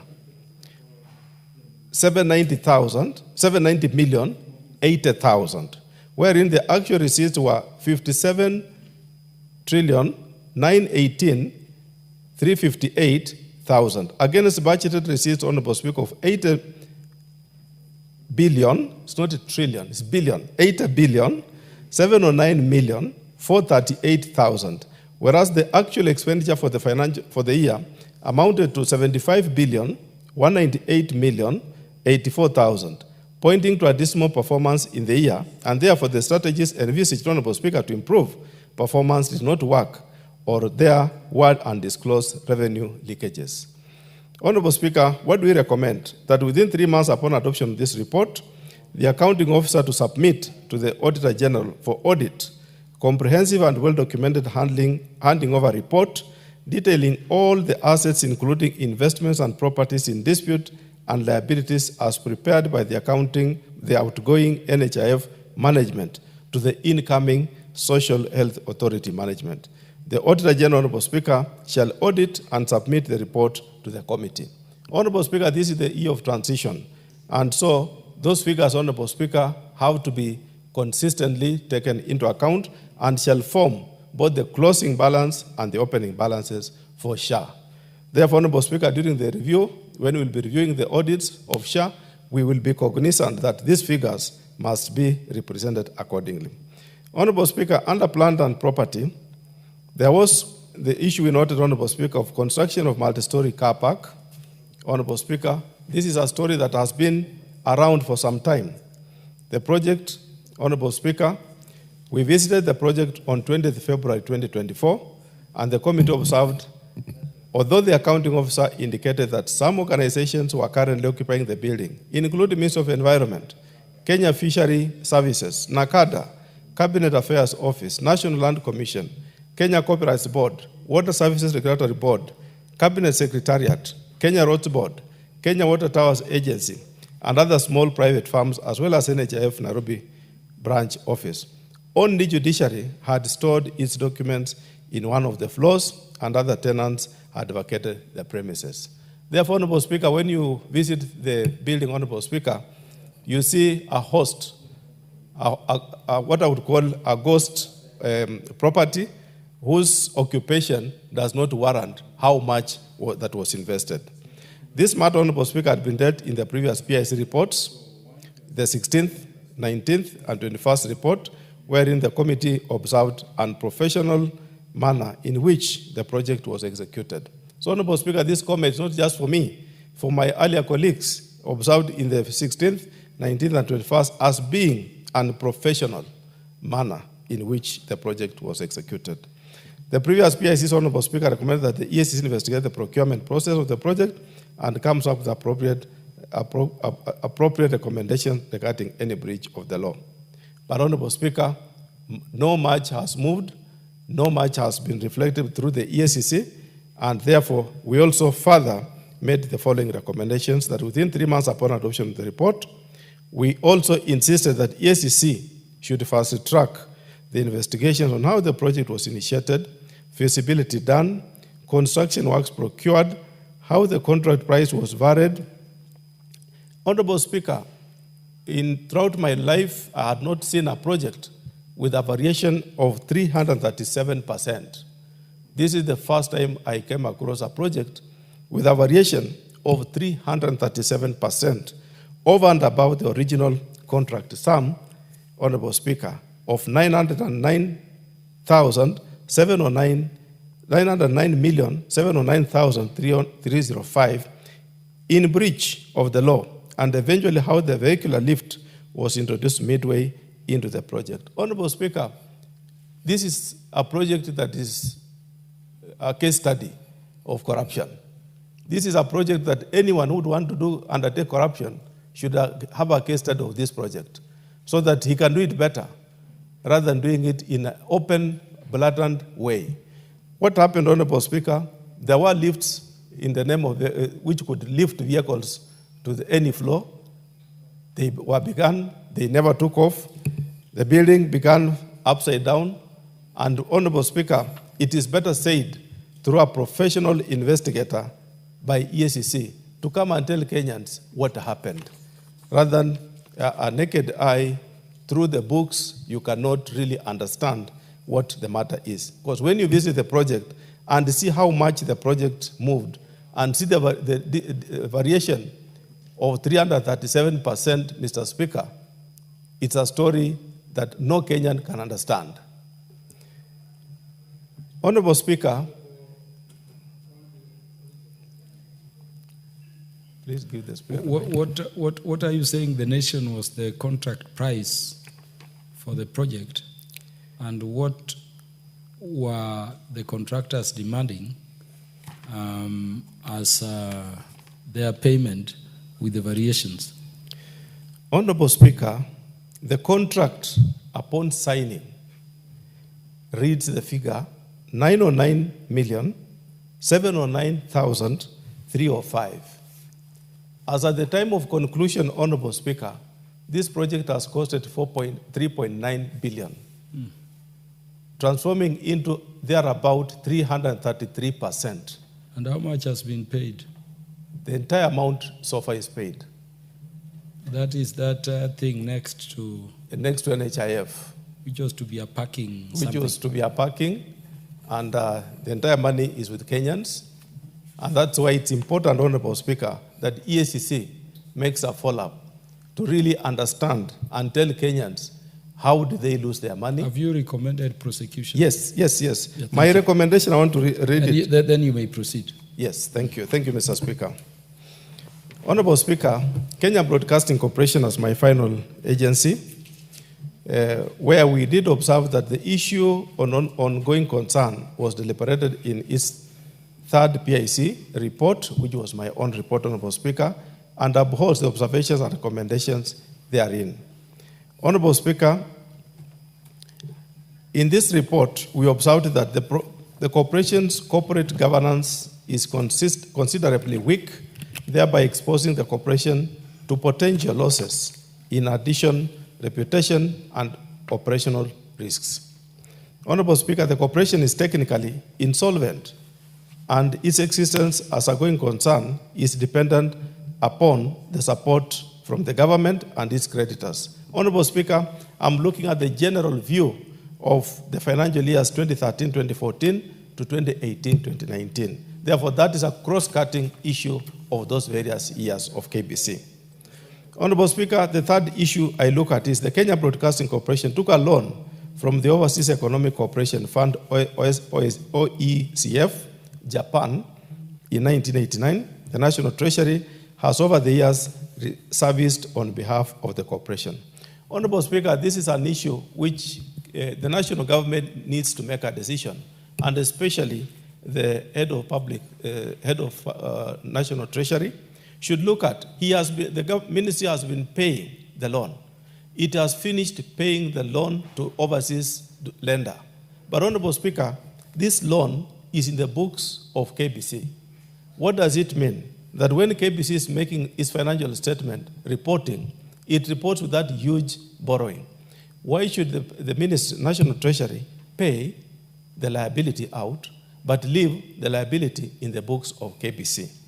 It doesn't make a commercial sense. Instead, it makes all MDs to operate at a deficit, and no day KBC will appear attractive, making it easy for any MD to mess up the accounts of KBC. Honorable Speaker, this loan was received in the form of equipments which were rendered obsolete because of the liberalization of the electronic industry in the 1990s and the migration to FM radio stations. Honorable Speaker, after all, the loan was given in kind, meaning we received the equipments, but over time, Honorable Speaker, the equipments are obsolete. They cannot form part of the strategic investment of the enterprise now. What do we recommend, Honorable Speaker? We recommended that within 3 months upon adoption of this report, the EACC to investigate whether there are any financial leakages, financial impropriety, should any person or officer be found culpable, the DPP to prosecute, initiate legal action with a view to holding the responsibility persons accountable for the financial leakages and financial impropriety. Second recommendation, Honorable Speaker, is that the committee recommends that KBC diversifies its revenue base to reduce over-reliance on government support. Honorable Speaker, in the broadcasting space, how I wish Honorable Kiari would be here. It's not only KBC. We have very many stations. Royal Media is a big house. They make profits. Their balance sheet is healthy. We have very many young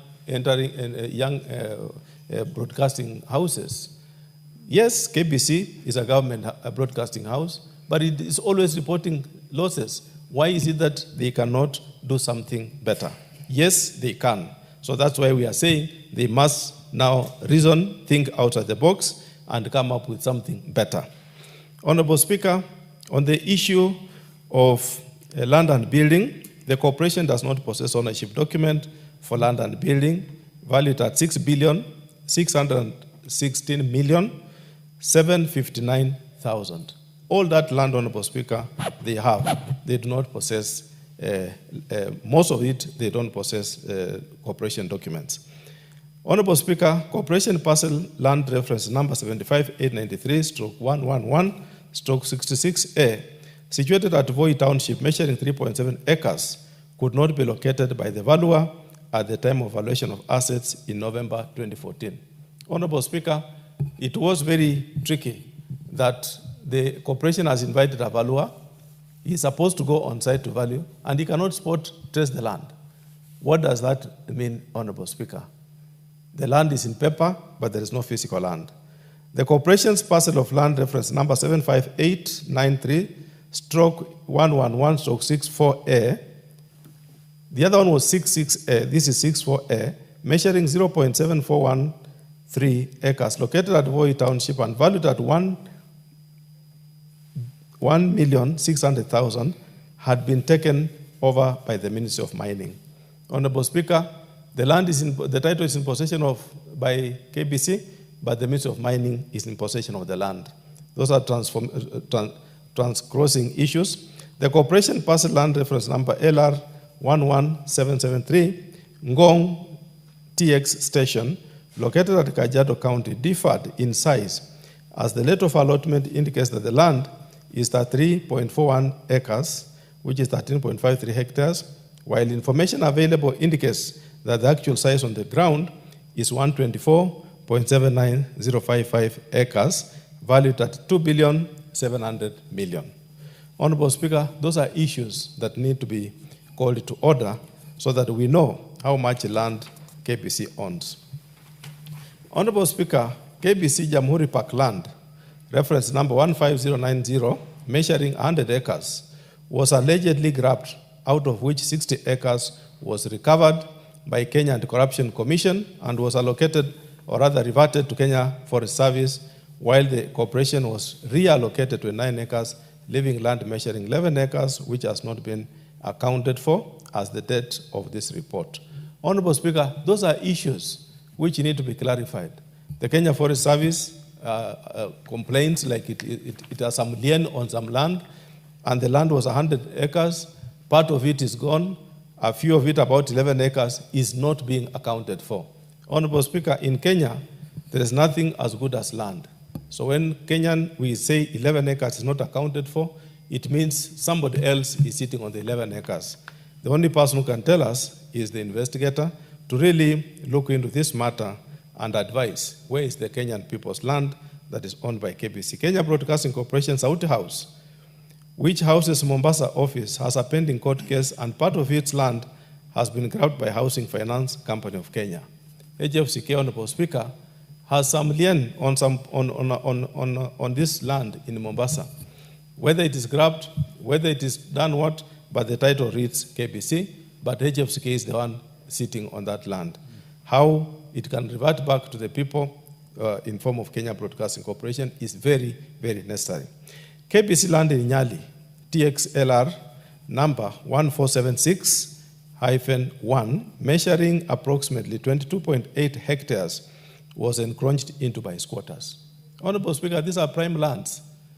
It's now under squatters. We want this land back to the people owned by KBC. So we must help KBC, Honorable Speaker, through this House, so that the issue of land, National Land Commission, Honorable Speaker, through you being at the chair, must call to order National Land Commission so that they move in and recover back the land that belongs to the Kenyan people into their corporation status. It's not just only KBC. Honorable Speaker, all my reports I'll be presenting here touches on the issue of land. National Land Commission should do justice to Kenyan people.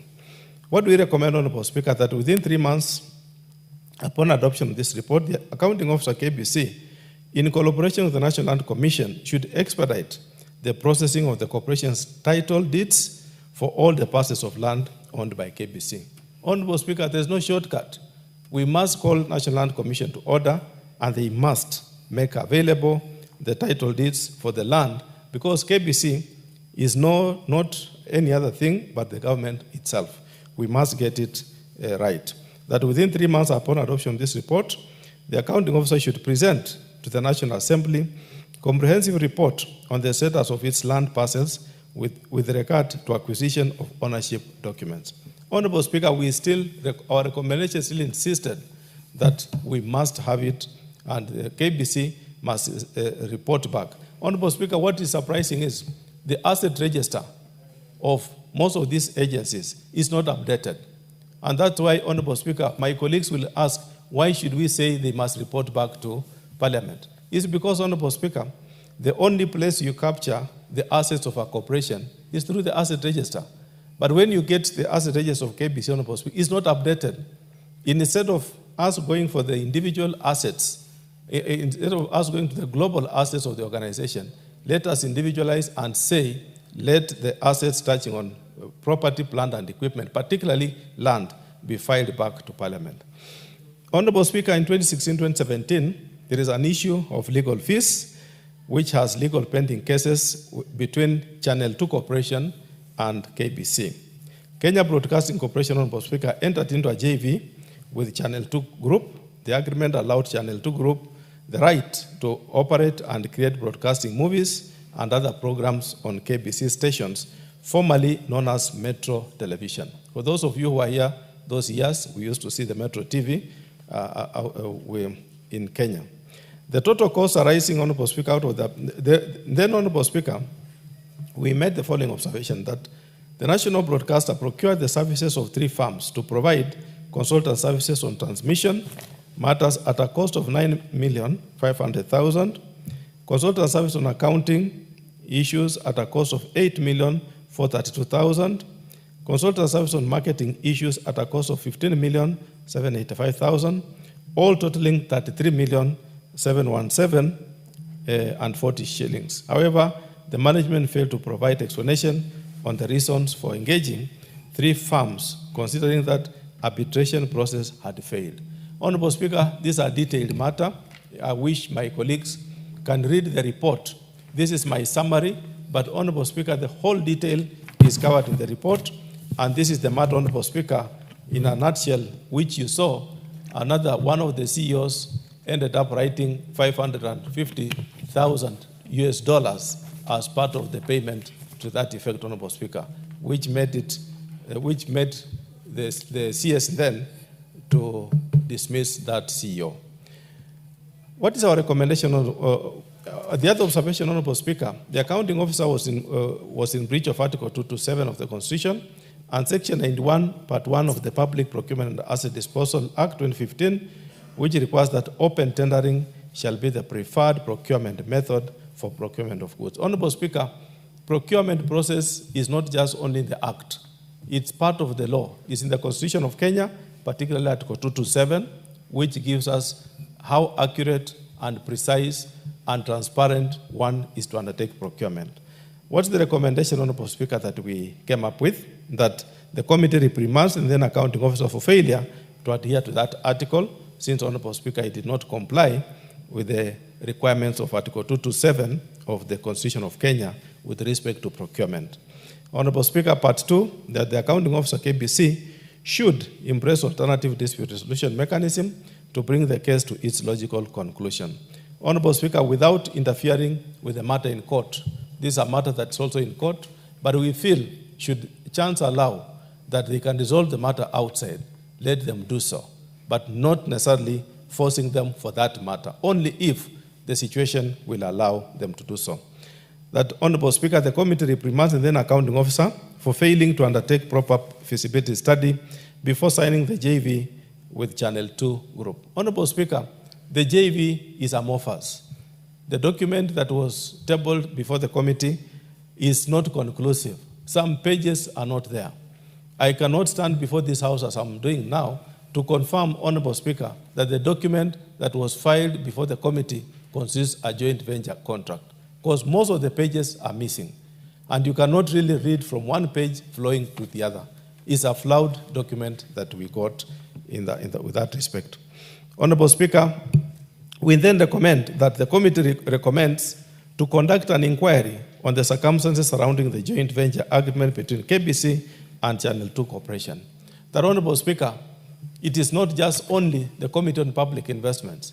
Generally, we recommend that we open up an inquiry into the joint venture agreement so that we can understand what really happened between the Channel 2 Corporation and KBC.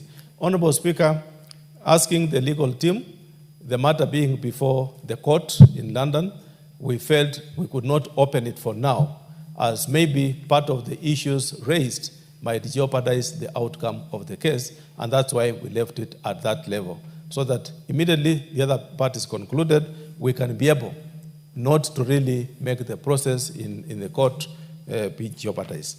Otherwise, Honorable Speaker. Is the matter before court under active litigation, or it is just lying there? It's active. And actually, we are waiting for the decision. Most of the two parties have submitted, and what we are waiting for is the decision by the court.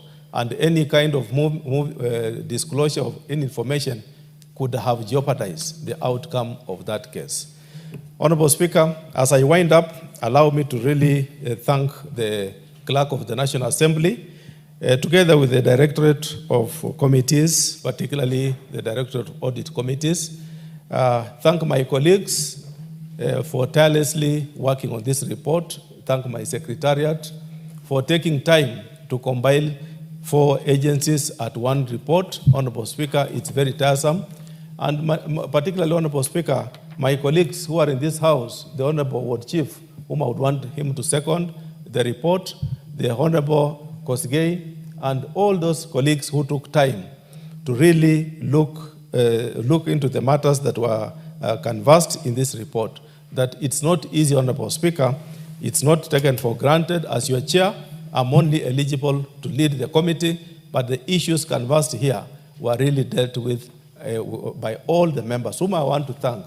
And also thank you, Mr. Speaker, for giving me ample time on odd days of working in the chamber to sit down with my committee and deliberate. I most sincerely thank you and owe a lot of gratitude to you and the entire House for looking at this report.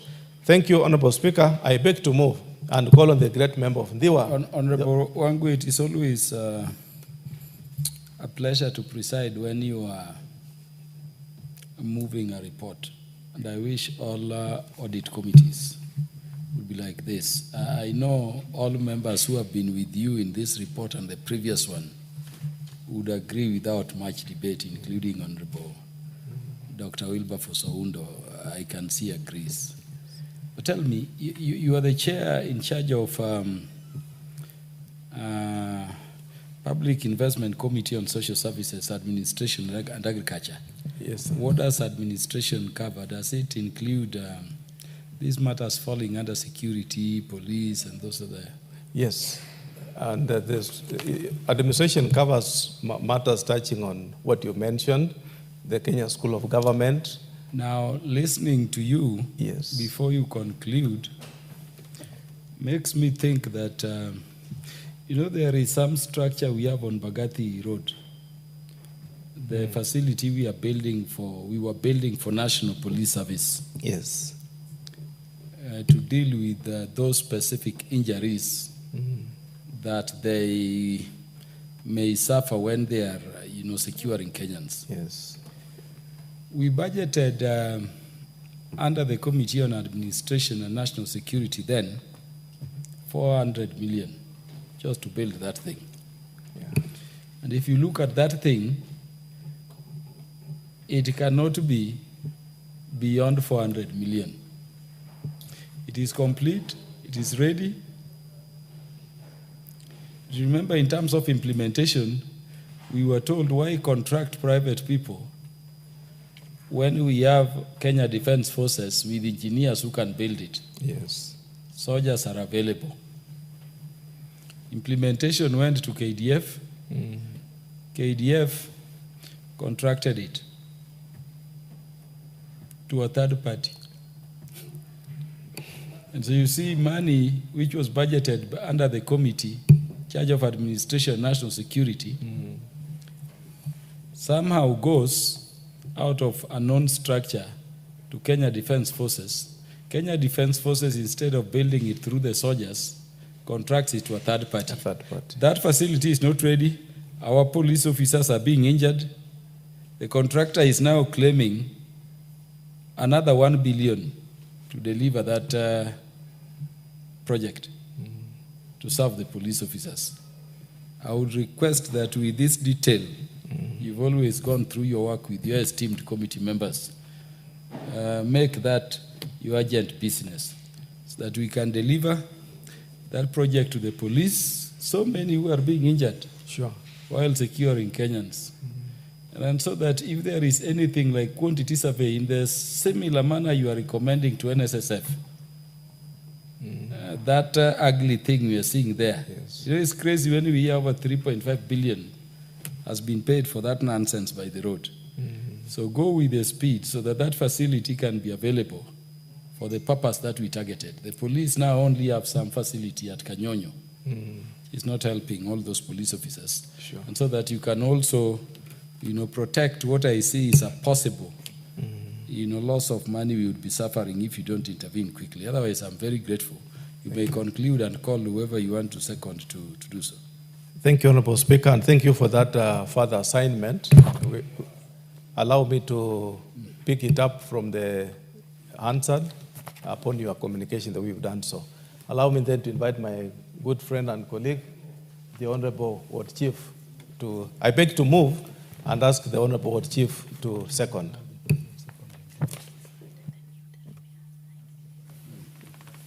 Yes, Honorable Martin Owino, the MP from their constituency, will second. Thank you, Honorable Speaker. As a member of this PIC committee, I'm very, very happy and privileged to have a chair like Emmanuel Wangwe. Very, very prominent and up to the task. Honorable Speaker, I rise to second the motion. Consideration of the fifth. Honorable members, Honorable Martin Owino, you'll have 9 minutes to second when the matter will next be listed to be transacted by the House Business Committee. Honorable members, on the time being 7:03 p.m., this House stands adjourned until Wednesday, the 24th day of September 2025 at 9:30 a.m.